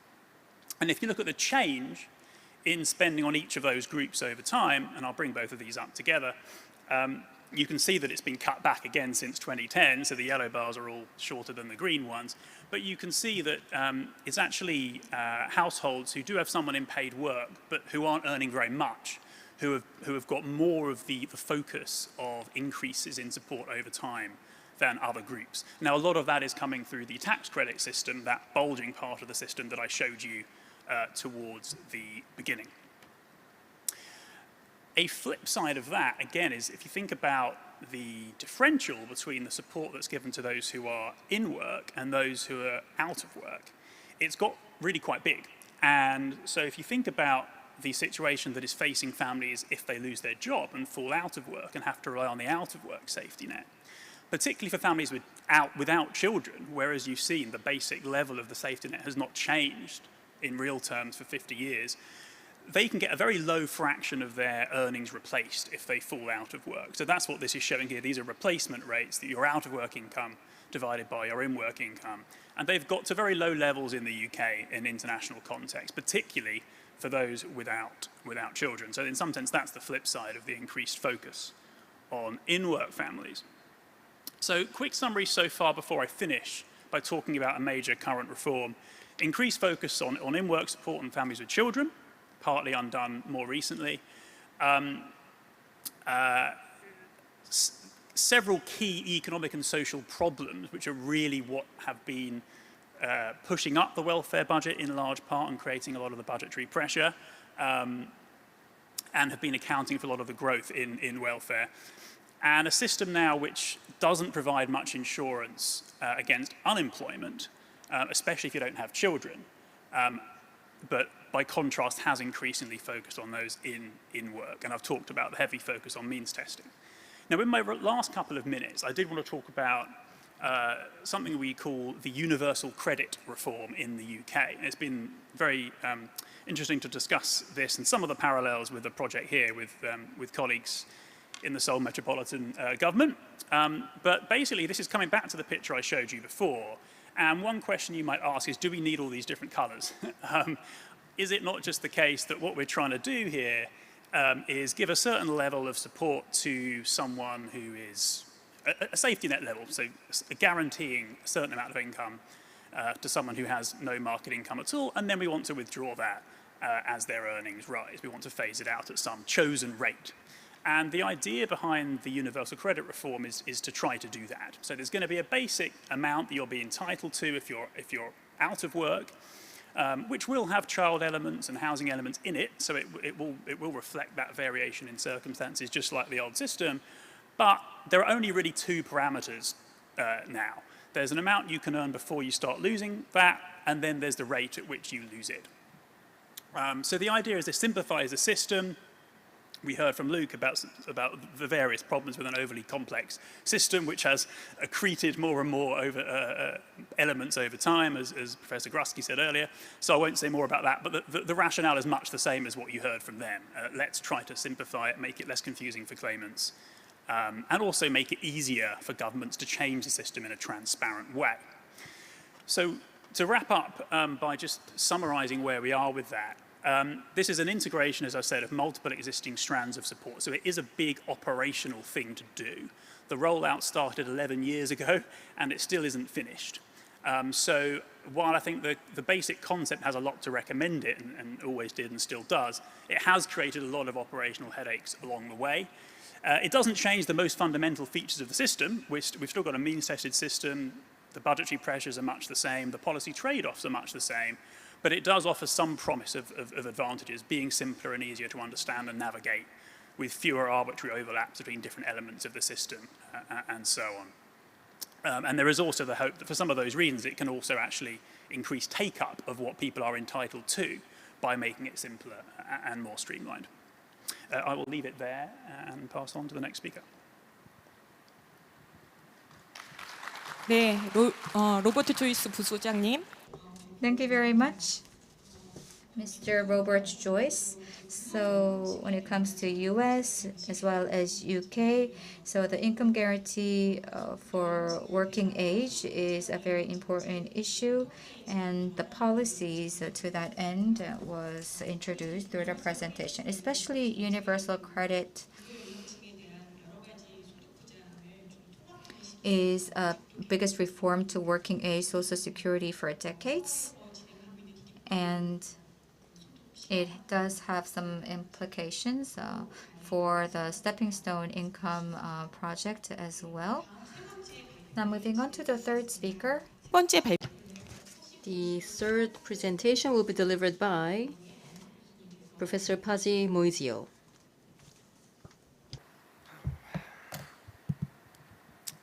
Oh, yes, thank you. And thank you for inviting me. It's been a very inspiring day. And I'm a last speaker, so it's always a tight spot to be between people and the lunch, or in this case, dinner, I guess.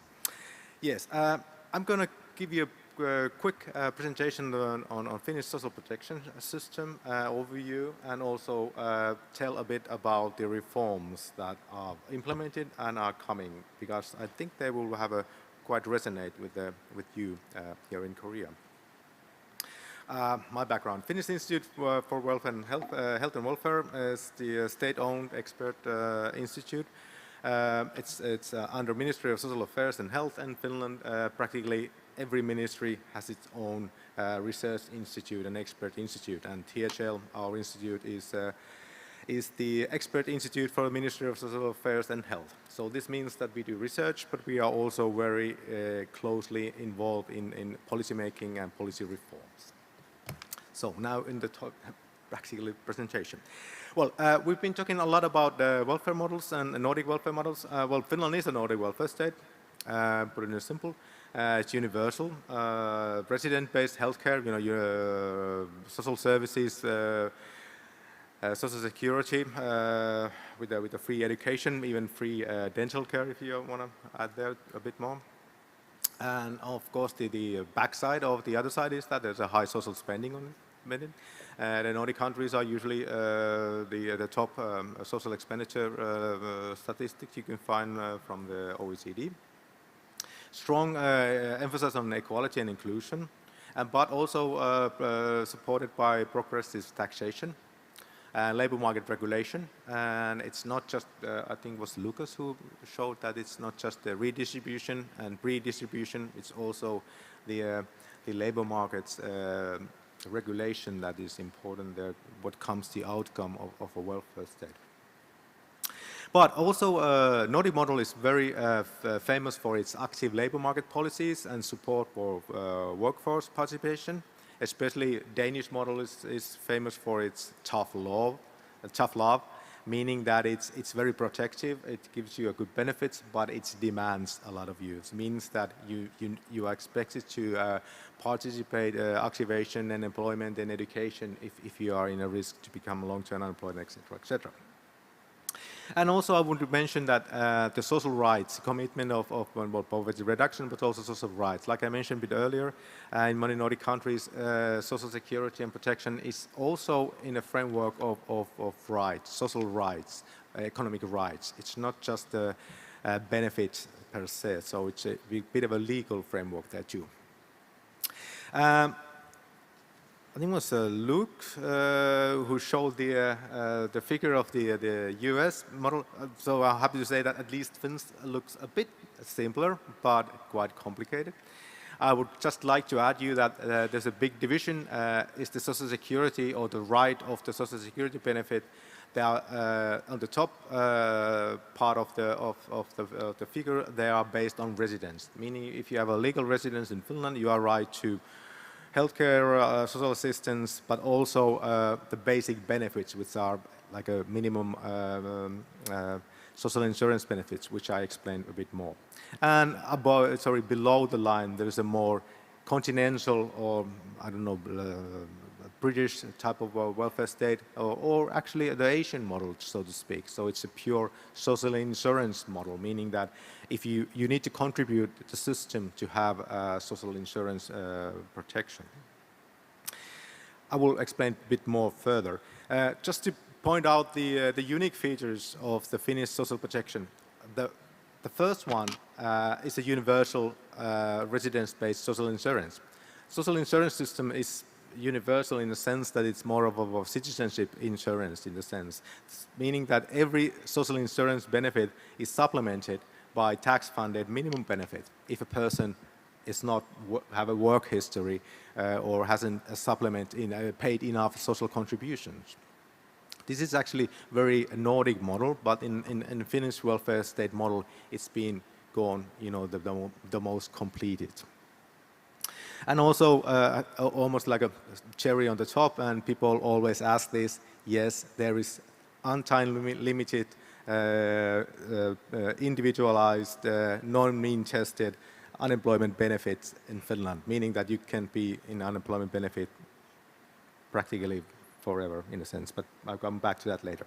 The second unique feature is this, already mentioned earlier, state-level minimum income system or scheme, state-level social assistance, which is only partially conditionally, meaning that it never can be rejected because of the non-compliance with a certain condition, usually obligation to seek jobs and etc., etc. It can be only reduced temporarily. So this is actually unique even among the Nordic countries. Even in Sweden or Denmark, if you don't play a ball as an unemployed person and refuse to take part of the activation programs, active labor market programs, they will cut off your benefits and also social assistance. But that's not in Finland. That's the unique feature of the Finnish social assistance system. Oh, sorry. Yes. And now for those who are more in the benefit style, you know, in the administration, and this is kind of a chart map of the benefit structure. And if you are familiar with the social security system, you can easily spot the classic 3 columns there. You have a social insurance there on your left. You have pension, sickness, maternity, earnings-related unemployment benefits, and etc., etc. They are all based on the social contributions. And going a bit on the right, you have a social assistance welfare, which is also familiar to everyone. It's a tax-funded welfare for those who are not right to social insurance. But kind of a Nordic universal insurance, residence-based social insurance, basic security layer between social insurance and social assistance or welfare is kind of a Nordic unique feature. And like I said, in Finland, it's completed and it's perfect, meaning that each social insurance benefit that you can see on the left column is supplemented with a tax-funded minimum allowance for people who don't have a work history. Yes. So a bit more about the state basic social assistance system. It's about 90% of the all social assistance expenditure. It's provided top on the social insurance as basic security benefits, meaning that you are actually obligated, required to apply your social insurance benefits before you can have your social assistance. So actually, it's a bit of a belt and how do Americans say that, the belt and the suspenders at the same time, wearing. I don't know how the phrase goes. I mean, look, you probably know system. Majority, I think it's already 90% of the applications are submitted online via internet. The KELA, the National Insurance Institute, doesn't provide social work. It includes partially automated system that alerts counties, social workers for need for social assistance. If, for example, person is young or immigrant or been a long time in the social system, there will be a notification to the local social work that this person or family might need some counseling. The wealth testing is much easier than in Korea. Like actually in most of, I think all of the European countries, the minimum income schemes, your own home and usually your car are protected property. But also, of course, the savings and other liquid assets are required to use before social assistance. Like I said earlier, it can be only temporarily reduced for 100 or 200 euros. For non-compliance, but never been a requirement. Actually, it's considered to be a constitutional right that the reduced amount of state's basic social assistance, that's the livelihood that you will always have to be paid. And also one peculiarity is that 18-year-old adults who lives with their parents are considered to be their own household. And it has 3 components, which is quite common, I think. You have a basic amount for living costs, and then you have housing costs, and then you have medical costs. You can see, I think I skipped this one. It's a very common type of basic amounts in social assistance for living, daily living expenditures. Then you have a housing and medical costs. Housing costs are municipality-specific maximums. They are confirmed annually by decree, and KELA, the Social Security Institute, has some small level of discretion, usually on the upper level. And medical costs, they are usually the healthcare and medicating costs from the public healthcare are principally covered. They are not much, but still for low-income families, they can be, still substantial. And statistic, social assistance system is providing quite marginal roles. 6-7% of the population will receive it, usually very short time. Most of them are unemployed, single-person household. And if you are wondering why most of them they are working age, is it because the national pension and pensioners' housing allowance is much higher than the working age benefits, meaning that usually a retired person don't need to rely on social assistance, plus they're usually living with their own homes, then their housing costs are lower. And like I said, it's the calculation, which is accepted costs and incomes, and the social assistance is paid with a difference. And this is the typical figure that you can see, the amount of social assistance top on housing allowance and unemployment benefit for a person who's receiving minimum unemployment benefit in Finland. And you can see how all the benefits actually, and also taxation hits in when the earnings increase. There is no clear lines because I wanted to have a bit of a linear, but quite flat if you ask me, meaning that in Finland, you have to earn over 1,700 euros before your net income really start to increase, if you live on a rent. And well, counties' additional social assistance, just a small remark, it resembles the traditional social works. It is not handling cash benefits, it's just payment commitments mostly. So over there. So back in there. This is all peaceful in slides, but in fact there was a turbulence in Finnish politics and social politics.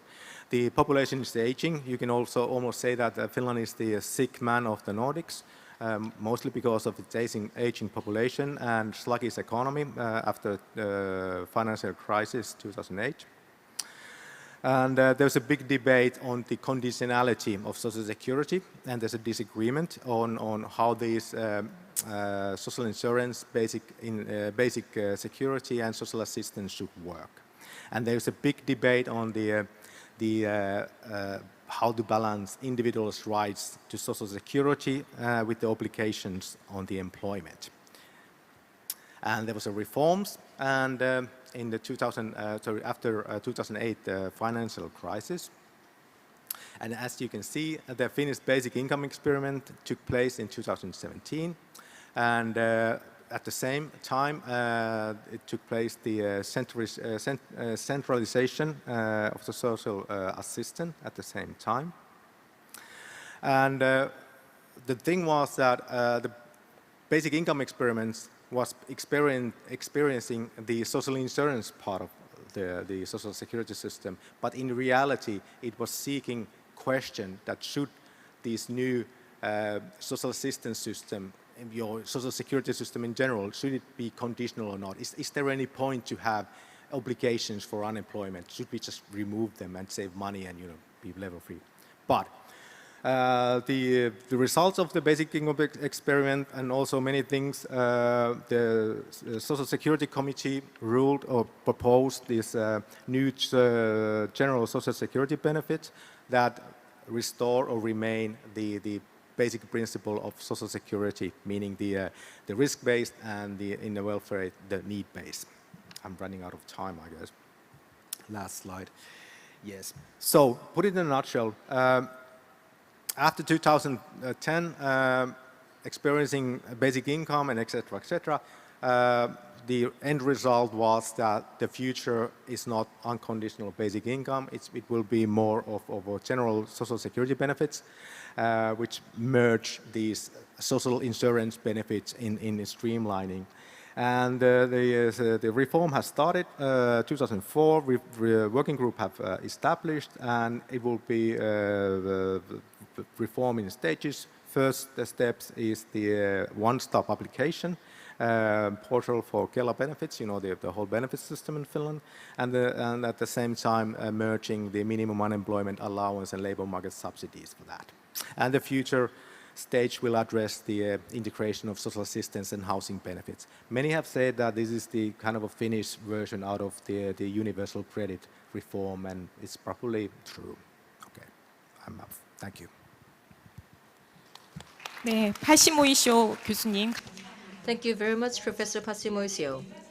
Right, so regarding the social security, the general social security reform in Finland, so this is also resonating not only in Korea but also in other countries. So this is about integrating social assistance and housing benefits as well as other benefits. So thank you very much for the presentation. And with that, we have listened to all three presentations. And then now we will move on to the next part of the program, and that is the panel discussion. So we will now invite the panelists to provide their commentaries. So then the two panelists that were introduced earlier. So now I would like to first go to Professor Lee Sang-eun for 10 minutes, please. 네, 안녕하십니까. Hello, everyone. I am from Department of Social Welfare from Seoul University. So the three speakers shared the cases of UK, Finland, and the US about the basic security or social security system and the basic income within these systems. And also explained about the policy efforts being made in respective countries.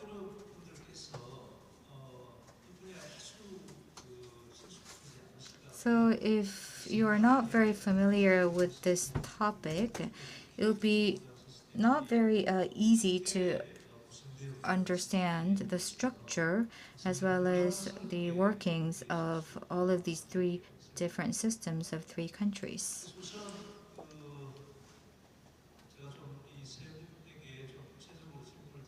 So before asking specific questions to our speakers, I would like to talk about the basic structure of the social protection and basic income based on my understanding, and then I will briefly explain about that. And if speakers have something to add or have different view, then they can also give me back feedback or comments.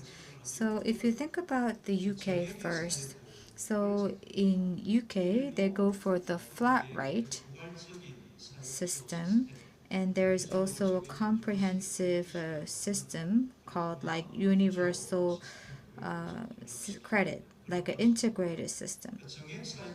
So this is a flat rate social insurance. So the social insurance benefit is lower, and the social assistance is very comprehensive or integrated. So the social assistance beneficiaries, the low-income families, even though they enter the labor market and earn income, it is not that high because the social insurance is flat rate. So in the UK, I believe that the flat rate type of social insurance, because of this system, there is a more need for the integrated system. And how we're going to enhance the efficiency of the integrated type of social security system is the key. And as part of that initiative, universal credit, this integrated type of system, is being introduced to integrate all of these different elements in the existing system to boost the efficiency. So that was for the UK system. And as for the Finnish system, as it was also shared in the presentation, so basically there is the income proportionate social insurance, and in between there are also people who are not subject to social insurance, and there are some basic benefits that are given to these people who are excluded in the coverage. So there is another layer that's added to the Finnish system compared to the other systems of other countries. So if you are not the recipient of the income proportionate social insurance, then there is a dual system that is in place, and which may be causing a little bit of confusion. So as for Finland, there is the residence-based basic benefit that is given, and there is also an effort to integrate the social insurance.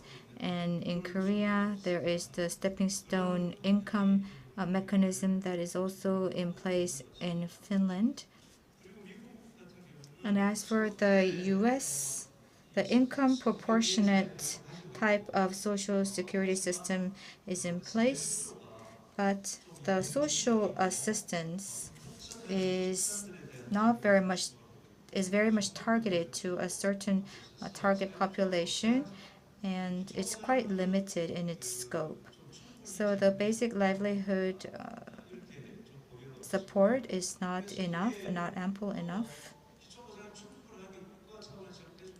So since the basic livelihood security is not insured at the national level, the incentives to work is quite high.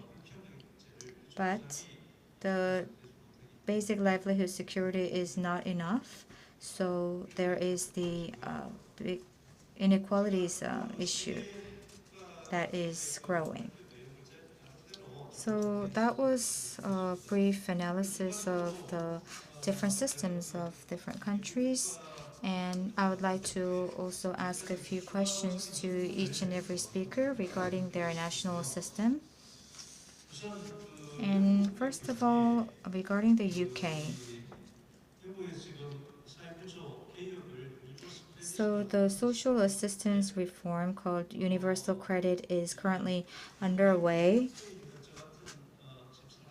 And as for people like us living abroad or researchers from abroad, there are some aspects that we do not clearly understand about the universal credit, because it was not a full-scale rollout, but it was a partial rollout by progressively rolling out by region by region.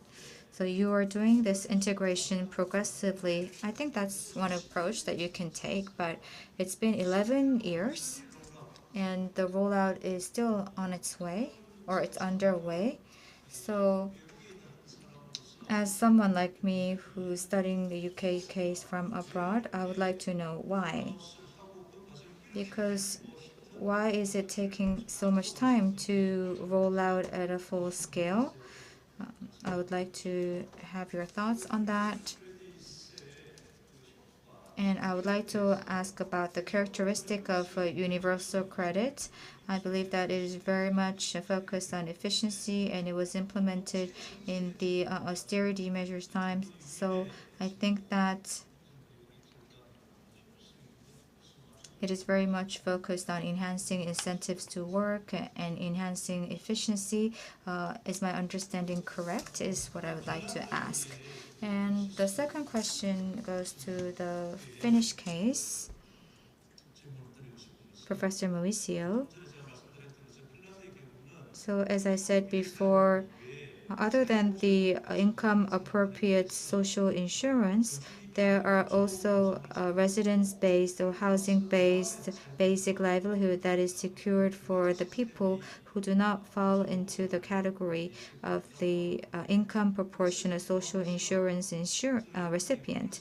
So you're now going towards more of an integration process, and of integrating the Finnish version of the stepping stone income. And I think that the reform is very much focused on having one integrated system. So I would like to know the background of that reform. What are some policy goals that you want to achieve by going through this type of integration reform? is the question addressed to Finland. And the second question to Finland is, there is a state social assistance from the Finnish government, and there is a mechanism to boost the incentive to work, but they seem quite weak to my standard. Because when it comes to sanction, the wage decrease does happen, but the level is very low, and the earned income credit tax rate. So the earned income tax rate, I think that it's almost zero, or earned income tax deduction rate. So I don't know if these measures are enough to boost the incentives for people to work. So I'd like to ask your take on that. So that wraps up my panel discussion. Now, I would like to move on to senior researcher Ian-ju. Thank you very much. And also, I listened to the 3 presentations with great interest, so specific policy information as well as recent changes. Now, then regarding the 3 country social security programs, I see that they are different from each other, which are also complementary to each other. In the case of Korea, for the past 30 years, the social security program has improved quite a lot and developed quite a lot, but then still it is not sufficient. So in terms of the program itself, it is highly different from the 3 countries, but still I was able to gain a lot of implications. Now then, regarding the 3 presentations, I would like to share my thoughts and raise some questions. Now first, what Professor Luke Schaefer has shared with us in this image, the very complex picture. So I could see that, yes, indeed, the system appears to be very complex. Of course, how we interpret that picture might also depend on the beholder. But then in the case of Korea, then the social security budget is lower than major countries. But still, I would say that our programs are no less complex because we also have quite a lot of programs. So in 2022, there were 370 programs under the central government and also 4,000 programs under the different municipalities. And as a result, as you have observed, the beneficiaries or the potential beneficiaries, for them to understand the program and to apply is not easy at all. According to the OECD survey in 2020, to the question on whether you can get government support when you are at times of need, then the response was very, very low for Korea.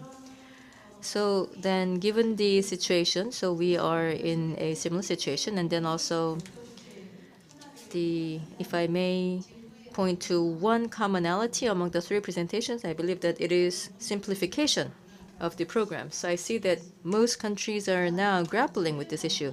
Now, having said that, simplification of the program, that is also what is needed in Korea.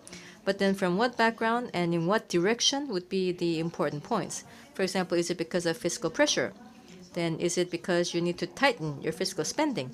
Does that mean that you're also going to tighten the screening for the beneficiaries? If that is the case, then that would be unacceptable for Korea. But then now, if it is to rationalize the program so that the beneficiaries would have a better understanding of the programs and also to enhance the efficiency and also to make the benefits more generous.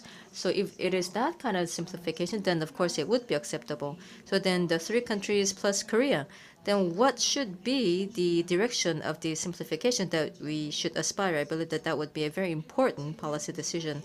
And also in terms of the simplification of the programs, then there could be one way, which is to unify the programs, but also we could make more systematic the different linkages between the different programs so that it would be more understandable among the beneficiaries. In other words, the linkages or the cooperation among the different programs would also be a better way.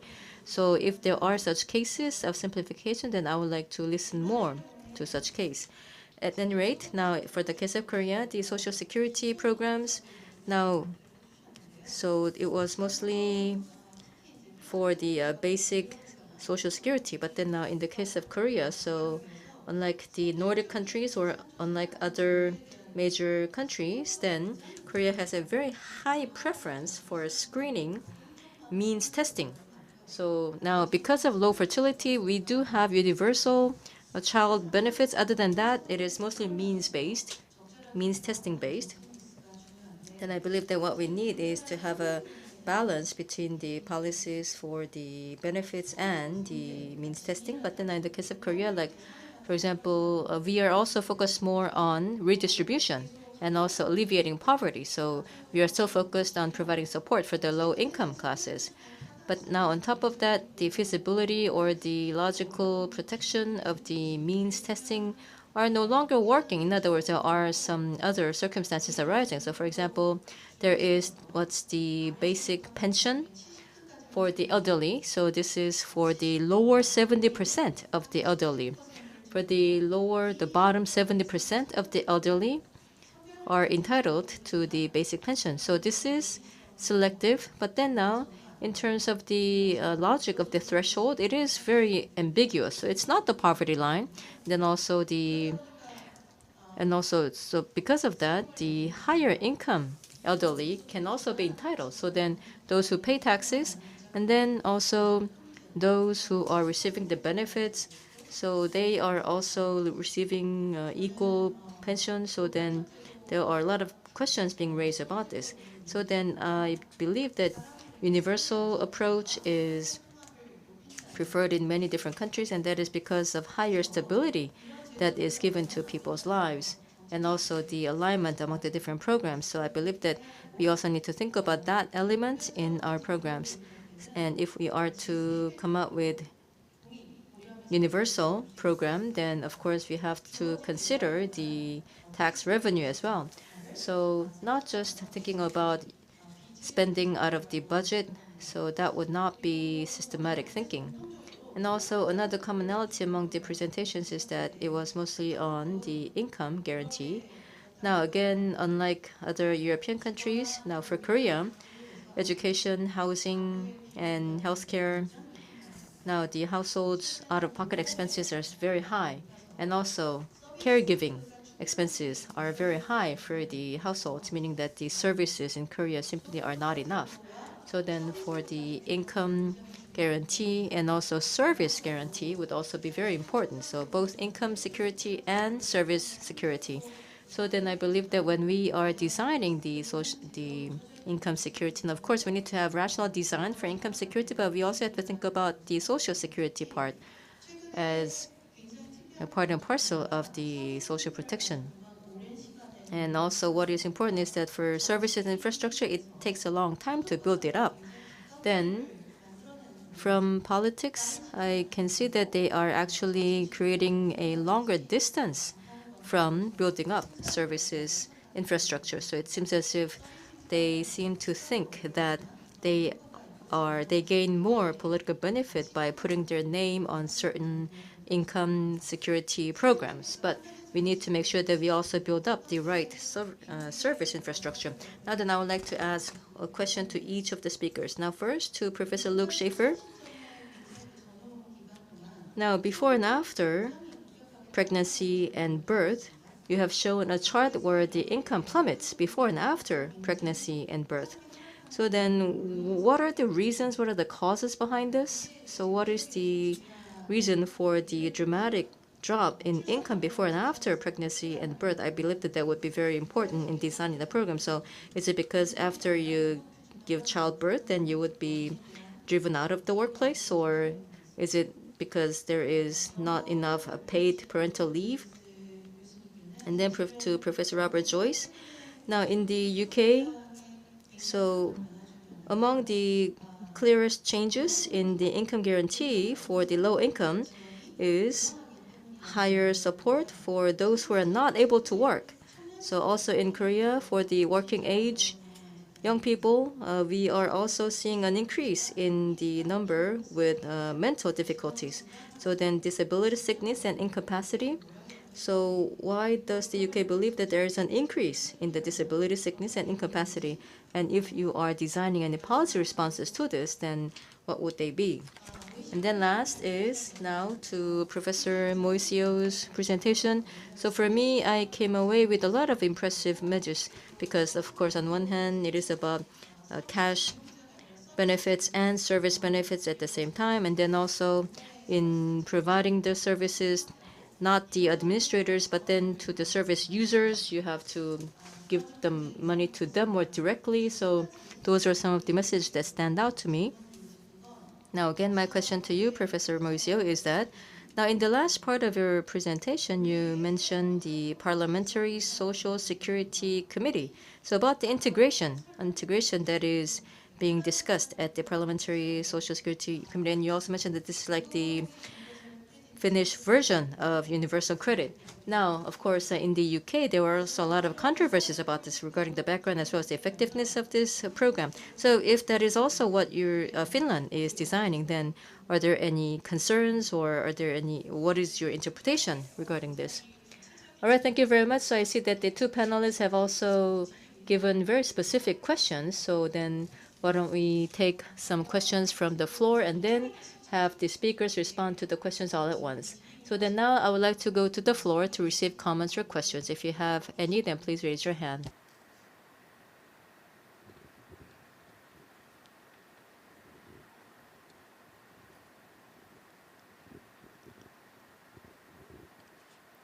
없으신가요?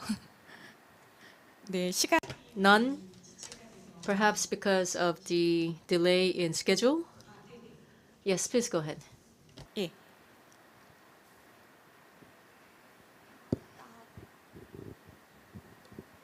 안녕. I have a question for Professor Luke Sheff. Yes, my question is to Professor Luke Schaefer. Now, I'm not sure whether I will be pronouncing this right, but then the RX Kids program. So when designing this RX Kid program, then before that, the federal program that was withdrawn. Then between those two, then the child poverty and food insecurity going down.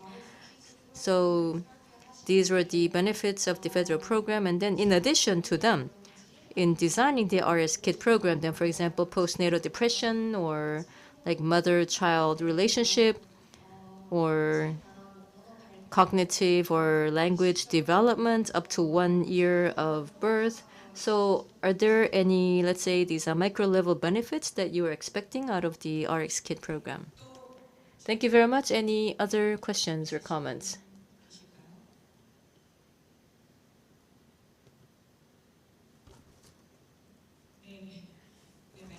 All right, thank you. So perhaps we are now feeling the toll of being in the last session. So then, now including the panel commentaries and the questions received, then now I would like to go back to the speakers to respond to the comments and questions by the panelists, and also the question to Professor Luke Schaefer. So now, Professor Schaefer would like to go ahead first.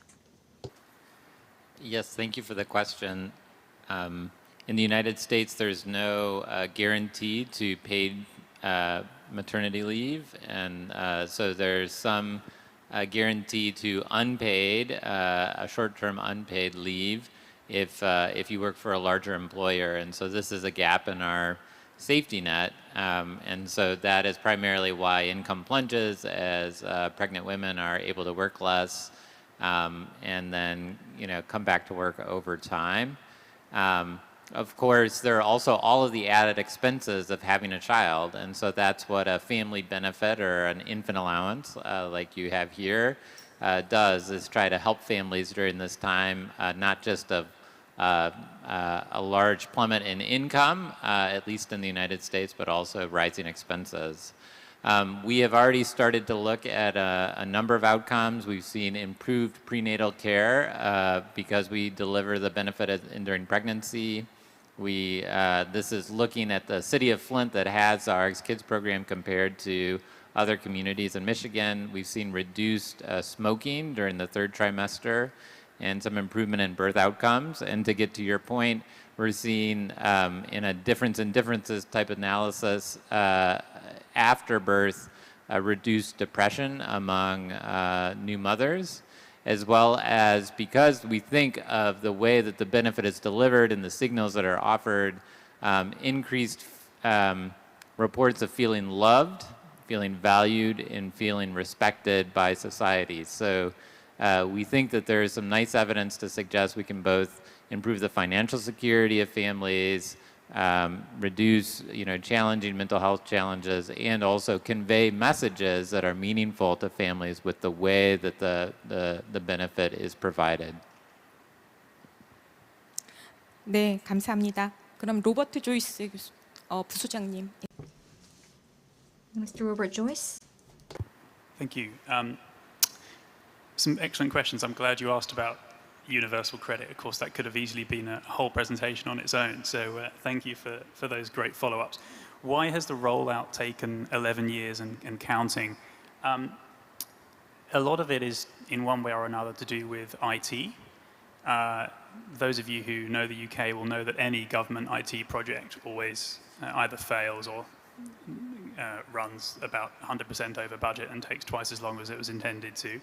In this case, part of the nature of the reform is that we were trying to replace 6 previous payments, some of which were administered by different government departments. And again, so this is part of, in some sense, the whole rationale for the reform, to simplify and rationalize this.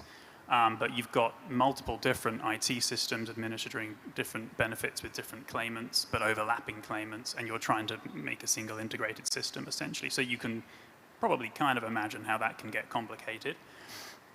And part of what happened is that the government seemed to keep realizing that it underestimated how complicated that was going to be. So it was partly, in some sense, as far as one can tell, a kind of pure IT complexity issue.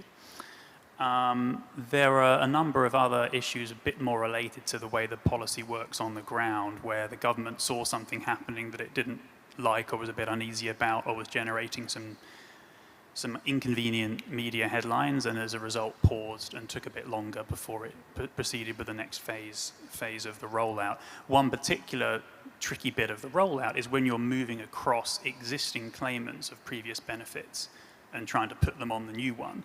Because, of course, one of the worst things that can happen there is that those people, for whatever reason, don't make a claim for the new benefit, at least if that's because they, for some reason, don't understand what's happening, or there's some administrative error. And then suddenly they're without any money, and they're worse off than before. So the government has really taken its time with that bit of the rollout. But so in some sense, a sort of generous interpretation is the government always planned to do it gradually, as it would say, to sort of learn from its mistakes as it goes and tweak. On the other hand, the original timetable was set out, and it was much, much shorter than what we've ended up with. So a lot of it really is also optimism bias, as one might say. I'm conscious we're short of time, so please tell me if I should just be briefer. There was another question about the objectives of universal credit as stated. The main ones that were stated were to make work pay, as you mentioned, and to simplify the system. That was the rhetoric. In terms of making work pay, on average, there's a limited amount you can really do to make work pay in the sense that was meant in terms of reducing people's effective tax rates, unless you're going to do something that you could have done anyway, even if you hadn't implemented universal credit. So you've either basically got to give more money to people who are in work to reduce those effective tax rates, so spend more money overall, or you've got to cut the amount you're giving to people out of work. If you don't do one of those two things, it's very hard to strengthen work incentives on average in the sense that they meant. What they have, however, done, the sense in which they have made work pay, is they've got rid of some of the minority of situations where people faced extremely weak incentives to earn more, which occurred under the old system when they were on multiple payments at the same time, and all of them were means tested separately. And so you had the combined effects of 3 different phase-outs essentially at the same time. That can't happen anymore because there's only one benefit to phase out. So those sort of cases have been got rid of. I think I should probably leave it there, just given how short we are on time. The questions on disability and incapacity, really pertinent issue right now in the UK, and it's causing policymakers a lot of worry because the budget has been really exploding, even more so since the pandemic. The budget for disability and incapacity benefits. What do we know? A lot of it is driven by people who have a mental or behavioral health problem as their main reason for claiming. It does seem to fit, at least qualitatively, even if not in terms of magnitude, with some other indicators of worsening health in the UK, at least since the pandemic. Other than that, we don't know a lot. It may have something to do with wider budgetary pressures on households, meaning that there are households who go through the process of claiming these benefits who wouldn't have done otherwise. And for example, there is some evidence from other cuts to other benefits that when you do that, one of the responses you get is people start claiming incapacity and disability benefits. So there may be an element of that as well as part of the explanation. 네, 감사합니다. 예, 마지막. All right, thank you very much. And then now, last but not least, Professor Pasi Moisio. Try to be brief. About the general benefit reform, I think I'll respond to both of them, and about the Parliamentary Social Security Committee. Well, the problem that was actually seen pretty much like in Britain, it's the current system is considered to be complex. The incentives are, very, not that good, as a commentary said. And mainly because the system has been patched over the decades. The first parts have been already in the 60s. And actually, the current government initiated reform. I mean, the basic Parliamentary Social Security Committee proposed this general social security benefit reform in its midterm report last year. And the government took it as it was a parliament. It's a unanimous proposal. And the biggest thing was not written there, and it was that the future direction of the Finnish social insurance, basic security, this national citizenship insurance is not basic income.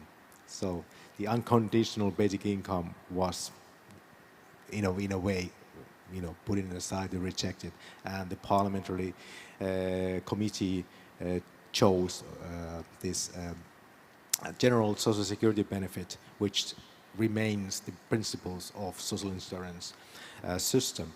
But other than that, nobody really knows what comes out. But the other comment was about the incentives in basic social assistance, and yeah, that's actually there's a reform after nationalization of social assistance in 2017.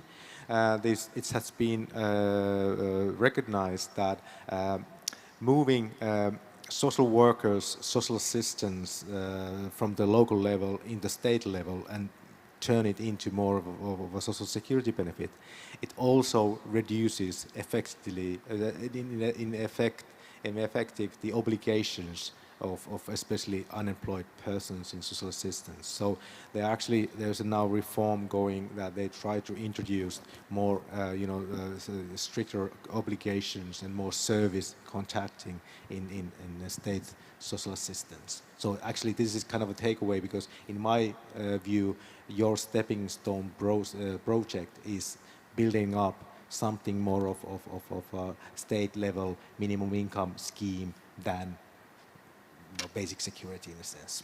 Yeah, thank you. 네, 대단히 감사합니다. 오늘 그 마지막 세션인 국제 이 소득보장제도에 대한 현황과 시사점 세션을 진행을 하면서 뭐 많은 분들이 그러셨겠지만 굉장한 또 시사점을 많이 얻었습니다. 그 소득보장 관련해서 굉장히 보편적인 문제의식이 사실은 전 세계적으로 공유되는 문제의식이 있고 기본 방향과 관련해서도 굉장히 중요한 키워드들이 이렇게 좀 공통된 키워드. And regarding the basic direction, I think that there are common keywords that cut across all the security programs around the world. And of course, I think there is a more preference towards targeted approach rather than unconditional approach. And we also have to think about or take into consideration the nature and characteristics of the recipients of these aid assistance and programs. And I think there are lots of cross-cutting issues that are shared by countries around the world. So now we're nearing the end of this session. And The session was successful thanks to the moderator, thanks to the speakers, as well as the panelists, as well as all the participants who have joined us until the end of today's session. So let us wrap up the session by giving each other a big applause. Yes, thank you very much. So please give a big hand to our moderator as well. Thank you very much. So please take your seats, everyone.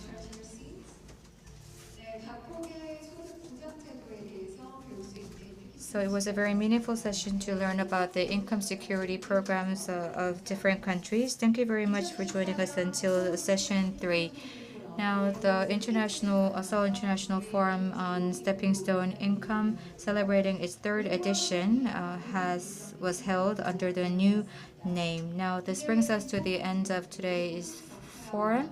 So it was a very meaningful time to explore different solutions and options to better our mechanisms and systems to combat poverty and reduce inequalities around the world. So thank you very much for all your hard work and all the moderators, speakers, as well as panelists. I would also like to thank all the participants who have joined us until the end of the session today. Thank you once again. As it was mentioned earlier on, it is now time to fill out the survey. So the Secretariat is wishing to receive your feedback, so please scan the QR code to fill out the survey, and we will provide you with a little gift. And if you received your receivers for interpretation, please leave those receivers on your tables. So through the value of solidarity, we will continue to reflect on what it means to be a stepping stone that helps overcome difficult situations and inspires a hope for the future. Next year, we'll return with an even richer program and more enriching content. Thank you, everyone, for joining us today. Goodbye.